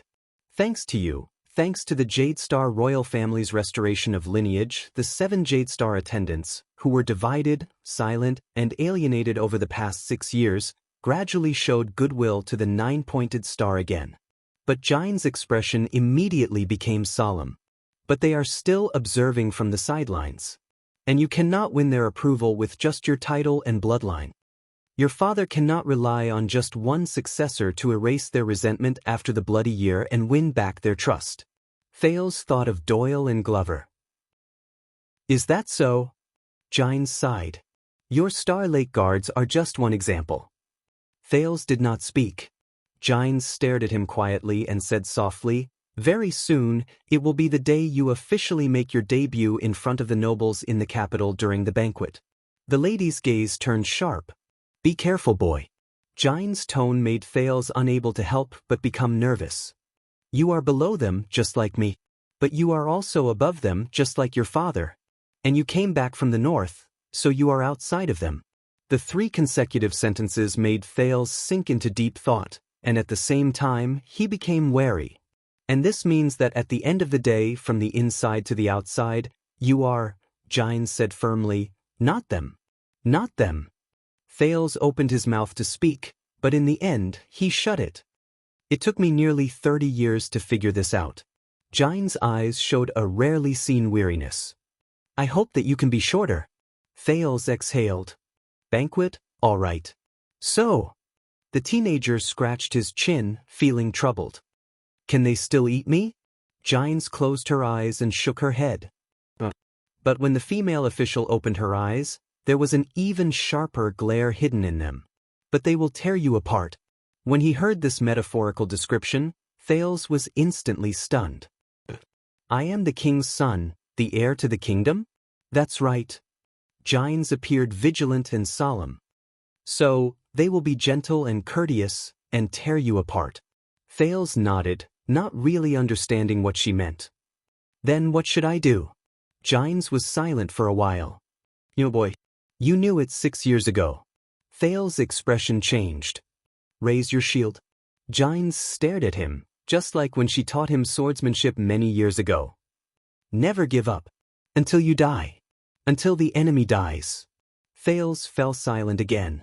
This time, he thought of more things. What about my father? The teenager said airily. Is he the same? Gines' arm trembled a little. The way she looked at Thales changed. It was as if she had turned back into the Gines Bajkovic who asked him, Did you lose weight? A few seconds later, Gines sighed softly. Boy, do you know what this place is? Thales knew that his question was a little harsh. He smiled in resignation to relieve himself. Study room? Gines looked at him again. Thales could only put away the smile he thought was humorous. He said awkwardly, Mindy's Hall. The royal treasure, the virtuous king's pavilion, the great artistic manor. And one of the childhood places he was very familiar with. Oh, and 300 years ago, its first owner was the king of the fog, Mindy's the First, who unfortunately died early. Thales wanted to make his tone sound humorous, but for some reason he always failed. Gines looked at him quietly. That's right, but that's not all. Not all. Thales raised his eyebrows. 18 years ago. Gines' expression changed. The female official's gaze was slightly dazed, as if she was looking at the scenery in the fog.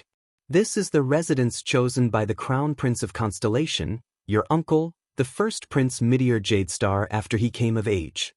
Thales' expression changed slightly. Are you talking about that? Yes. Gines looked at him. That person who is destined to sit on the throne. Steel fragrance. Chapter 530. The Crown Prince of Constellation. Meteor Jadestar. The former owner of Mindy's Manor? Thales' heart stirred slightly. He felt uneasy, as if he was sitting on pins and needles. Gines' tone became gentler. When Kessel was young, he often came here to hide, to relieve his boredom. Until Gines sized up the decorations in the study room in a daze. It was as if she could see through time and see the past. This place has a different meaning to him. Thales focused his gaze. Gines looked at the air and smiled faintly. Actually, when it comes to the layout, compared to Renaissance Palace, Mindy's Hall is more like a place to relax and not a royal temporary residence with tight security. More than one person suggested him to change to a temporary residence for safety. Even the late king asked him about it. But do you know how Meteor answered? Thales pricked up his ears. Gines stared at the spot where Thales sat in a daze. She spoke in a slightly archaic manner. She said in a slightly archaic tone, if everyone hates and fears, even if the palace walls are 1,000 feet long, or if the pass is 10,000 feet long, how can my life be preserved? If everyone hates and fears, Thales mulled over her words and frowned slightly. Are these his original words? Gines shook her head. No, these are what the virtuous king engraved on the silver coin said. Meteor made some changes when he quoted it, but Gines rubbed her wrist gently. Her gaze was gentle. A long time ago, I don't remember what the virtuous king's original words were. I only remember how Meteor handled government affairs here. Thales did not speak. He thought carefully about what his uncle would look like if he could say these words in such a magnanimous manner. As if she knew what he was thinking, Gines said, yes. She said, when he ran into a difficult problem, he would sit behind your study table and press down on the spot between his eyebrows. His lips would be slightly furrowed, and he would not say a word as he slowly sank into deep thought. Gines stared at the study table absent-mindedly. There was endless nostalgia in her eyes. After a few minutes, the corners of his lips and the spot between his eyebrows would relax at the same time. At that time, he would put down his fingers and smile. As if to echo her words, Gines also revealed a smile. She was beautiful and quiet. Then, the problem would no longer be a problem. Thales felt a little guilty. However, Gines continued speaking. Her tone was ethereal and dreamy, as if she was narrating a fairy tale. He always finds a way out of trouble. Settle the conflict to everyone's satisfaction. Arrange things neatly. For everyone, to dispel disappointment. Gines' voice faded away. Thales remained silent. The two of them sat in silence. One was reminiscing, the other was imagining, leaving the quiet emptiness in the study. After a while, Gines took a deep breath. The expression on her face returned to being helpless and sad. Kid, it's not that he doesn't like you. Thales was shocked.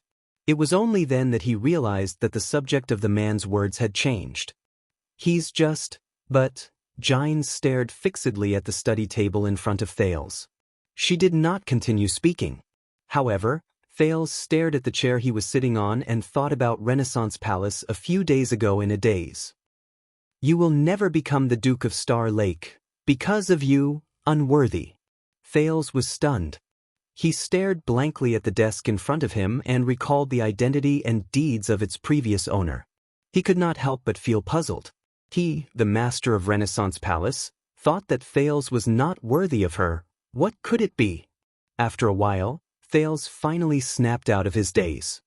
He looked at Gines gratefully. Madam, it's nice to see you again. Thales nodded and held back his unnecessary emotions. Really? Gines smiled. She opened her mouth as if she wanted to say something, but in the end she closed it. A few seconds later, Gines said airily, "Kid, eat more and sleep early. Also, even though I am no longer in charge of teaching you martial arts and sword skills, but..." Gines looked at him quietly. "Remember to practice your sword." A thought appeared in Thales' mind, and he smiled softly. "I have seen you fight." Gines said softly, "It's all right." But in the next moment, the female official's tone became stern. "But I did not teach you the sword skills used by the Northland army to turn you into a madman who will sacrifice his life to fight." Thales, who was originally immersed in the gentle atmosphere, could not help but shudder. "Remember, you are a prince," Gines said sternly, "no matter what you experienced in the north. When battle comes, you must raise your shield and protect yourself first." Gines looked at him sternly. "Defense is the most important thing. Don't always think about taking the risk to attack." As if to emphasize her words, Gines raised her voice. "Did you hear me?" Thales shuddered and habitually agreed to it. Gines stood up after she landed on the ground. She straightened her attire and returned to being the fierce and valiant first-class female official. Thales quickly stood up and sent her out of the room. But when they walked up the corridor, Gines' footsteps suddenly stopped. The female official turned her head around sharply and looked at the two guards at the porch. "You, young D." The guards, who were in a daze out of boredom, were shocked. They snapped out of their daze. "And madam?" Thales was also shocked. He quickly caught up with her. "Why are you standing here?" Gines questioned them sternly. Doyle was obviously very nervous when he was questioned. He patted his attire and walked forward cautiously with his colleague. "Madam, we have been assigned duties by our superior. We are to serve His Highness tonight."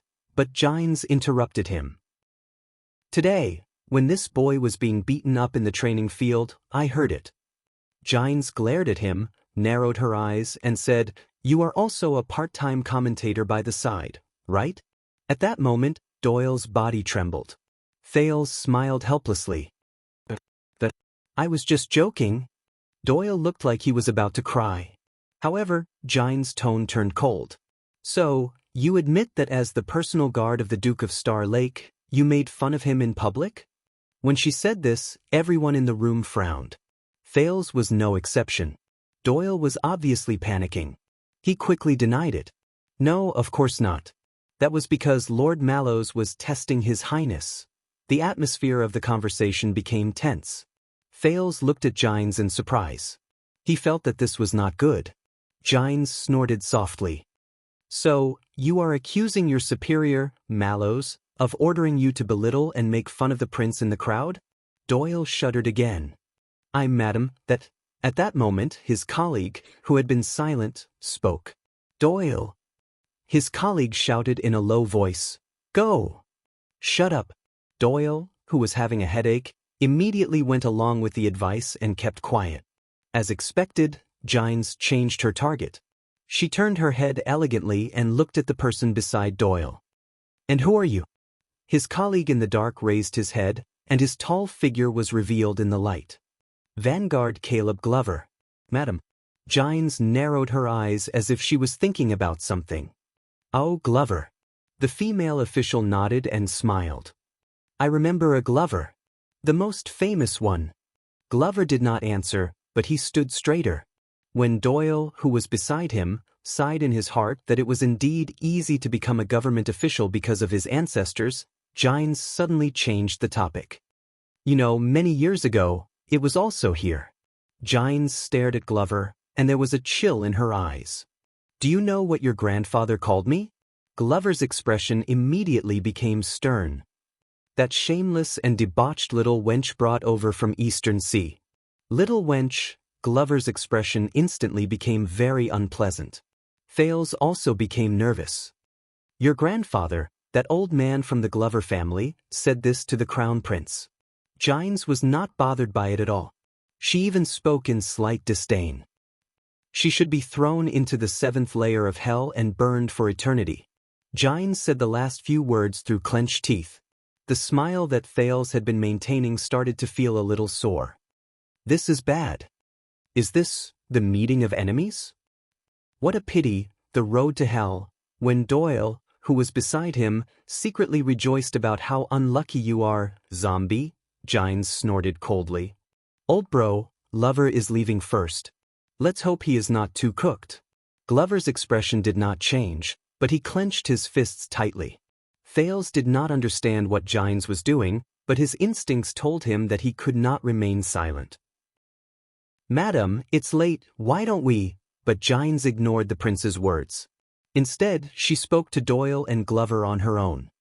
Both of you, pack your luggage. You don't have to be on duty in Mindy's hall anymore.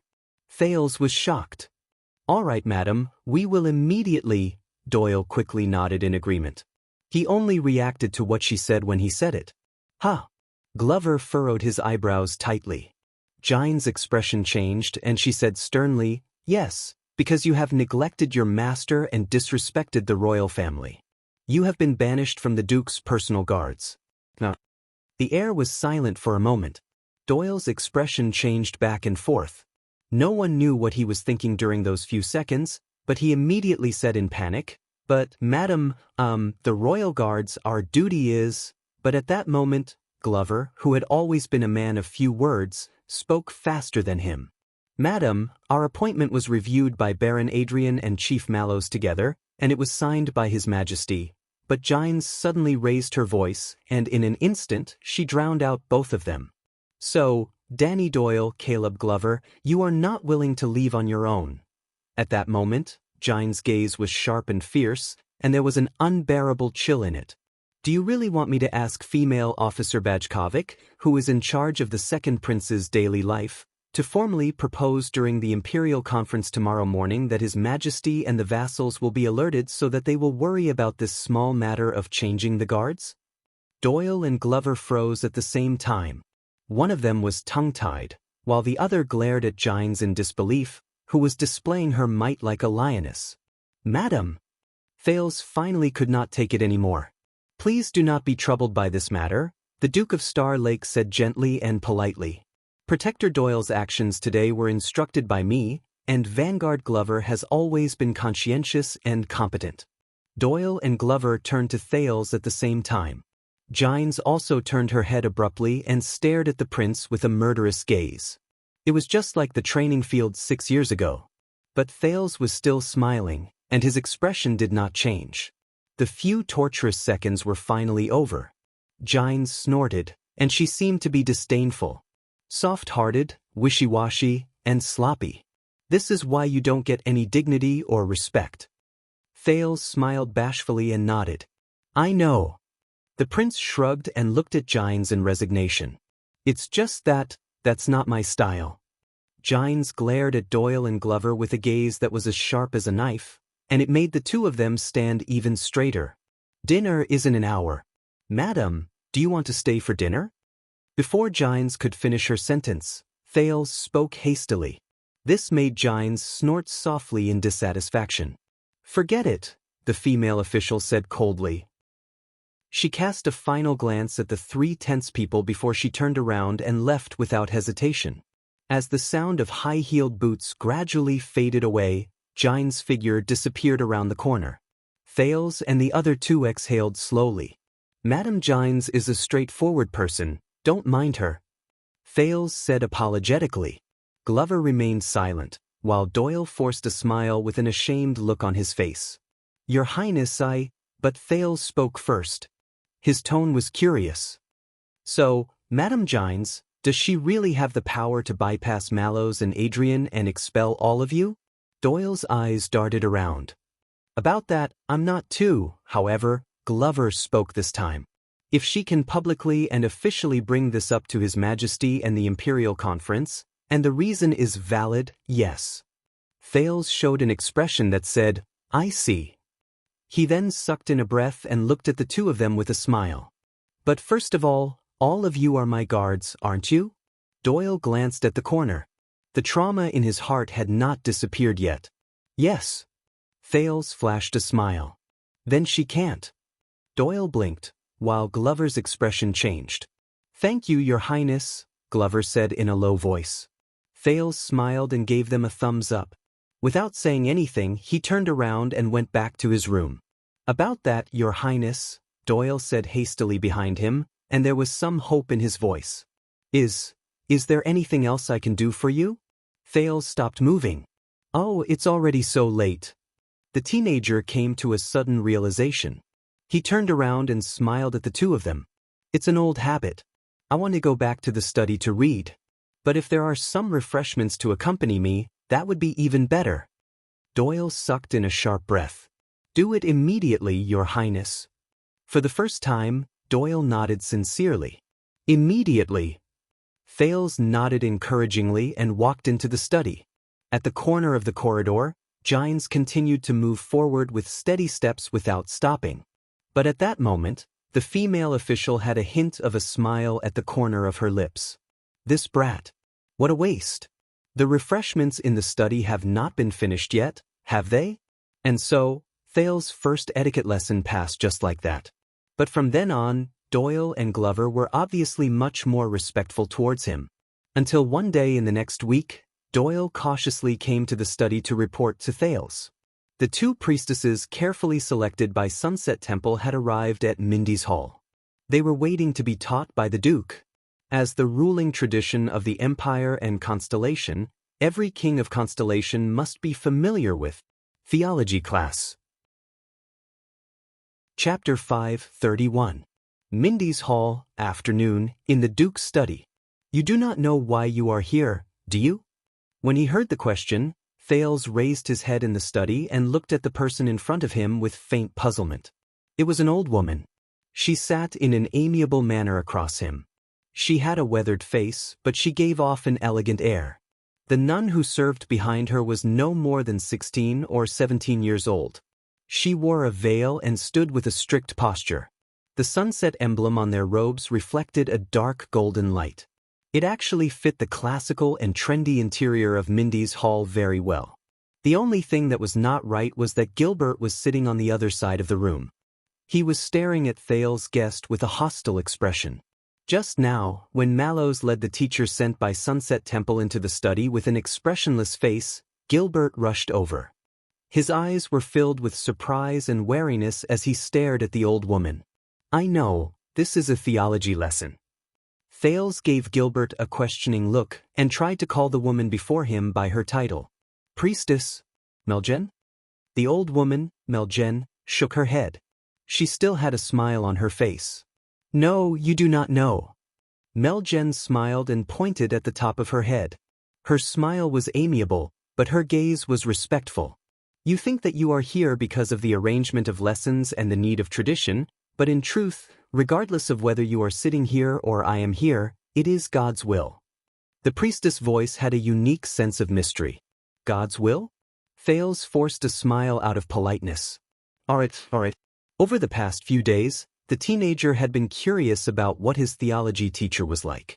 After all, the number of clergymen he came into direct contact with since he was young were few and far between. When he was a child beggar, he met dark night servants who were extremely passionate and neurotic. The Sunset Temple priests were compassionate and pious. They had a strong presence, and the Bright Moon priests in Northland were cold and unapproachable. But now, it seems like there are no accidents in the prince's theology lesson. Thales sighed softly in his heart. The priestess continued speaking. "Sunset is our witness. Our fates have long since been intertwined." Once she finished speaking, Meljen's face turned pale. She immediately lowered her head and coughed violently into her handkerchief. "Nia." A pained expression appeared on Megan's face. Thales was slightly shocked, but the young nun who stood behind the priestess seemed to have been prepared for this. With a calm expression, she immediately took out a box with practiced movements. She took out a few pills and helped the elderly Meljen drink them with water to soothe her cough. Thales and Gilbert looked at each other. Around 10 seconds later, Meljen's coughing gradually subsided. "I'm sorry, Sunset wants me to go through the test of pain in order to cleanse myself of a better self." She put away her handkerchief and said to Thales apologetically, "This was originally a benevolent gift from the goddess. There's nothing wrong with it, but you've been dragged into it. The mercy of the goddess? Thales could only smile politely and shake his head to show that it was fine. As long as you're healthy. But before the Duke could say anything else, Megan, who had completely recovered from her coughing fit, closed her eyes and moved her fingers with a grateful expression. She made a few gestures that were so fast that they could not be seen clearly as she muttered some incantations. The setting sun knows my warning. Even the veiled young nun hurriedly put away the medicine box and started praying, looking very pious. Charlatan. Thales felt a little embarrassed when he was the one who started the conversation, and he quietly gave this comment. Thales looked at Gilbert in the distance with a distressed expression, hoping to gain some sense of acknowledgement from him. But Gilbert only stared at the old priestess who came to teach with a solemn expression. This was rare. Once she finished praying, Meljen noticed Thales' gaze, and she turned around to look at Gilbert. "Are you not going to leave, Count Casso?" The old priestess had a smile on her face, and her tone was amiable. Those who did not know her might think that the two of them had been friends for many years. Then, Gilbert snorted softly. Count Casso's reply was not very polite. According to the previous correspondence with the church, the prince's teacher should be Vicar General Stylianides of the missionary department. The prince's teacher should be Archdeacon Stylianides of the mission department. He is a friend of mine for many years. He is knowledgeable and sincere in his faith. He is very suitable to answer the questions of students. Meljen understood what he meant when she heard him, and she was not offended. But I am the one who came? Gilbert narrowed his eyes. Based on what I know, in Sunset Temple, the priest department and the missionary department do not belong to each other. The head priestess leads the former, receives the oracle, listens to it, and listens to it. The archbishop leads the latter, deals with secular affairs, and manages the church. Gilbert's tone was rather rude, and it made Thales frown. Since when did the holy head priestess Lycia become interested in the secular affairs of the missionary department, such as teaching nobles? Does Archbishop Zenon of your church know about this? The priest department and missionary department do not belong to each other? Thales suddenly realized that as a servant of God, Sunset Temple was not as simple as it seemed. However, Meljen continued to smile. She uttered a few words softly. His Majesty knows. At that moment, Gilbert and Thales' expressions changed at the same time. Priestess Meljen maintained a smile that no one knew was polite or sincere. She moved her fingers and made a praying gesture again. Sunsets has always been mysterious. It may seem unexpected at first glance, but if you think about it carefully, there must be a reason behind it. I hope that you do not mind, Count. The nun behind her quickly followed the prayer gesture to be in sync with the priestess. Gilbert's lips twitched, as if he was not used to being humiliated like this. The former Foreign Affairs Minister pursed his lips for a few seconds before he said resentfully, "I will seek confirmation from Renaissance Palace. I will seek confirmation from Renaissance Palace. Maybe I will also give some advice." Priestess Meljen flashed a smile that said, "Welcome," or "Please go ahead." Thales frowned as well. Gilbert snorted, but he did not show any intention of leaving. "Then, I believe that the tolerant sunset goddess will definitely not mind me temporarily listening to His Highness lessons and sharing the grace of God." Priestess Liv Meljen? Priestess Meljen only curled her lips. She did not comment. She only paused for a moment before she ignored Gilbert. Instead, she faced Thales, who was behind the study table. "So, Thales, about God," the old priestess said gently, "how much do you understand?" At that moment, Thales shuddered in his memory. A pleasant voice that he had not heard for a long time rose in his mind, and it brought him back to the past. "When you think of gods, what is the first thing you think of?" Thales was dazed for a moment. "It's His Highness, Prince Thales." Gilbert dragged Thales back to reality with a hostile and dissatisfied protest. Count Casso said to Priestess Meljen in displeasure, "Please use honorifics."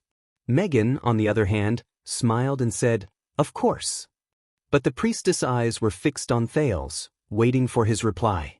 Regarding God, the teenager gulped and made sure that he was not in some chess room in Dragon Cloud City. Then, he said resentfully, Well, a long time ago, there was a god called Bright God. Megan's expression did not change as she quietly waited for him to continue. Thales tried hard to recall the general knowledge he had learned in the past 6 years, whether it was from Little Rascal's relish nagging or the boring ancient text in the Ming-Shan Edict. The supreme bright god created the world. With a bang, heaven and earth were separated. The sun and hell's river faced each other from afar. In the gap between them, all living beings gradually formed. But as his attention was distracted by his memories, the prince's tone became more and more casual. Then Bright God got off work. He rested. The earliest gods began to take over. I think I remember that there are bright moon, dark night, mountains, shepherd of the seas, desert god, harvest, cold wind. Thales scratched his head. Of course, the one with the greatest background is still Holy Sun Errol. It is said that he is the sun itself, and he can be considered the bright god's son. Gilbert coughed loudly in the room. It's fine. Unexpectedly, Priestess Megan only spoke gently to excuse herself. She did not seem to be offended.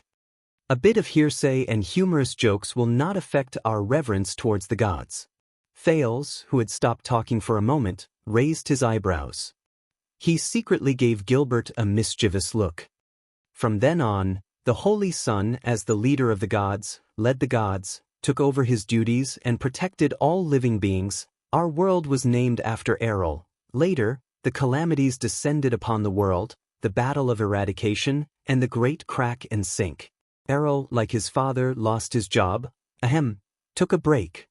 His daughter took over the responsibility and protected the world with the other gods. She was the sunset goddess. Yes, that's right. So, from Thales' point of view, when he read the history of the world, from the bright god church of the ancient empire to the church of the Holy Sun in the final empire, and then to the sunset temple in Constellation, the classic myth of bright god, holy sun, sunset, passed down by the empire in the world of Errol could be said to be a painful family business history that was closely related to the territory of the empire. The first generation of the gods worked hard to build up their businesses, and in the end, they became powerful. The second generation of the gods lost their father's fields, and in the end, they collapsed. The third generation of the gods worked hard, and in the end, they went bankrupt. It's as if I'm the Prince of Constellation. Their revival was imminent. The building collapsed, and while it was bitter and sorrowful, for some reason, there was an inexplicable sense of joy in it. By the way, when Thales concluded his point of view, the expression of the bright moon temple priest who was in charge of teaching history classes in Extet turned sour. Regent Leespan listened with great interest and nodded repeatedly. Thales finished his speech as if he was bargaining in the market. He smiled and looked at Gilbert, who had a strange expression on his face, and Priestess Melgen, who was deep in thought. You know quite a lot. Priestess Melgen's gaze was calm. She seemed to be thinking. Thank you. Thales shrugged. But it is not detailed enough. Melgen finished her words faintly. Of course, it was not detailed enough. In truth, most of these myths and legends to scare people was told to him by a bespectacled girl and an immortal demon. Perhaps I have to thank a certain former king of Northland who collected a large number of books for his great dragon queen, but whose whereabouts is unknown. So, do you believe in God, Thales? Priestess Melgen spoke again. Her eyes were sparkling. Do you believe that our meeting here was arranged by God? Thales quirked an eyebrow and cast a glance at the former foreign affairs minister. This time, he received the recognition he had been looking forward to for a long time from Gilbert's expression. Gilbert even sighed without bothering to hide it. I know, right? But Thales was still a prince. No matter how boring the people in this class were, he had to at least maintain the relationship between the royal family and the temple on the surface and ensure that both parties had a tacit understanding. The prince cleared his throat, and his expression became stern again. Of course I believe in Sunset Goddess. No, you don't. Melgen cut him off coldly. The old priestess stared straight at him. Her gaze was aggressive, and the wrinkles on her face were especially obvious at that moment. You do not believe in those ridiculous myths and legends, nor do you believe in the verified scriptures of the church, and you do not believe that a god like Sunset Goddess should be our ruler and where our faith lies. Thales was instantly stunned. Priestess Meljen snorted softly. Her gaze was clear, and her tone was stern. You would rather believe that this is politics, a strategy, and a fight. You would rather believe that our gathering here is a measure Sunset Goddess took to influence the royal family and the future king. You are just like Count Casso, who has a scornful expression on his face but insists on pretending to be serious. In the distance, Gilbert, who had been drinking his tea with the corners of his mouth curled up, choked. All of you are the same as most of the high-ranking people in this world who believe that they are infallible just because they have a little power in their hands, have slightly higher statuses, have some knowledge, and have some achievements in their studies. You do not believe in God. You look down on God. Her words were too straightforward and ruthless.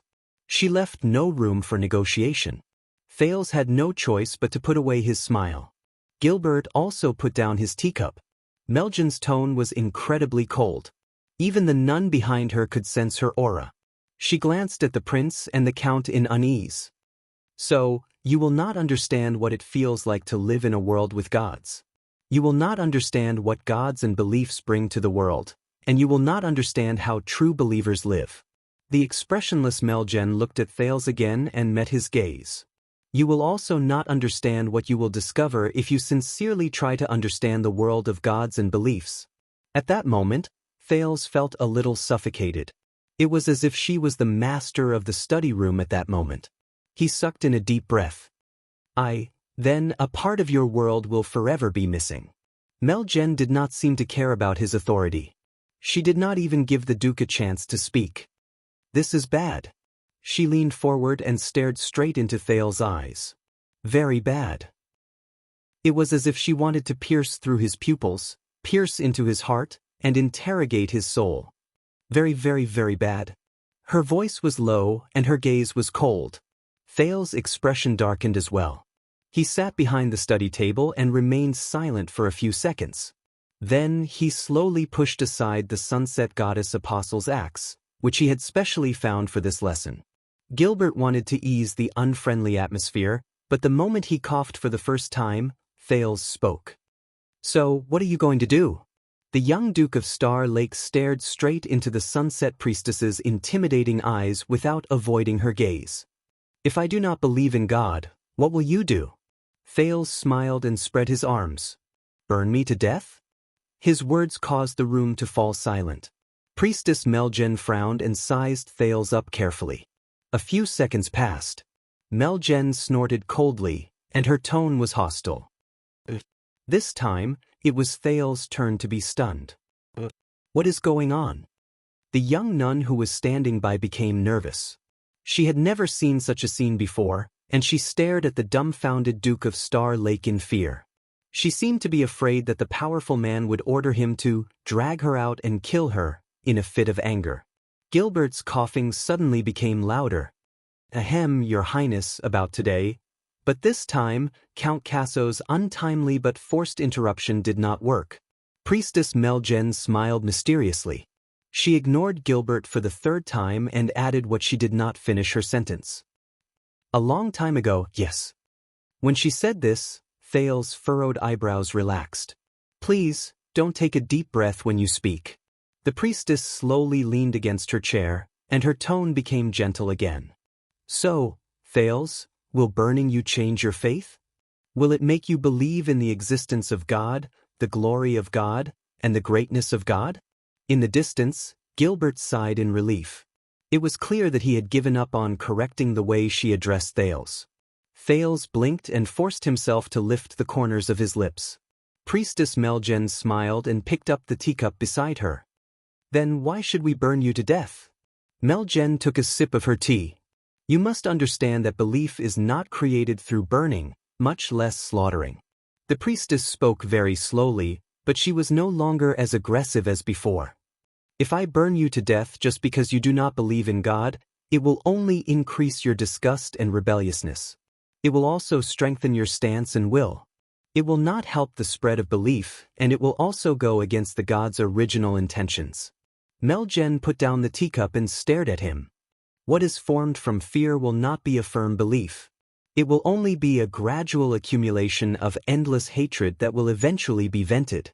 Believe me, history has long since proven this. Meljen cast a glance at Gilbert, who was frowning as well. She spoke faintly. On the contrary, the trials and tribulations of reality will usually lead to the sublimation of one's spirit. Over the past thousands of years, many great prophets and messengers came to their senses during persecution and suffering, allowing the true meaning of their beliefs to take root in the people and spread even further. Thales stared at the sunset priestess in front of him with surprise. This attitude. She doesn't seem like a member of the church in my impression. Meljen turned her head around and smiled faintly. So, Your Highness. This was the first time she used a respectful title. Coupled with her softer words and friendlier tone, Thales noticed that no matter what, the stereotype he had towards the priestess was gradually disappearing. Meljen said solemnly, "Only evil gods, demons, and arrogant mortals are passionate about promoting bloodshed and violence. They enjoy slaughter and destruction. They rely on oppression and power to fight for power, eliminate those who oppose them, rely on it to win, and take pride in it." Thales sat up straight without realizing it. However, true gods, just like our sunset goddess, are tolerant and forgiving. They will show mercy, forgive, help, and guide the lost sheep, and even those who believe in heresy. This is the true meaning of the existence of belief, salvation. Once Priestess Meljen finished speaking, she smiled faintly. So, please let go of your hostility, Thales. Open your heart, and turn from a skeptic to a tolerant person. Because the gods also treat you like this. Thales frowned and looked at her. In the distance, Gilbert sighed and mumbled softly, "As expected, I still miss that old man, Stylianides." A few seconds later, Thales exhaled. He had to adjust his attitude. All right then. It was strange. The way they spoke was clearly very different, but for some reason, Thales remembered the scene when he faced the old crow. So, are you going to teach me how to believe in the goddess, Priestess Liv Meljen? The Duke asked with a stern expression. Meljen smiled and took another sip from her teacup. When she put down the teacup, her tone became profound and mysterious again. Hundreds of years ago, there was a young man who met with misfortune. His family business declined, and his future was cut off. Thales was stunned. He was astonished by the fact that she had started telling him a story. When he was at the end of his rope, he received a revelation from God. Meljen's expression was blank, as if she was in the story at that moment. So, the young man followed God's will, faced the setting sun, and headed west. This is the story of an unfortunate young man who met a revelation from God and saved the world? Thales cast a glance at Gilbert, and he noticed that the latter's expression changed slightly. Meljen's tone became gloomy.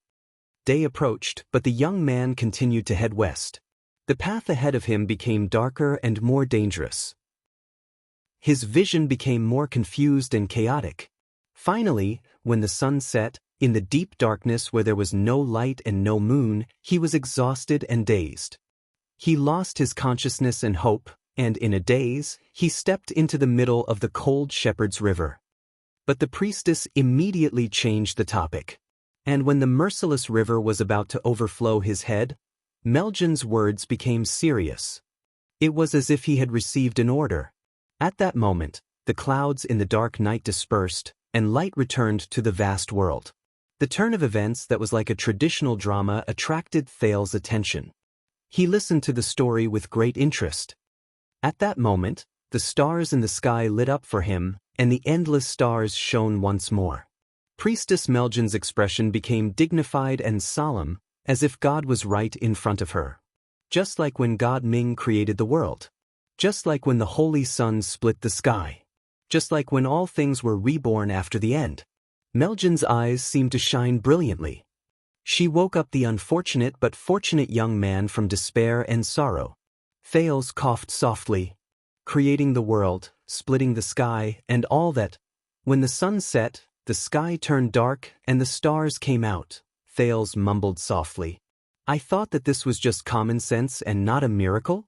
Meljen paused for a moment and looked at the Duke, who could not help but interrupt the story. But the priestess only twitched the corners of her lips before she continued the story.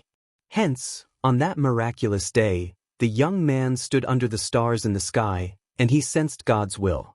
He understood his mission, and he swore a solemn oath. In the face of all sorts of hardships, he had to pull himself together and move forward. And what he wanted to revive was not just the family business that had fallen into disrepair for a long time. Meljen stared straight into Thales's eyes. What the young man wanted to revive was the glory of the Holy Sun, which was the glory of the Holy Sun, to save lives and beliefs during the apocalypse that was filled with calamities. To chase away coldness and despair, he wanted to use the brightest light and the most scorching heat to turn into thousands of stars and scatter them in the night sky to illuminate the world forever. The gods fell, and the calamities filled the world. Thales looked up when he felt that something was off. So, you are telling me that before that, there were no stars in the world and it was dark at night? But Meljen ignored him. From then on, the young man believed in sunset and made it the national religion. He built temples and spread his faith. National religion? Thales' expression changed. He had his elbows on the table, but he had to straighten his back. Could it be? As expected, in the next moment, Meljen stared at the Duke of Star Lake before her with a subtle expression. She said calmly, and so, Tormund the First's great cause began. Constellation prospered from then on. Meljen's voice faded away. The study room was quiet for a few seconds. Then, Thales chuckled awkwardly. This is a classic passage in sunset scripture. It was personally recorded by the goddess prophet and messenger, Mohaza, a priest from 700 years ago. Meljen smiled faintly. She spoke in a teasing and reminding manner. You should know more about the story of your ancestors. Thales lowered his head and cleared his throat, pretending that he did not hear her. Divine revelation, reincarnation, splitting open the sky, making an oath. This is actually the story of Tormund the First encountering a miracle and making an oath to establish a kingdom? Isn't this too ridiculous? Regarding this story, even the internal members of Sunset Church have their own debates. Gilbert stared at the guest with a warning gaze. Especially the main point of the oath. Priestess Meljen. Meljen returned Gilbert's gaze. She seemed to be displeased, but she also seemed to be teasing him. Our count was not satisfied with the story in Sunset Scripture to enlighten the believers. Meljen looked at Thales with a gentle gaze. But it is fine. In the next second, Meljen's expression became serious again. Because no matter how ridiculous it is and how it cannot withstand a thorough investigation, it is fine. 700 years ago, this story spread, and it took root in the hearts of the people. Meljen spoke faintly, and her words made Thales frown. Tormund was no longer the remaining prince of the evil empire. He was no longer a foreign warrior who invaded his homeland to eat, drink, and use. He was no longer an illegitimate bastard with a lowly status and questionable bloodline. He was also no longer an ambitious and brutal warlord who had his own army. When he heard these adjectives, Thales was shocked. This time, Gilbert did not hold back. He shouted sternly to stop her. Priestess Meljen. But Meljen did not care. Her gaze was dark. Instead, it's a person who is recognized by the unreachable gods in the eyes of the believers, who is praised by zealous cultivators, who is inspired by the setting sun, who is grateful for the afterglow of the holy sun, and who swears to work hard to create a paradise in the world, the king of Renaissance. Thales' expression froze. Gilbert still pursed his lips. By the looks of it, he was quite angry. From then on, Tormund no longer needed to cruelly execute every local who refused to submit to his rule as an example to others. He no longer needed to be wary of whether the water from the well he fetched from the village was poisoned to ensure his safety. He no longer needed to worry about finding a reliable place to stay or a source of soldiers so that he could fight again. Thales' expression became more and more serious. He understood the meaning behind her words. Until the day he succeeded in his hegemony, and the kingdom was established, Sunset Goddess became the guardian goddess of the Jade Star royal family. She witnessed the coronation and death of every king. Priestess Meljen spoke with a serious expression. From then on, Sunset Temple and the Jade Star royal family's fate were intertwined, and it was difficult to separate them. Intertwined with the Jade Star royal family's fate, Thales quietly repeated these words. Suddenly, he felt a strange sense of familiarity. Meljen paused for a moment before she spoke faster. From the 1st century of the calendar of eradication, King of Peace, Kessel I renovated the temple. He took in a large number of believers and was praised by all. Blade, Tormund II appointed Bishop Longdong as the prime minister. He obeyed the will of the heavens, spread his faith, and enjoyed the credit of expanding his territory. Benevolent King, Sumer I was a devout believer. He practiced what he preached, and in the end he moved the goddess. He received the miracle of rain, and he resolved the drought that lasted for years. Six-fingered, Horus I swore an oath under the Sunset Temple statue. He received God's protection, and the people were united to fight against the heretics who came from the other side of the ocean. Jackal, Sumer III made a declaration. He proclaimed the national religion, and he established his faith. Virtuous King, Mindes III promoted theology. He sealed the scriptures and taught it to the cultivators. Every time Meljen spoke of an example, Thales' thoughts would jump, and he was forced to search for the knowledge that matched what she said in his history lessons. But at the same time, he could not help but notice that as the priestess spoke, Gilbert's eyebrows gradually furrowed, and his coughing became more intense. For the sake of the kingdom, Thales, if our hearts are not united, it will be even more difficult for our strength to be united. Let me ask you, if your people's beliefs, what they respect, and what they care about are not the same, you will not fit in with their world. Then, how will you rule the kingdom when you sit on the throne in the future? Her words caused Thales' expression to gradually turn solemn. He suddenly realized that the theology that the other party was talking about and the theology that he understood were far from the same kind of thing. And the truth behind these stories is that we have always lived in a world with gods, regardless of whether you acknowledge their miracles and understand their might. They might seem to be so high that we cannot reach them, but they have never left our world, and they have deeply affected our lives. Meljen's expression darkened. They are sometimes mysterious, but sometimes obvious. They seem to have traces of them, but we cannot figure them out. Priestess Meljen straightened her priest robe and said softly, "Their words are as powerful as 1,000,000 soldiers. This is the power of faith." Thales was silent. He did not speak for a long time. But a few seconds later, Meljen's tone became lively again. Priestess Meljen ignored Gilbert's frowning expression and said with a smile, "Hence, my duty in this class, Thales." Meljen stared at him straight in the eyes. "Thales, my duty in this class is not to encourage you to believe in something, not to point out where the true God is, and not to teach you how to memorize the rules of the scriptures. Instead, during the process of discussing this question with you, I am to help you discover the relationship between yourself and God, and to help you understand the distance between yourself and God." Meljen stared at him. "To help you better understand yourself. Regardless of whether you are a mortal right now, or if you will rule the kingdom in the future." Thales frowned slightly. "Understand? Myself?" What she said at that moment made him remember the indescribable and incredibly mysterious powerful mystic in the critical realm. From his view of God to understanding himself, is this a coincidence? Meljen smiled and said, "Because what we are going to explore today is not just a subject about God. It is also a subject about people." A thought appeared in Thales' mind. "So, theology," he asked with great interest, "is a subject about people? Is it a subject about people?" Meljen smiled and did not answer him directly. "And you might as well let go of your hostility. Just let the poor Count Casso over there guard them." Gilbert coughed a few times in an unnatural manner again. A few seconds passed. Thales raised his head with a faintly discernible heaviness and smiled awkwardly. "Then all right." Meljen smiled. "All right, I have to admit at least one thing." Thales said quietly in his heart. "She really knows how to talk." Even Gilbert did not have the right to interrupt. At the very least, Thales no longer dared to underestimate the elderly priestess in front of him. He no longer dared to look down on this theology class that sounded like a lot of nonsense, but actually had a profound meaning hidden between the lines. But he still underestimated her ability.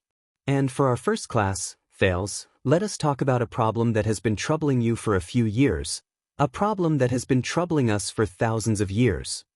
Troubling me for a few years, and troubling all of you for thousands of years? The Duke of Star Lake raised his head in puzzlement. In the next second, Liv Meljan, the Sunset Priestess who rarely used honorifics to address him, spoke with her usual expression. She casually uttered a word, "I'm sorry." Magic. The prince's expression suddenly changed. Chapter 5:32. I don't. Thales had to use the overturned teacup to hide his surprise. Then, the young veiled nun beside Meljan came forward enthusiastically and skillfully to help him clean up the mess on the table in a very inconsiderate manner. I don't understand? But this time, Meljan did not say a word. She quietly observed the prince behind the study table. This is that boy. The boy who is related to the kingdom's future. When he heard about magic, his expression showed that he was slightly surprised. He was not like the old nobles who were born shrewd and calculative, who were polite and full of pretense. But he was not like the new nobles in the capital who were cautious, and ambitious. Gilbert was a little caught off guard. Priestess Meljan, I thought we were only having a theology lesson today, and you were explaining the knowledge related to God to His Highness. As I said, theology has never been the study of God alone. Meljan interrupted Gilbert's protest. This idiot, who seemed to be very smart to others, was still so slow and hopeless.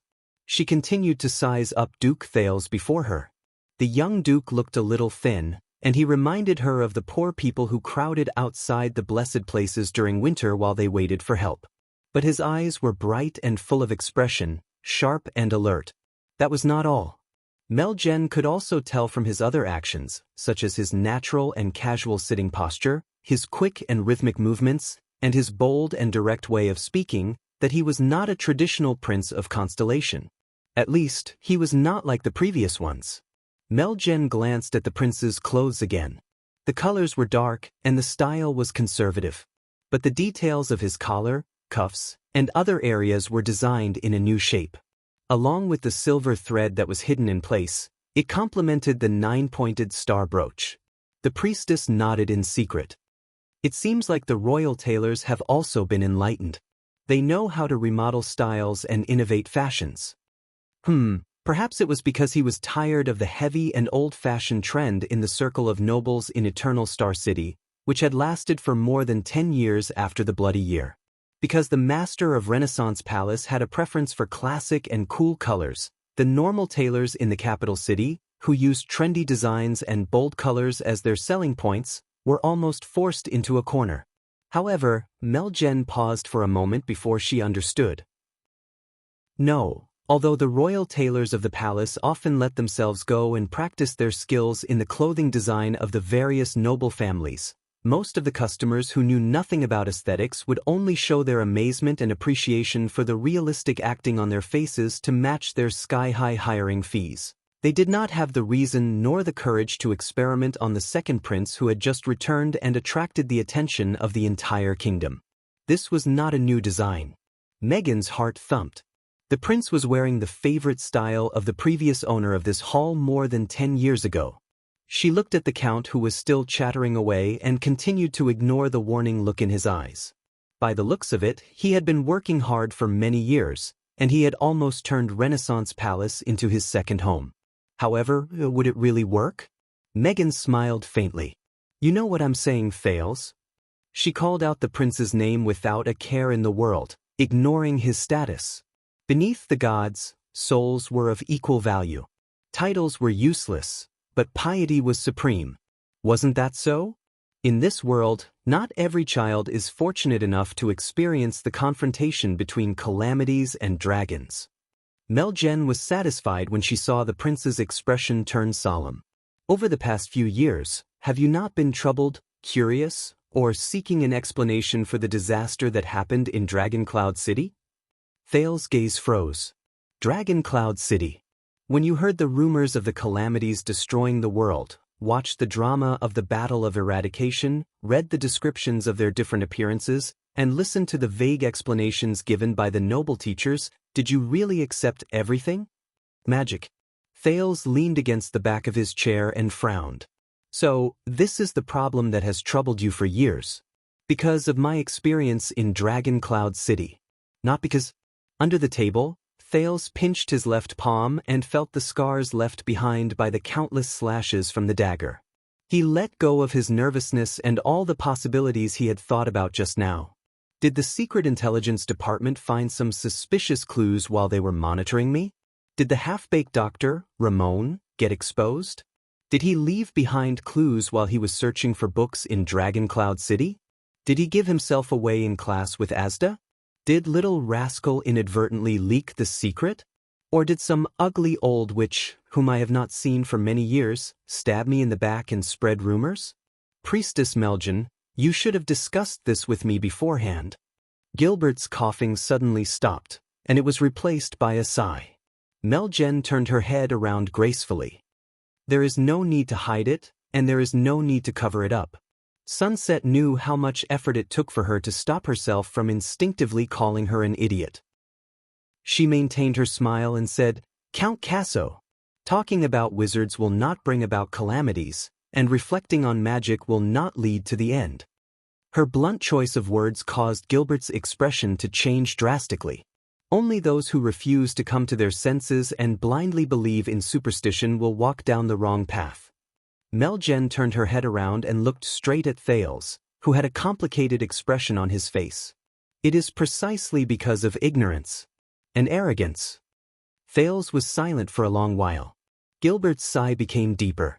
A long time ago, I have already explained the evilness of the calamities to your highness. Melgen's tone was gentle. She retorted without showing any signs of weakness. Count Casso, do you really think that he is an idiot who will run off to eat, drink, and be merry after class and no longer care about the content of his studies? Do you really think that he will be free of worries, be willing to be ignorant, and no longer care about the things that once threatened his life for the rest of his life? Gilbert was slightly speechless. Both he and the priestess looked at the prince behind the desk at the same time. But Thales only remained silent. He was thinking about the unknown. Gilbert's tone became slightly weaker. He is still young. But Melgen's retort became even more forceful. He is already old enough. The old priestess said coldly, if magic has truly stimulated the teenager's uncontrollable curiosity, then there is no need for him to wait until now.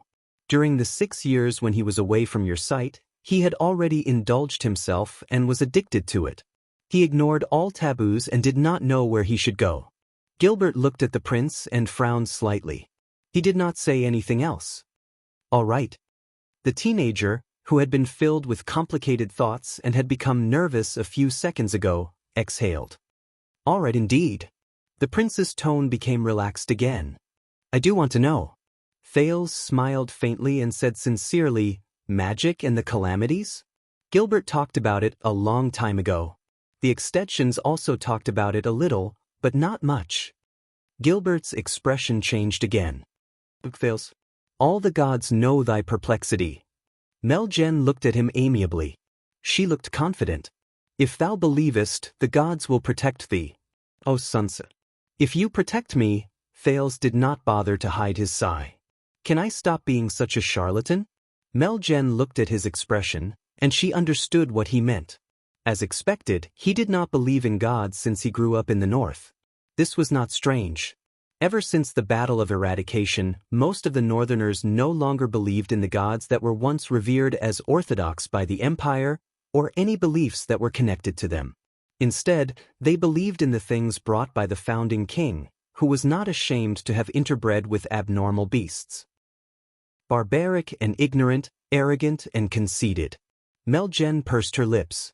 God knows how much Bright Moon Temple and Dark Night Temple sacrificed to survive in that land. But this is the amazing thing about faith, isn't it? Just like how I was many years ago. I was also immersed in vanity and impulsiveness. I thought I understood my own life and found what I wanted in this world, so I ignored the teachings and arrangements of the gods. Fortunately, the gods are impartial and have no grudges. They only have protection and tolerance. Meljen gratefully made a prayer gesture in her sleeve, which Thales could not see. This way, the nervous little Nia behind her did not have to repeat after her. First of all, where did magic come from? Thales maintained his smile and shrugged to show that he did not know. You must be joking. It would be great if I knew. No, it would be terrible if she knew that I knew. Meljen gestured at the young nun behind her. Nia. The seemingly thin and pitiful veiled girl received the hint. She laboriously but carefully took out a large square box that shone with a metallic luster from the luggage they brought and placed it on Thales' study table. Wait a minute, it's not a box. It's made from thin plates that are stacked together from top to bottom. There are no gaps. It seems to be more like a book? The picture on the top of the metal box was a lifelike carving of a king dressed in military attire surrounded by a crowd. The carving style was simple and plain, but it was easy to understand. There were also some symbols carved around it that Thales found very familiar. They were similar to the language of the ancient empire. What is this? Thales frowned. He instinctively reached out to flip open the metal book. Asterisk slap. Asterisk, don't touch it. Thales felt pain on the back of his hand.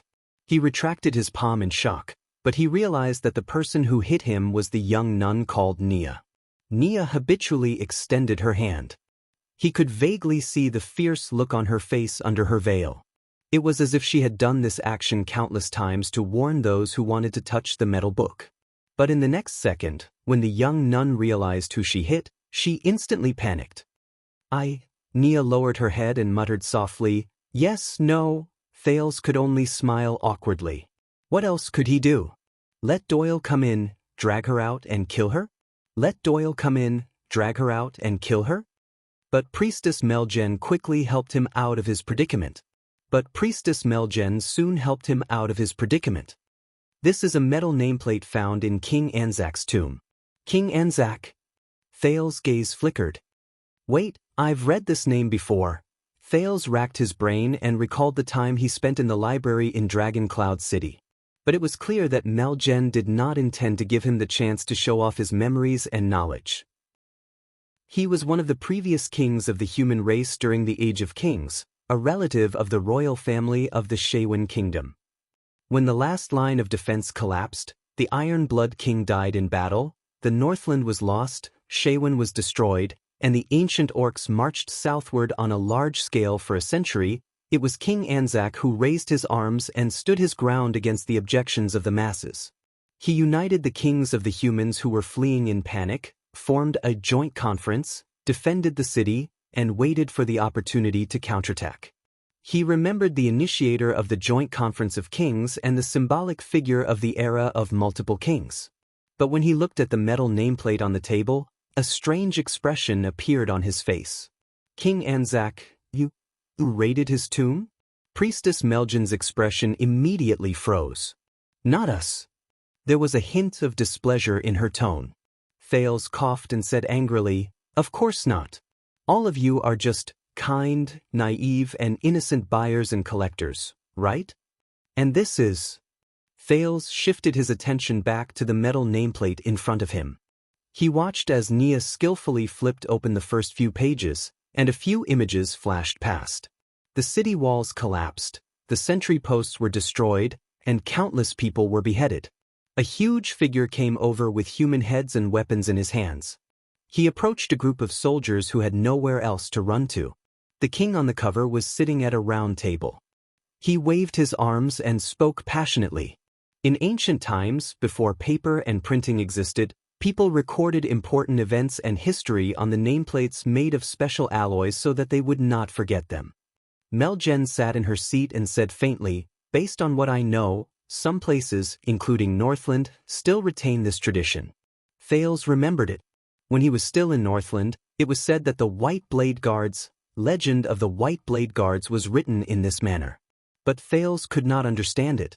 After hundreds of years, the White Blade Guards records should weigh dozens of tons. Could the dead-faced man with thin arms and legs carry it? In the distance, the shocked Gilbert wanted to go forward, but he could not lose his composure. He could only crane his neck to look over. Thales could see the amazement he felt towards the metal nameplate in his eyes. At the very beginning, before the world was completely explored, when beliefs were still divided, and when humans were still insignificant and lowly, Melgen spoke slowly at a moderate pace. And Nunnia flipped the page cooperatively. On the page, the crowned kings looked tiny. They stood back to back with a group of huge figures. At that time, the humans were surrounded by powerful alien races that did not fit in with them. The bloodthirsty orcs who worshipped their ancestors went south to expand their territory, the elven kingdoms who worshipped nature were at the height of their hegemony, and the dwarven kings who worshipped iron and fire were ambitious. There were also great dragons and adversity beasts. Thales moved. Melgen had no choice but to stop again. She sighed. A certain archaeological discovery showed that many years before the appearance of humans' pictures and words, our world was ruled by many gigantic beasts. They were unimaginably huge. The great dragons were just the head of them. They traveled between the sky and the earth without fear. They ruled over the mountains and the oceans. They used the world as their hunting grounds and the living creatures as their slaves. They did whatever they wanted to the insignificant insects, and they displayed boundless might. It was only then that Thales understood.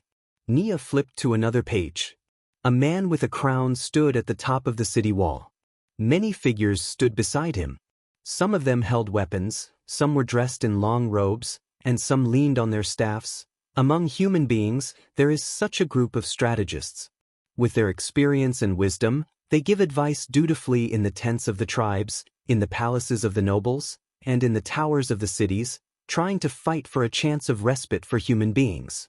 They were no different from Count Casso over there. In the distance, Gilbert's expression became a little darker. At that time, the dangerous environment practically forced the humans, who had the lowest status and were the weakest, to a dead end. Nia flipped to the next page.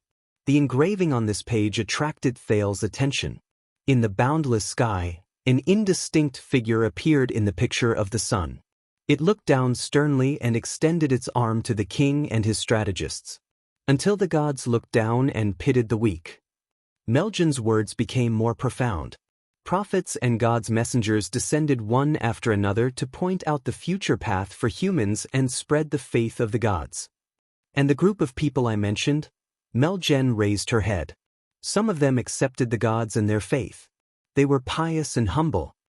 Others are skeptical, and some even scoff at it, disapproving of it. Thales shuddered. He then saw Nia flip to the next page. Under the sun, the man with the crown stood in the middle. There were a few groups of people standing beside him. The two groups at the end of the left and right were the most eye-catching. The people on the right bowed and worshipped with humble expressions. The people on the left stood with their backs to the king, and their movements were different. Thales' expression became solemn when he saw the two groups of people standing beside the king. Melgen's words continued. The former built churches, rooted themselves in the people, and educated the people. The latter gathered together and formed their own faction. They opened up a different path. Melgen's words changed. And this was the beginning of the division between faith and magic, priests and wizards, temples, churches, and magic tower. Thales could not help but speak after he figured it out. What? He looked at Melgen. She only smiled faintly. Now, do you know why the knowledge about the mysterious magic that has disappeared in the past is only mentioned in our theology classes? Thales was in slight disbelief. Faith and magic come from the same source. The old priestess became serious. She said sternly, "They depend on each other and prove their importance." Thales stared at Priestess Melgen in a daze. Countless thoughts flashed in his mind. Melgen did not stop talking. She had the presence of a towering mountain. Even Gilbert could not help but become solemn and serious. They were originally brothers, and they were both enlightened by the gods. Melgen sighed slowly. But the eldest is loyal, and the youngest is rebellious. There was a faint hint of respect in Meljan's words. But they worked hard for one goal, the survival and prosperity of humans. Thales listened to her in shock and bewilderment. He thought that this was another way of speaking. Faith and magic, religion and wizards come from the same source? The eldest son of God remolded the people's spirits. He brought them the belief to protect and save the people. He made them cast aside their weakness and dispel their fear. The youngest son of God gave the people powerful weapons so that they could move more freely in the victory that was bound to come. As Nia flipped through the pages, many scenes on the metal nameplate entered Thales' eyes. Banquets, mobilization, weddings, celebrations, funerals. There were many more. But those two groups of people would occasionally appear. Those who bowed always sang loudly during ceremonies and banquets, while those who turned their backs always appeared on battlefields and city walls. Thales looked at the simple but profound carvings and frowned. As the two of them worked together without saying anything, humans gradually rose to power and counterattacked. Meljan's tone softened a little. The old priestess took a deep breath and sighed with emotion. In the end, on Quaker ice plains, in that unprecedented battle where both sides placed all their chips on the line and gambled on the future, King Anzac and the other 6 human kings charged into the orcs, tens of thousands of heavy infantrymen with their pious faith and 3,000 cavaliers who faced death with equanimity. Thales was instantly shocked. This story is, they never came back, but at the cost of their lives, they successfully killed the ancient orcs' supreme sacred chief. Nia flipped to the last few pages. The king was covered in wounds. He hugged his sword and lay quietly in the middle of the battlefield. But the huge figures holding human heads had long since disappeared. Only countless tiny figures held their horses and spears as they surrounded the king. They raised their flags and stood solemnly. In the sky, the clouds dispersed and light shone on the battlefield. Having lost their holy chief, the leaderless ancient orcs were defeated. Meljan raised her head and spoke in a clear voice. Hence, the battle that started a new era was called the Holiness Exorcism Campaign. Thales fell silent. Panting lightly, Nia laboriously closed the metal inscription book. The 10 or so pages covered the records of King Anzac's magnificent life from 1,000 years ago.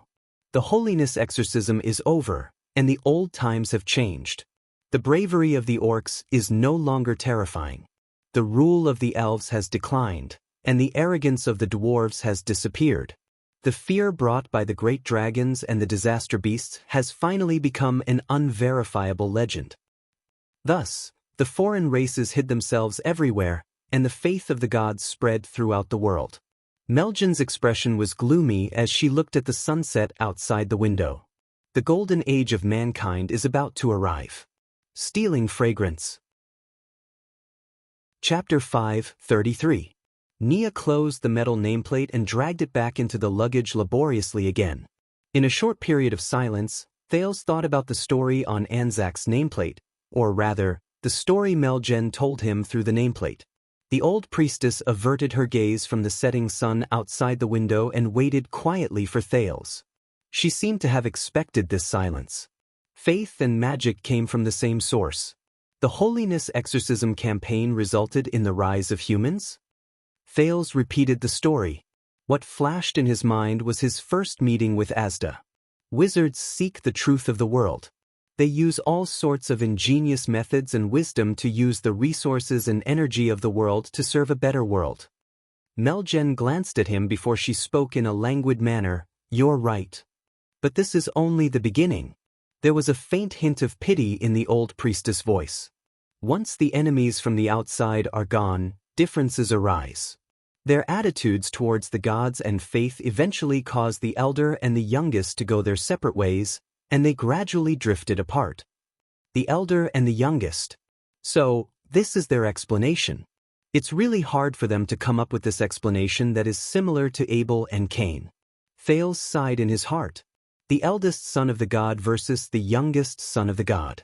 Loyalty, rebellion. If I did not know, I thought Artanis was arguing against the insect swarm, the prince mocked quietly. Meljan, who had very sharp ears, frowned. Artanis? Thales raised his head and smiled innocently and sincerely. "It's nothing. It's just a joke from a certain Northland." Meljen pursed her lips. The corners of her lips were sharp. The old priestess quickly returned to her lecturing state. Hence, for thousands of years, under the attention of the gods and the practice of men, the eldest son and the youngest son, faith and magic, the church and wizards fought endlessly. They went back and forth on different paths and beliefs. Wait a minute. Thales narrowed his eyes at the perfect moment to interrupt her. So, based on what you said, the difference between faith and magic is because the believers believe in the gods, while the wizards do not. Can I understand it this way?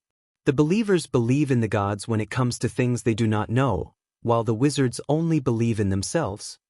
Meljen did not reply immediately. She looked at Thales quietly, and there was a slight ripple in her eyes.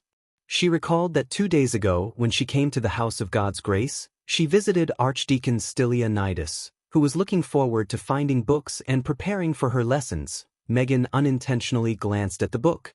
It was the 1024 lines of the church's classic hymn, "Light Illuminates 10,000 Miles." She also brought High Priestess Lycia's greetings and informed him that the duty of teaching Prince Thales come Duke of Star Lake will be taken over by him. She still remembered the archdeacon's incredulous shock and well-suppressed anger. Indeed, as one of the 15 archbishops of Constellation, Stylianides was young, promising, and had a bright future ahead of him. He had preached to countless nobles and ministers and enlightened their children.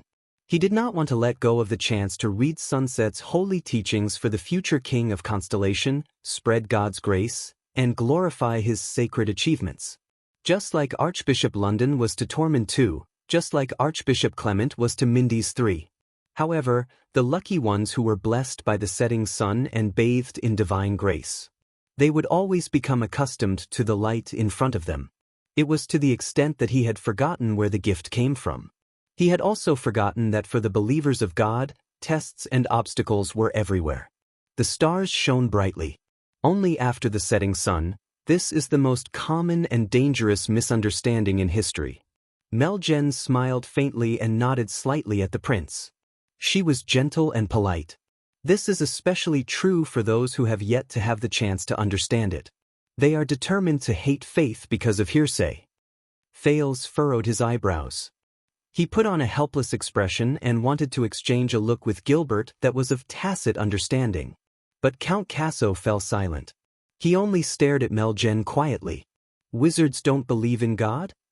Not really. Meljen's expression turned cold. Her next sentence made Thales incredibly puzzled. Of course they believe in God. They believe in God and their faith. Meljen's tone was still calm, but her words were firm and forceful. Even if they deny it many times. What? Thales blinked. I don't. It's just that the God they believe in. Meljen did not let him ask. At that moment, the priestess' voice was dark and solemn. It is an existence without form, without name, without form, without substance, but in their eyes, its power and status is greater than everything else. She said softly, "They call it magic." Thales' eyebrows twitched. Meljen clasped her hands together. Her posture was proper, but her aura was imposing. But they will occasionally use the excuse that they seek knowledge, call it rationality, pretend to believe in the truth, pretend to pursue progress, use sophistry to elevate themselves, and worship that they are supreme and unique. After she said a series of words that made Thales fall into deep thought, she remained expressionless. Does it sound familiar? Before Thales could think deeply about this sentence, Priestess Meljen's eyes lit up. But no matter how glib their tongues are, they cannot hide an indisputable fact. In the next second, her words were incredibly certain. Because magic itself is their God, their faith, their supreme principle, and it is also what their church teaches and their teachings. Thales could sense the power in her words. To a certain extent, its place in their hearts is no different from how our God is in our hearts. In fact, it might even surpass it. This unfamiliar God possesses a domineering, cruel, indifferent, and merciless power that far surpasses all the existences that have been worshipped and revered since ancient times. Meljan's tone gradually turned cold. The law is strict, and the hegemony is supreme. Those who doubt it will find it difficult to question it, and those who go against it will not be tolerated. Thales was puzzled. Are you saying that they worship the concept and principle of magic itself as a god? Meljan only snorted softly. She did not answer him directly. As for the millions of believers who were once infected and brainwashed by it, regardless of whether they are wizards or not, and whether they have the ability to control magic, they are even worse. They believe that they are the orthodox religion and denounce those who do not believe in it. They are even more fanatical than the believers of all gods and demons. They are many times more hypocritical, but they do not know it. Fanatical, hypocritical, but they do not know it. Thales was dumbfounded. But at that moment he suddenly remembered a long, long time ago, when he was still on his way to Dragon Cloud City from Black Sand region. His future was uncertain, and he was anxious. At that time, the strange doctor, Ramon, who was very interested in magic, explained it to him like this. Magic is a meaning, an attitude, a belief, and a principle of life. Thales still remembered Ramon's expression at that moment and his tone that was close to madness. This is a wizard. This is a wizard. This is the most important, brilliant, and precious chapter in the history of mankind's rise to power that has been forgotten by everyone. The priestess' words gradually became filled with praise and criticism. They are clearly cultists, but they call themselves non-believers. They clearly have their own standpoint, but they pretend to be neutral. They clearly have countless biased opinions, but they pretend to be objective. They are clearly incompetent and powerless, but they insist on believing that they are fake gods in human form who are above the world. They play with the world and enjoy the admiration of the people. At the same time, they also say in a smug manner that this is the noble attitude of pursuing the truth and researching magic. Meljan's expression tensed up. It was obvious that she was uncomfortable, but she still insisted on finishing her words. So, wizards do not only believe in their own gods, but they are also the worst and most fanatical believers. They are the servants and slaves of God who do not need to pray and repent, receive baptism, listen to the voice, perform holy tasks, or perform holy rites. They can obtain motivation from their gods and are filled with energy to the point of self-orgasm. The old priestess coughed softly. Naya quickly handed her a teacup and massaged her back gently. Servants and slaves of God who are filled with energy to the point of self-orgasm. After listening to the long string of words, Thales took a deep breath and tried hard to chase away the aloof man in blue who automatically took his place in his mind. That's it. Looks like, while he was a little surprised, Thales could not help but think in a slightly gloating manner. You have met your match. So, you want to tell me that magic as a religion is wrong, and wizards as believers are bad, and that there are countless bad consequences? Once Meljan was done resting, Thales organized his thoughts and tried hard to direct the topic of conversation towards something he was curious about. And this is why we must resist and ban magic? But against his expectations, when she was asked this question, Priestess Meljan, who seemed to be very pious and hated magic, paused for a moment. She seemed to be thinking about it, and she looked a little lost and hesitant. She cast a profound glance at the sunset outside the window. I don't know. Thales was a little dumbfounded. What do you mean? Meljan looked away and shook her head. As believers of our God, tolerance and strictness are our commandments. So, we cannot be so arbitrary. We cannot make a judgment and say that magic itself is wrong just because we see that the consequences are not harmonious. When he heard her answer, Thales was a little shocked. The old priestess rubbed her arms. While she thought about it, she said cautiously, at most, we can say that countless wizards in history, countless people who used magic and worshipped magic have done many wrong things. Meljan's thoughts seemed to have cleared up a little. She then nodded. But if so many people who worshipped magic as their creed all did wrong things? The old priestess sighed slowly. Who can say that the supreme magic itself is definitely pure and untainted, and that it is not involved? So, I do not know the answer. And I cannot mislead you. Thales felt a little dizzy from this series of judgments that first pursued her fiercely, then gently let her off the hook. You have confused me. Meljen turned her head around and smiled apologetically at Thales. But I can find another angle. The priestess returned to her gentle and soft tone. Just as I said in the beginning, this is a field of knowledge about people. When I believe in our God, what is important is not how great and omnipotent I believe in her, even though she is, but whether I can become better after I believe in her. Can I become more beneficial to myself, others, and everything else? Meljen looked at him with a smile. Thales, I believe that God does not want us to worship them and be blindly superstitious. Instead, he wants us to look at each other with tolerance and compassion and reflect on ourselves. Do not be blindly superstitious. Thales had a strange expression on his face. These words actually came from a believer? Meljen thought about it for a while before she sighed with emotion. I believe that we believe in God so that we can become better. It is not to make God more superior. That is not our duty, and it should not be. As long as we do not misunderstand God, it will not mislead us.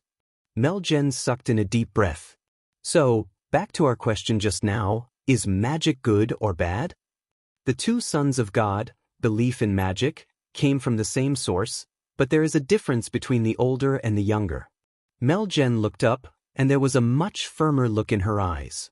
As the eldest sons of God, when we believe in God, what we should believe in is the humility, self-reflection, sincerity, and kindness that we can obtain when we are in front of God. This is the key to belief. As for the youngest sons of God in history, what they are most easily deceived by is the greed, desire, indignation, and arrogance born after they abandon God and become independent. This is the tragedy of magic. The humility and self-reflection when they are in front of God. The greed and desire to abandon God and become independent. Thales sat up straight without realizing it. Strange. These words sound very familiar.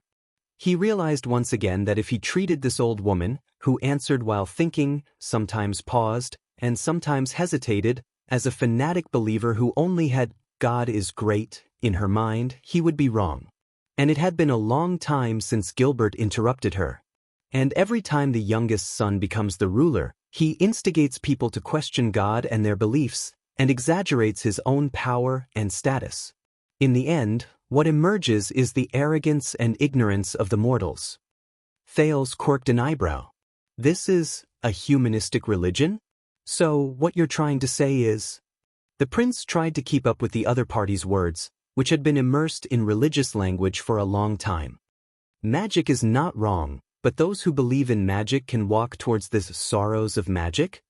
Walk towards depravity? Plant the seeds of evil? Meljen smiled. It is not just magic, my child. It is not just magic.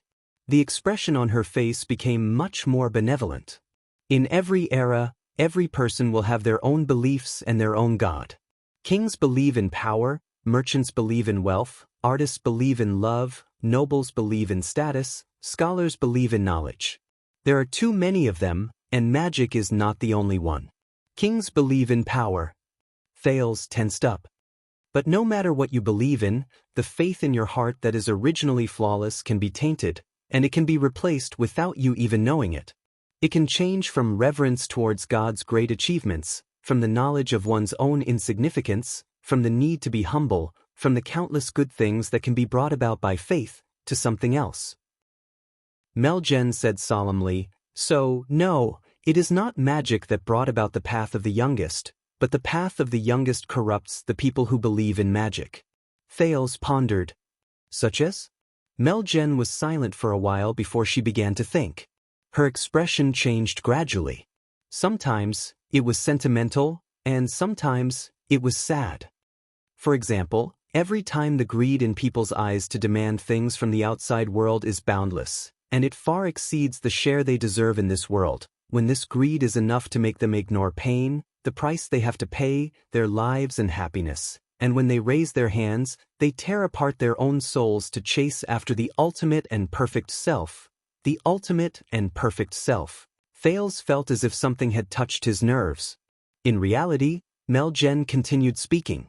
Every time, the people in the world no longer revere them, no longer glorify their beliefs, no longer admit their limits, no longer believe that there are things that they cannot reach, things that they do not know, and laws that cannot be defied. Thales suddenly remembered the first time he met Asda in the chess room on the night his fate changed. Stand above the heavens, surpass the gods, and look down on all life. The priestess words began to mix with the voice in his head, but they were incredibly clear. Every time, the people in the world no longer humbly face their own weakness and ignorance. Instead, they use it as an excuse to justify their insatiable greed. The prison of bones and the entrance to Black Prison flashed before Thales' eyes. The strange emblem that looked like a deep eye flashed in front of his eyes, along with the row of words under it. Leads to omniscience. Meljan's sigh traveled into his ears slowly. Every time, the people in the world pursue power and omnipotence at all costs. They think that this is the only beautiful and correct choice. Thales lowered his head and frowned. The strange Dr. Ramon's passionate words appeared in his memories. Magic is the sum of all knowledge, discoveries, and truths. With the advancement of magic, humans can become more perfect, greater, more improved, and closer to the truth. Meljan's sigh brought Thales back to reality.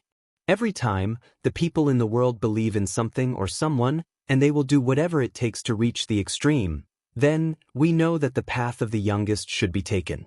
The people are not far from falling and suffering the consequences of their own actions. Meljan was silent for a while. She picked up the teacup that Nia had refilled. Thales quietly rubbed the scar on his left hand. He did not say a word. After a while, Meljan, who had finished drinking, said slowly, 2,000 years ago, the unified belief in the supreme bright God created the endless glory of the ancient empire. 1,000 years ago, the belief in the Holy Sun rose to power, and it witnessed the revival of the final empire. When she said this, yearning and respect could not help but flash in the priestess' eyes. But then her expression became gloomy. However, when the utilitarian creed of magic overshadowed the noble persistence of belief, Bright God Church collapsed on its own, and it foretold the decline and division of the ancient empire. And the wizards' insane and bottomless pursuit of power brought about the greatest crisis since ancient times. It lasted until the Battle of Eradication, when they suffered the consequences of their own actions and brought about their own destruction, marking the end of the final empire. When she said this, Meljan raised her head and looked straight at Thales. Her gaze was stern. And you, child, you have long since seen the power, terror, cruelty, and madness of those monsters. In the distance, Gilbert wanted to say something, but did not. Thales sucked in a deep breath. He felt that his thoughts were in a mess. Calamities? Meljan observed him and nodded slowly. Calamities. And that is just one of the consequences of their actions, even though it is the worst. Even though he had obtained the answer countless times from the hints given by Ramon, Asda, and the ancient books, when the authoritative church in this world told him so openly, Thales realized that he still could not get used to it. The young duke remembered the night of dragon's blood, and the scent of blood that had once faded seemed to return to his nose again. It made him feel nauseous. Remember, this is the path of the youngest. It is born of arrogance, and after experiencing countless things, it will finally lead to regret. It is the favorite of demons, the darling of evil, the cradle of calamities, and the starting point of misfortune. Meljan's tone suddenly became tense. And Thales, you have to be even more vigilant. The prince was slightly shocked. Me? Meljan said sternly, because the path of the youngest has countless forms of harm. It will take on many forms, change names, and change forms. It will appear in various eras, and it will linger on like a shadow. Those who seize power will talk about survival, those who pursue benefits will talk about prosperity, those who indulge in lust will sing about freedom, those who seek status will use dignity as an excuse, and those who seek knowledge will use curiosity. Those who are blinded by a single leaf will bring about their own destruction. This is definitely not just an example of magic. Meljan paused for a moment. Thales sucked in a deep breath and tried hard to clear his chaotic feelings. He seized logic. But, based on what you said, Madam Priestess, Could it be that your belief in your god will not become a victim of the path of the youngest? Meljan's expression changed slightly. Thales observed the man's reaction. For example, the people of the current era believe in the sunset goddess, so much so that they blindly believe in her and are fanatical about her. They will suppress those who oppose them at all costs, and they will go to extremes. Furthermore, your statement right now and your resolute answer have fallen into the trap of the path of the youngest, haven't they? The old priestess was silent. But against his expectations, Thales saw Meljan's expression turn a little gloomy, even though he thought that she was going to avoid the main point and use clever words to defend herself. Of course. Beside the priestess, Nia listened very seriously. Thales did not doubt that if she was given a pen, she would immediately start taking notes. It would be detailed and comprehensive, and she might even have her thoughts on the important points. Meljan sighed softly. Even though I do not want to mention it, yes, you are right. Thales frowned. During the years when our ancestors fought against magic, wizards, and the path of the youngest, Bright God Church, which spread far and wide, once recruited the temple guards to punish heretics. The generous and selfless Church of the Holy Sun also set up a court to correct bad habits and correct beliefs. Meljan's expression was solemn, and her gaze was wary. Fanatical believers do not care about bottom lines. They only care about their stance when they reject others. They suppress the remaining voices and believe that they are the only one in the world. The methods they use are also incredibly sinister, and they do everything they can. They are useless when spreading their religion, and their efforts are futile. They also make countless enemies, and their infamy spreads far and wide. In the end, they lose themselves, and their sins are grave. Meljan raised her head solemnly, as if the thing that pressed down on her shoulders was not the priestess robe, but a heavy history. That is the ugliest and most unbearable page in the history of belief and the Church.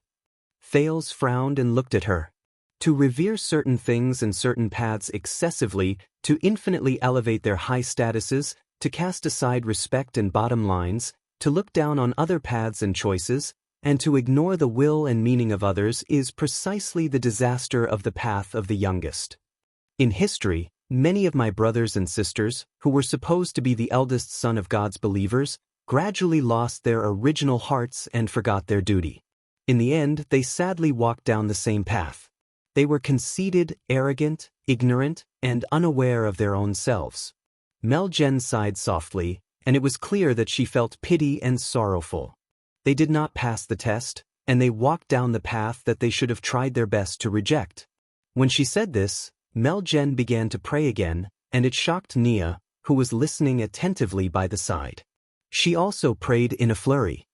Gods are perfect by nature, so perfect that they can even tolerate imperfections, such as their believers. Gods have limitless power, the priestess continued. But it does not mean that those who believe in them also have limitless power and supreme authority. They act on behalf of the heavens and speak for God.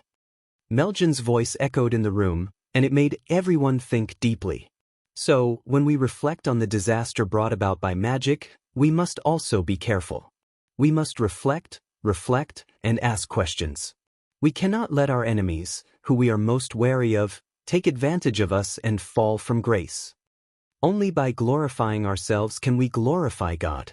If we believe too much in gods, it will be easy for us to lose ourselves. Meljan finished praying and did not speak anymore. As if everything had come to an end, the room was silent for a long time. Thales tried his best to get rid of the heaviness in his emotions and think of something lighter. Interesting. He curled up the corners of his lips. So, based on what Priestess Meljan said just now, not only can I not believe in God, I cannot believe in God too much. If I don't believe in God, my world will forever be missing a part. But if I believe in God too much, the path of the youngest will be waiting for me. So, what is God? A tsundere.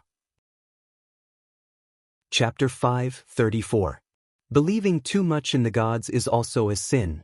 This saying, Thales sucked in a deep breath and asked this teasing and irreverent joke in an appropriate manner. Priestess Meljan, does your goddess agree? However, Meljan laughed. Her tone was relaxed. An excellent teacher will not like a student who respects him above all, thinks his life is his, borrows his power, and hopes that he will save them without realizing it or improving at all. Meljen cast a glance at Gilbert in a manner that was neither light nor heavy. Gilbert, who was already numb, could not even be bothered to change his expression anymore.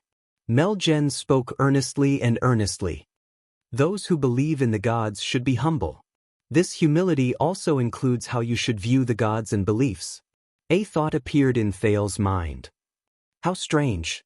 That familiar feeling from before is here again. Then magic and wizards. Thales tried hard to recall his original intentions. He also tried hard to steer the topic back to what he was interested in.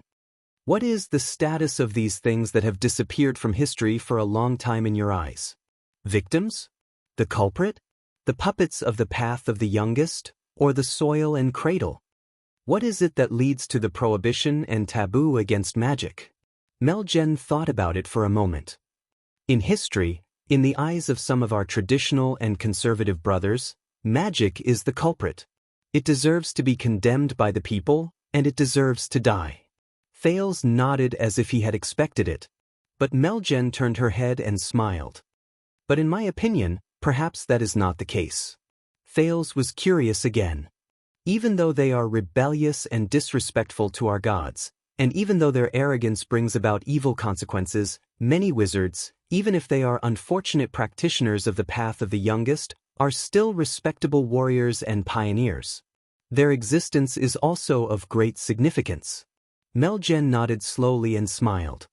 Their confidence, arrogance, and reluctance to investigate did not just affect themselves. I believe that the appearance of magic is the intention and gift of the gods. Thales was stunned for a moment. He glared at her and blew at the hair on his forehead. Beside him, Nia almost laughed, but the clever little nun managed to turn it into a cough in time. More importantly, they also affected us, the firstborn of God. Meljen did not care about the prince's expression. She looked around the main study room in Mindy's hall and sighed. Look at the name of our class, theology. But you know what? A long time ago, any church had no theology. In the eyes of many brothers and sisters at that time, God was omnipotent, and all they had to do was carry it out. What was the point of studying theology? Thales suddenly realized something. It was only when the mages gained power and magic ruled the world that countless problems from the Three Towers, which could be considered a few organizations among the mages, began to threaten our existence. How did the gods receive faith? What is God? Why does God exist? Megan's words were very calm. But Thales took a deep breath.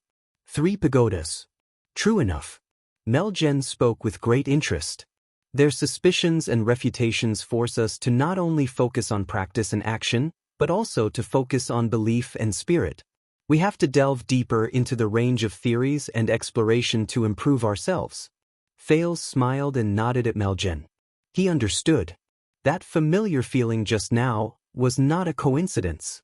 Humility, reflection, vigilance. That was the familiarity that Asda felt when he was lecturing.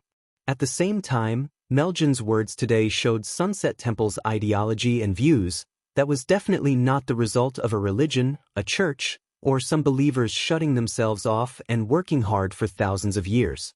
Instead, it was the result and product of countless capable people who were motivated and worked hard for thousands of years while facing the challenges from the mages. Thales bit his lower lip gently. It was just as the old crow said, just like how Extet and Constellation influenced each other and shaped each other during their long confrontations. Magic. Over thousands of years, they were also one of the heroes who shaped faith, the church, and the temple into their current state while they fought and stood against each other. But that was not all. Meljen continued to speak. This is just an example. It is precisely because the path of the youngest is not only born from magic, but also from the church. Hence, every time magic and mages flourish, and every time faith and the temple decline, it will prompt the knowledgeable people in the church to start reflecting. It will prompt them to let go of their prejudices and stubbornness, cast aside their conservative ways and form, and truly listen to the oracle with devotion. Priestess Meljen looked straight at Thales. Reflect on yourself. Reform the church. Seize opportunities. Meljen spoke in a profound manner. Just like the sacred priestess Jade from 1,000 years ago. After she was ravaged and raped by the army, she hung herself in the dilapidated church. She saw Holy Son Errol's mysterious message and asked her to stop the steed of Kessel VI, who was later known as the Emperor of Poison, at the risk of being beheaded. Just like the prophet Mahathir from 700 years ago. When he was dying on the battlefield after the calamity wreaked havoc, he heard sunset goddesses decree and extended a helping hand to find his fated king of Renaissance. When he heard this, Thales noticed that Gilbert's expression had turned sour again while he was listening by the side. So, even when magic was prevalent, the mages controlled the court, monopolized knowledge, and looked down on the rest, even when the path of the youngest was the most respected, and it was powerful and domineering, Meljen's expression was rather touched. The believers of God still held fast to their faith. They cleaned up the dilapidated churches and temples, all so that the humans, who were so confident and arrogant that they became blind and impulsive, had one more choice. Hence, after Bright God Church came the Church of Holy Sun, and after the Battle of Eradication came Sunset Temple. Thales did not pay attention to the old priestess expression. Instead, he shifted his gaze to Nun Nia. The prince curled his lips and flashed her a bright smile. The young nun noticed the prince's smile. She shuddered slightly and instinctively turned around to avoid it, revealing her red ears. But that was enough. Thales' gaze moved past Nia and landed on the luggage on the ground, which was revealed after she turned around. It was an ancient metal nameplate that belonged to King Anzac's tomb. Thales curled up the corners of his lips. He did not care about the fact that it made Nia even more flustered. Over the past thousands of years, the kingdom's secret intelligence department was not the only one who kept traces of magic and wizards after the world cleansing project. It also included their greatest enemy. So, Thales, what is magic? Thales was momentarily lost in his thoughts and did not pay attention to it. But fortunately, the kind Meljen did not ask him to answer. Magic is a mirror. It brings disaster through the path of the youngest. It makes us realize its absurdity and the wrong path we might take. It forces us to face our own weaknesses, discover our better selves, and return to the path of the eldest. As I said, the path of the eldest and the youngest depend on each other and prove their importance to each other. Just like what Meljen said, magic is like a mirror. Similarly, faith and churches are also the mirror of magic. They reflect, display, and retain the marks of their old enemy of 1,000 years. Isn't that so? When he thought of this, Thales looked at the luggage behind Nia and the outline of the ancient nameplate. His smile became even more sincere. Nia avoided the prince's unscrupulous gaze. She bent down stiffly and picked up the teapot with trembling hands to refill Meljen's cup of tea, which was already very full. Meljen's voice rose again. In fact, the sorrow of magic is a trial that we must go through. It is the bitter fruit that is naturally born when we are immersed in our own sins for a long time without realizing it. It is the wrath and punishment of the gods when we betray the true meaning of our faith, misinterpret the God's will, ignore our own glory, and fall into the trap of the path of the youngest. This is what it means to us and perhaps to the world. When she said this, Meljen could not help but sigh. The path of faith is not always smooth. Everyone will encounter setbacks, and every era will sink into darkness. But we believe that every setback is just a test from the gods to strengthen our faith and loyalty. They are the ones who encourage the conflict between the young and old to show us the path that humans should take. To the believers of the gods, faith is always in danger, doubts are always present, and conflicts between the young and the old are always present. She looked at the setting sun outside the window and said gratefully, "But as long as the flame of the eldest is not extinguished, the disaster of the youngest will eventually come to an end." The room returned to silence. The sky outside the window gradually darkened. Dusk was approaching. "Priestess Meljen, I have to say this." Thales suddenly spoke with half sincerity, and the other half was deliberate. "What you said today is indeed thought-provoking, and it will leave a lasting impression on me. Meljen smiled and bowed politely to Thales. If I can inspire you even a little, it will be my fortune, and it will also be a gift from the goddess. Thales nodded gratefully. So, if I have any doubts in the future, I can go to Sunset Temple and ask for your guidance in person? Asterisk crack. Asterisk everyone in the room was startled. It was Naya. She had broken a teacup at some point in time, and she was picking it up from the ground in a flurry. Her ears behind the veil were extremely red. The people in the room had extraordinary self-restraint. The three of them only glanced at her before they looked away, as if they did not see her. It is my honor, Your Highness. Sunset Goddess accepts every believer who wants to get close to her. Meljen seemed to be in a good mood. You are welcome to visit me at any time. You don't even need to invite me in advance. I will have Naya receive you. The three of them looked away again. Naya had pricked her finger when she was picking up the shards on the carpet. She covered her wound and looked up at Meljen with tears in her eyes, as if she had been wronged. Meljen glared at the young nun in displeasure, and the latter quickly stood up nervously. Then, the old priestess coughed and stood up. She returned to her amiable state. Let's call it a day. Thales stood up as well, and his smile remained the same. So soon? That's great. Meljen smiled and pointed at the sky. The setting sun has passed, and dark night is about to arrive. Her tone was a little profound. However, the starry sky is bright, and it foretells a myriad of things. It cannot be imagined. Thales blinked. Is this a prophecy? The kind that flatters me? Besides the prophets and messengers of God, no one can make a prophecy. Meljen smiled softly. But even if it is a prophecy, it is just a prophecy. Thales did not understand the logic behind her rambling, so he decided to just continue smiling. Besides, Madame Gines told me to give you more time to rest. This caused Thales to be slightly moved. You know Madame Gines? I know many people, Meljen said with a myriad of emotions in her voice, and I have also seen many things. However, the things that God knows and has seen will only be more. However, they only remain silent and protect the living. Thales could only smile politely again. God protects the living? The teenager pinched the scar at the center of his left palm. It was a scar that was left behind many times due to using mystic energy, and it was difficult to get rid of it. All right, if there really is a God, Thales thought in a mocking manner, then it definitely doesn't know me. After he watched Meljen and Naya leave into the distance, Gilbert slowly walked over. He stared at the shattered teacup on the ground and sighed slowly. It seems like the honorable priestess Meljen had a great harvest today. Gilbert's choice of words was polite, and his tone was appropriate. But it sounds a little sour? Thales smiled faintly. Take a guess. If I had said earlier that I wanted to visit them frequently in the temple, would she have ended her lessons earlier? Thales quirked an eyebrow. If that is the case, Gilbert looked at Thales with a thought-provoking gaze. Did you understand her lessons? Thales shrugged, raised his right hand, and rubbed the gap between his thumb and index finger. A little.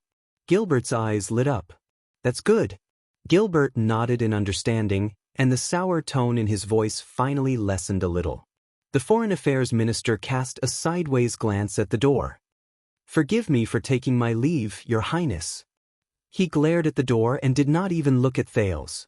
I still have to catch up and have a not-so-pleasant conversation with Priestess Meljen. Gilbert chased after his guest with a hostile expression. But Thales smiled. He sat down again and thought about what he learned from today's lesson. Your Highness? Did you do anything to that young nun? Thales looked up and noticed that it was Doyle and not the usual servants who came in to help him light up the everlasting lamp at night. Mallows, the watchman, narrowed his eyes and crossed his arms, lectured him afterward. So you said that because the servants did not come, you were forced to help His Highness light up the lamp, and the servants did not come because you sent them to light up the lamp. Doyle, don't you think that there is something wrong with your explanation? Doyle said in puzzlement. I just noticed that when she left, she kept turning around to look at you. She looked very scared, Thales frowned. I didn't do anything? Doyle lit up a lamp. He seemed to be deep in thought, and his expression slowly changed. "All right then. But that scary old lady?" Thales looked up again. As the lamp was lit up, Doyle was seen mumbling, "I was very close, and could not help but listen. You know, the eldest and the youngest depend on each other." What she said made sense, didn't it? Thales stretched his arms and curled up the corners of his lips. Made sense? When he saw that the Duke's interest had been piqued, Doyle quickly turned around to talk to him. She was quite tolerant towards that nuisance of magic. She was neither hostile nor discriminating against it. She was very gentle, and she spoke much better than the old monk my family hired. He only knew how to nag about things like, "Ancient wizards are all believers of the devil, and they summoned calamities to destroy the world." Thales thought for a while before he snorted softly. "Aside from her tone, I can't see any gentleness in her stance." Doyle was stunned. "Huh." But she did not completely deny magic. She even reflected on the church's own mistakes and said that magic and wizards are the driving force behind their improvement. As he listened to Doyle's words, Thales' expression changed several times. A few seconds later, when Doyle's voice slowly faded away, Thales spoke again. "As expected, Gilbert was right." Thales sighed. "Grammar lessons are really important." Doyle's smile froze. "What?" Thales leaned against the back of his chair and looked at the confused Doyle in front of him. He flashed a smile and said, "According to Priestess Melgen, this is no longer a matter of whether magic is good or bad." As Thales spoke, he put on a contemplative expression. "If the church and their beliefs are corrupted, it must be because they walked down the wrong path and fell into the path of the youngest." He thought about it. Similarly, if magic is beneficial, it must be because the person who uses magic has found the right path and followed the path of the eldest. Doyle rolled his eyes. "Gentle?" Thales repeated and snorted softly in a thought-provoking manner. "Truth be told, I cannot find a more unyielding attitude than this." Doyle first tried his best to understand what Thales meant. Then he put on an enlightened expression that said, "Oh, I see. That's right. Priestess Melgen is neither hostile nor discriminating against magic." Thales did not notice Doyle's expression. Instead, he said absent-mindedly, "On the contrary. She wants to use the name of the gods, to dominate magic." Thales looked out the window with a profound gaze. It was dusk, and the sun was about to disappear from the horizon. "And what leads to the prohibition and taboo of magic?" Thales recalled the question he had asked twice since the beginning of the lesson. Melgen did not answer. Is it because she's old and her memory is bad? Or is it a coincidence? Doyle blinked in bewilderment. He did not know how to flatter Thales next. But Thales ignored him. He only snorted softly and packed up the Sunset Goddess Apostle's axe that he had found for the lesson but never used. It seems like the self-cultivation of the church believers is not that simple. And I have reason to believe that if some people listen to these words, they will definitely not be happy. What the F***ck? What the F***ck? Thales' mutterings suddenly turned into loud cries of surprise. This made the people around him wary. Doyle was also shocked. "Your Highness!" Glover and Jonvald rushed into the study room with wary expressions. "Are you all right?" Doyle even ran to the prince in a few steps. He glared at Thales and pressed his hand on his sword as if he was loyal. "What happened?" Thales took a deep breath and calmed his emotions, but his face was livid. His eyes were wide open. "I'm fine." Thales raised his head. His sitting posture was very unnatural. "You may leave." He finished his sentence with a gloomy expression. Glover and Jonvald breathed a sigh of relief. They scanned the study, then checked the windows and bookshelves, including the ridiculously large eternal oil clock. Only then did they prepare to leave warily. Are you sure?" But Doyle's attention was on Thales. He looked nervous. "Your Highness, you don't look too good. Is there anything I can do for you?" Thales sucked in another breath. "Yes," Thales said through gritted teeth, his face full of pain. He gritted his teeth and said, "A strand of hair in my pants is tied up by an important organ. It hurts." Thales glared at him and hissed in a suppressed voice, You're right. Can you help me? The room was quiet for a second. Of course, no problem. Doyle, who was in a hurry to claim credit, did not pay attention to what the prince said. He also did not notice the gloomy atmosphere around the prince. He walked forward with a proud expression, but he was suddenly dragged back by Glover. Glover stuttered for a few seconds before he said hesitantly, "Then, we will not disturb you." Even Zombie's unchanging expression was a little awkward at that moment. "We will leave. Give His Highness some personal space." Thales smiled stiffly and waved his hand stiffly. Doyle only reacted then. He smiled embarrassedly while equally awkward. He could not help but glance at Thales' body under the study table. "Okay. Then, be careful when you deal with it yourself. If there is a need, we can—" Before the reluctant Doyle could finish speaking, Glover and Jonvald each grabbed him by the arms, lifted his feet off the ground, and carried him out of the study while facing Thales.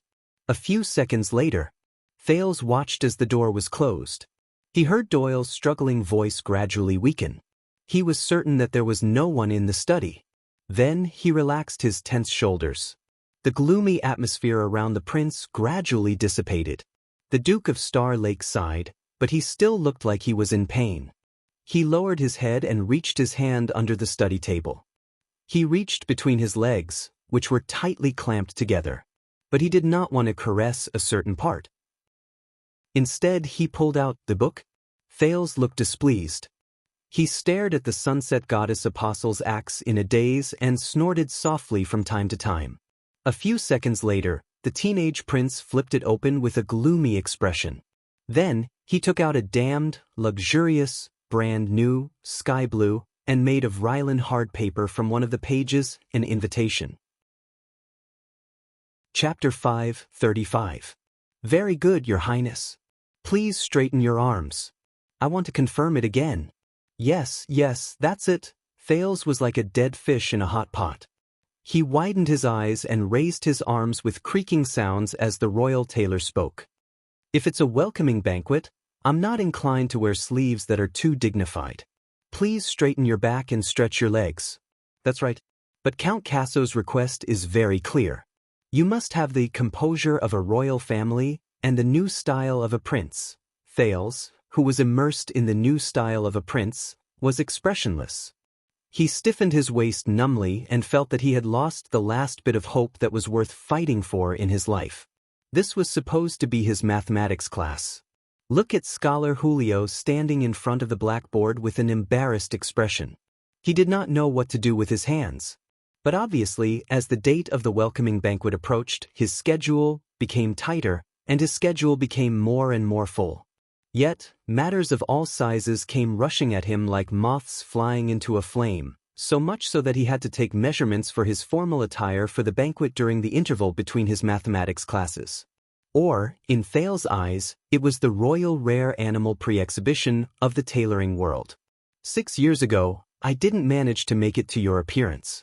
In the end, you wore that outfit and stood in the Hall of Stars, causing you to be looked down upon by those arrogant dukes and counts. Sigh, my heart ached when I saw that. In the end, when I went back, all my peers congratulated me. Oh my, the prince's new style is great. Tisk, it's hilarious. I had to explain for a long time that it wasn't a new work. It was just an old style that was used. I didn't manage to make it to the second prince's outfit, but who can blame me? After all, you were going to appear as the royal family's surprise, and it was very important to keep it a secret. Thales did not like the tailor's measurements. It gave him the illusion that his every move was controlled, that he was under pressure, and that he was not free, as if he was not in that situation before. When his personal tailor was a certain greasy old man who liked to plant thick hair covers and thick hair oil on his head for a long period of time, the feeling was even more unforgettable and intense. But I can assure you, Your Highness, this time, with me around, you'll definitely be the main character of the banquet. You'll be even more stunning than Princess Saoirse's wedding.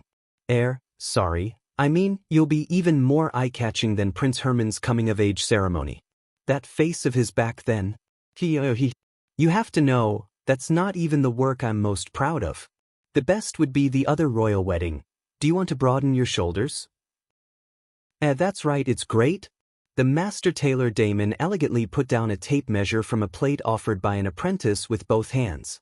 Then, he picked up a hard ruler from the plate of another apprentice who was trembling from the sight of the prince.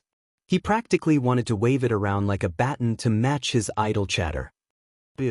Originally, I didn't really want to boast, but since your highness has condescended to ask, Thales dared to swear on little rascal's name that he did not ask, I'm embarrassed to avoid answering.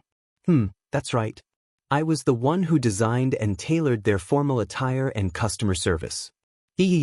Actually, it's not something worth mentioning. My work is my work.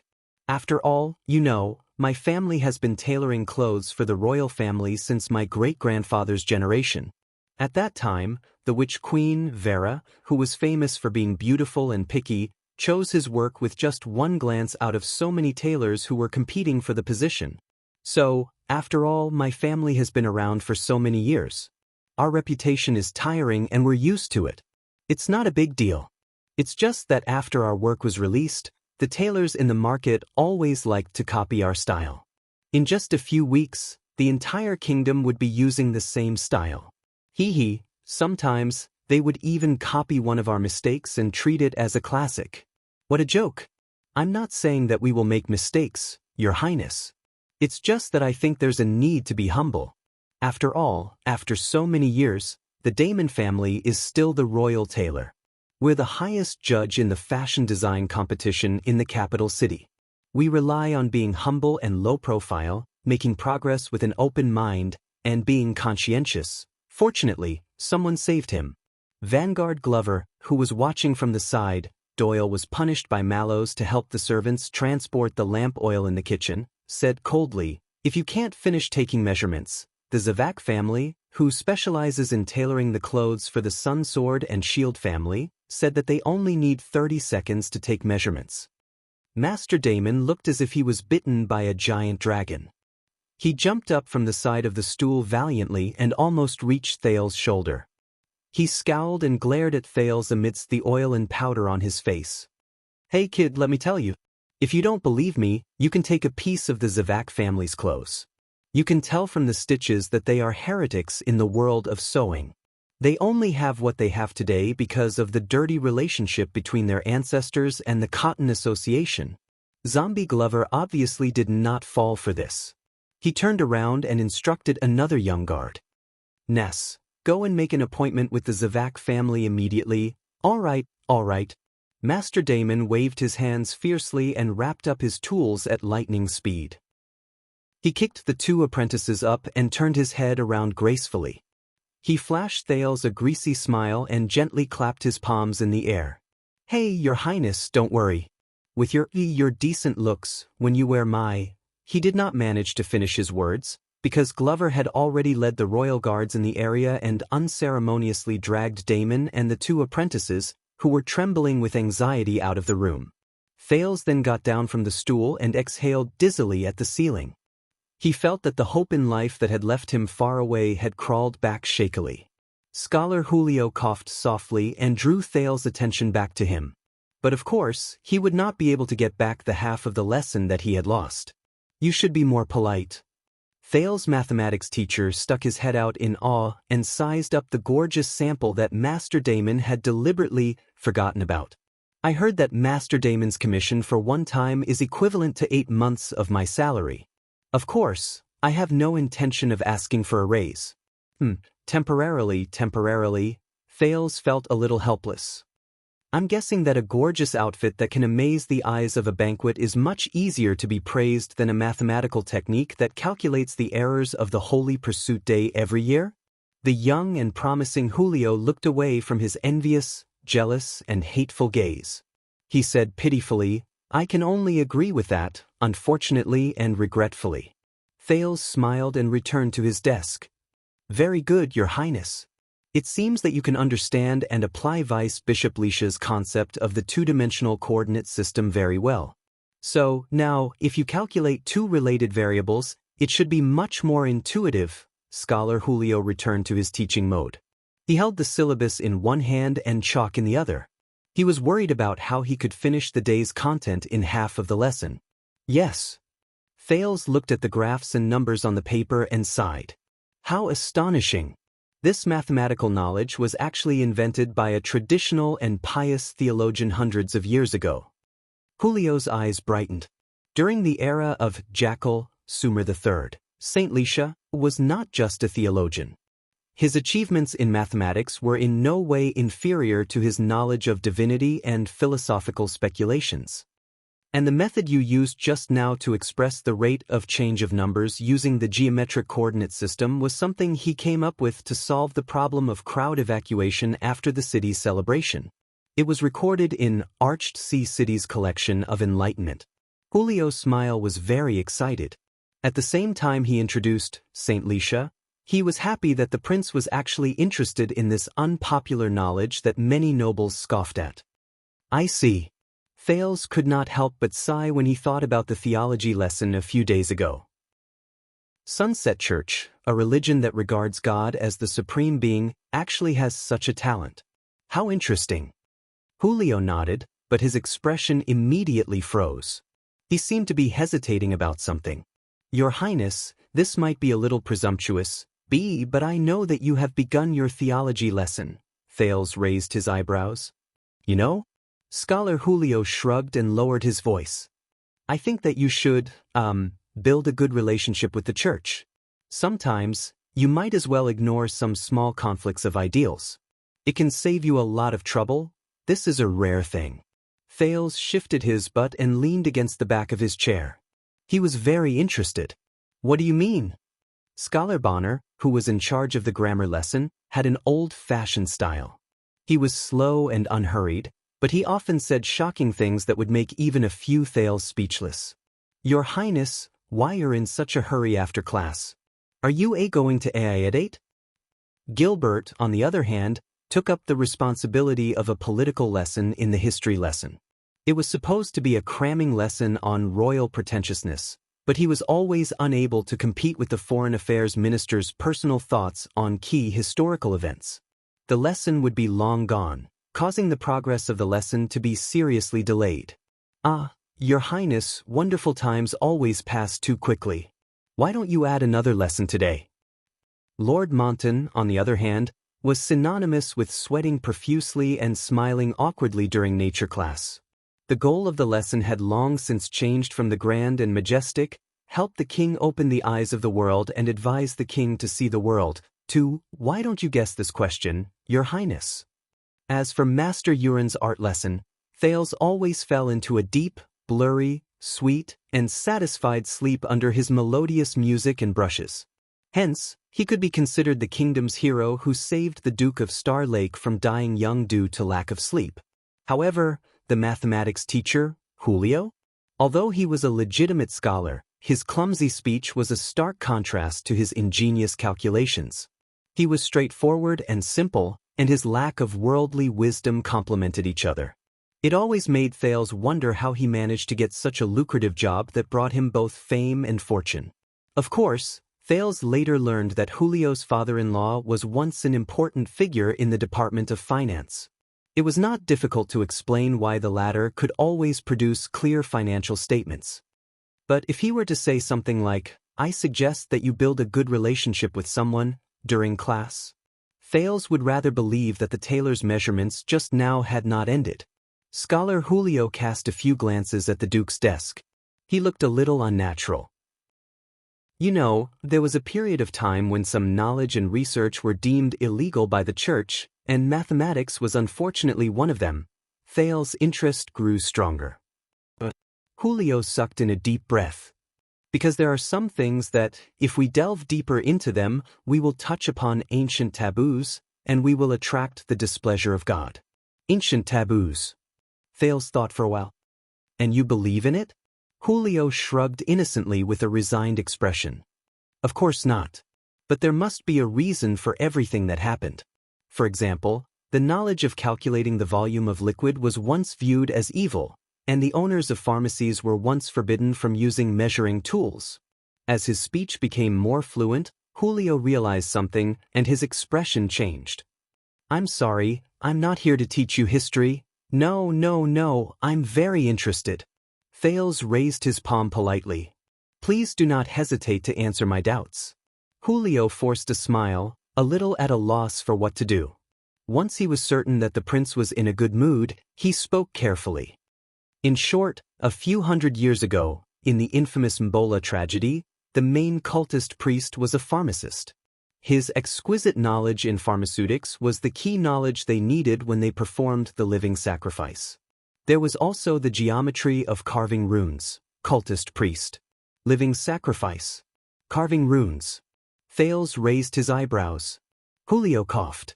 Since then, pharmaceutics and geometry became infamous along with the legends of witches, demons, and evil gods. What does that have to do with my theology class? Julio was stunned for a moment before he remembered what he wanted to say. Oh, thank you for reminding me. I almost forgot the main topic. In short, at that time, the church, including Sunset Goddess, was still, traditional. For a long time, the scholars did not have a good time, even in Dragon Kiss Academy. If there was a competition of speaking long sentences in a halting manner, Thales felt that his father's masked protector should be able to come out on top. But Yodel could not let his guard down, because if they were to compete in long sentences outside of his field, then Scholar Julio would definitely be a strong contender for the title of champion. If they were to add, going off topic, then there was no need to ask, he would bet his entire fortune on Julio. Thales glared at him. Until people like Vicar General Saint Lisieux, who had the status of the church and the ambition to expand their knowledge, safely carried out their research. It's all thanks to their foresight that you and I can be here. Scholar Julio stared at the numbers and symbols on the paper. His gaze was gentle and tender, as if he was looking at his lover. Studying these cute formulas while standing on the accumulated knowledge of our predecessors. Julio sucked in a breath, and his expression became solemn again. So, Your Highness, there is no harm in being on good terms with the church, especially when they are at the peak of their power, even if it is not to your liking. This way, a lot of difficulties will be easily solved. Thales stared at Julio with an unprecedented and thought-provoking gaze. What about you? Julio's eyes brightened. He raised his finger and waved it at Thales, as if he was presenting a treasure. Then he pulled out a brass disciplinary chain from his chest. Look, I am a devout believer of Sunset Church, and I am also an honorary priest of Royal Light Academy's theology branch. I often go to the temple to pray, and when I return to the countryside, I often go to the church. Julio's eyes were full of smugness and flaunting. It seemed to be some kind of achievement. I study mathematics in the name of God. Thales snickered. This made Scholar Julio's expression stiffen. He did not know whether to lift or put his hands down. But Thales coughed a few times to hide his laughter. Why did you tell me specifically? Julio put down the disciplinary chain and wiped his hands on his clothes. Then, he carefully pointed at Thales' table. You have been holding that book for a few days. You almost made a handprint on the cover. Thales looked down. Pressed under his draft paper was the Sunset Apostle's Axe. The Duke of Star Lake was stunned. A few seconds later, Thales pressed his head and sighed in resignation. How could he make such a low-level mistake? Was it because he was under too much pressure after returning to Constellation? If he were in Northland and in Heroic Spirit Palace, Thales would definitely be cautious enough to change a new book every day so that he would not be easily discovered. Well, he could not say that. After all, Nicholas's intelligence was not to be underestimated. You are a smart child, Your Highness. Julio was a little worried. I mean, not many people can understand so many complicated mathematical problems at your age, not to mention that you just came back from the barbaric Northland. No offense. And people who have such thoughts are usually not satisfied with boring theological preaching and religious preaching. I know, I have experienced it, but Julio pointed at the wrinkled cover of the ancient religious book. When you want to tear the book to vent your anger, don't let anyone see it. Thales rubbed the handprint on the Apostle's Axe, which was clearly clearer than a few days ago. He was silent for a while. I just read it too seriously. Then you don't have to worry too much. This time, it was Julio's turn to worry about whether he was interfering too much with the prince's life. He lowered his head and said sheepishly, Fortunately, the current era is enlightened. In ancient times, doing this would not end well. Thales snickered. Don't worry. At least, I'm neither too young nor too old. I can be considered a prince. Huh? More than 400 years ago, alien star Herman was also the eldest son and heir of Ascension King, but he was still killed because of blasphemy. Scholar Julio's words came to an abrupt halt. Thales' smile froze. The room became quiet. A few seconds later, Julio realized what he had said. He stared at Thales in horror, then looked around in panic. Your Highness. Thales put on a stern face. Scholar Julio, have we solved this problem? Oh, of course, Your Grace, Your Highness. Why don't we end the lesson? Julio looked like he was about to cry. Thales was silent for a while before he raised his head and smiled. All right. Julio heaved a long sigh of relief. He picked up his teaching materials and tools and left in a fluster. He did not even remember that the disciplinary chain was still hanging outside his clothes. Your Grace, about what I said today, Count Casso, Thales sighed softly. Gilbert won't know. Thank you, Your Highness. Julio left while trembling. Julio's back trembled violently. Thank you as well, Thales said softly.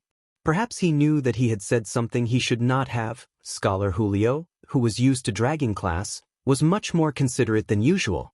He even ended class half an hour earlier. During the history lesson in the afternoon, before Gilbert rushed over to talk about the political gains and losses of the King of Blades, Thales had a rare moment of free time. Thales sat quietly in the study room.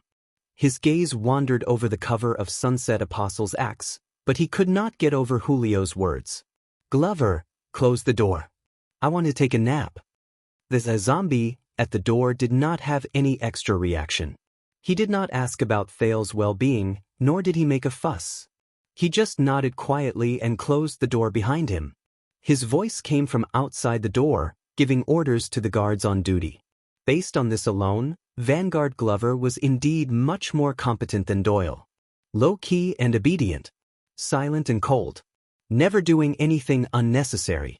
Thales thought gloomily. He was probably the type that King Kessel trusted. For some reason, when he thought of this, his heart tightened. If he had to choose, Thales still felt that it would be easier to get along with people like Doyle. But Thales sighed.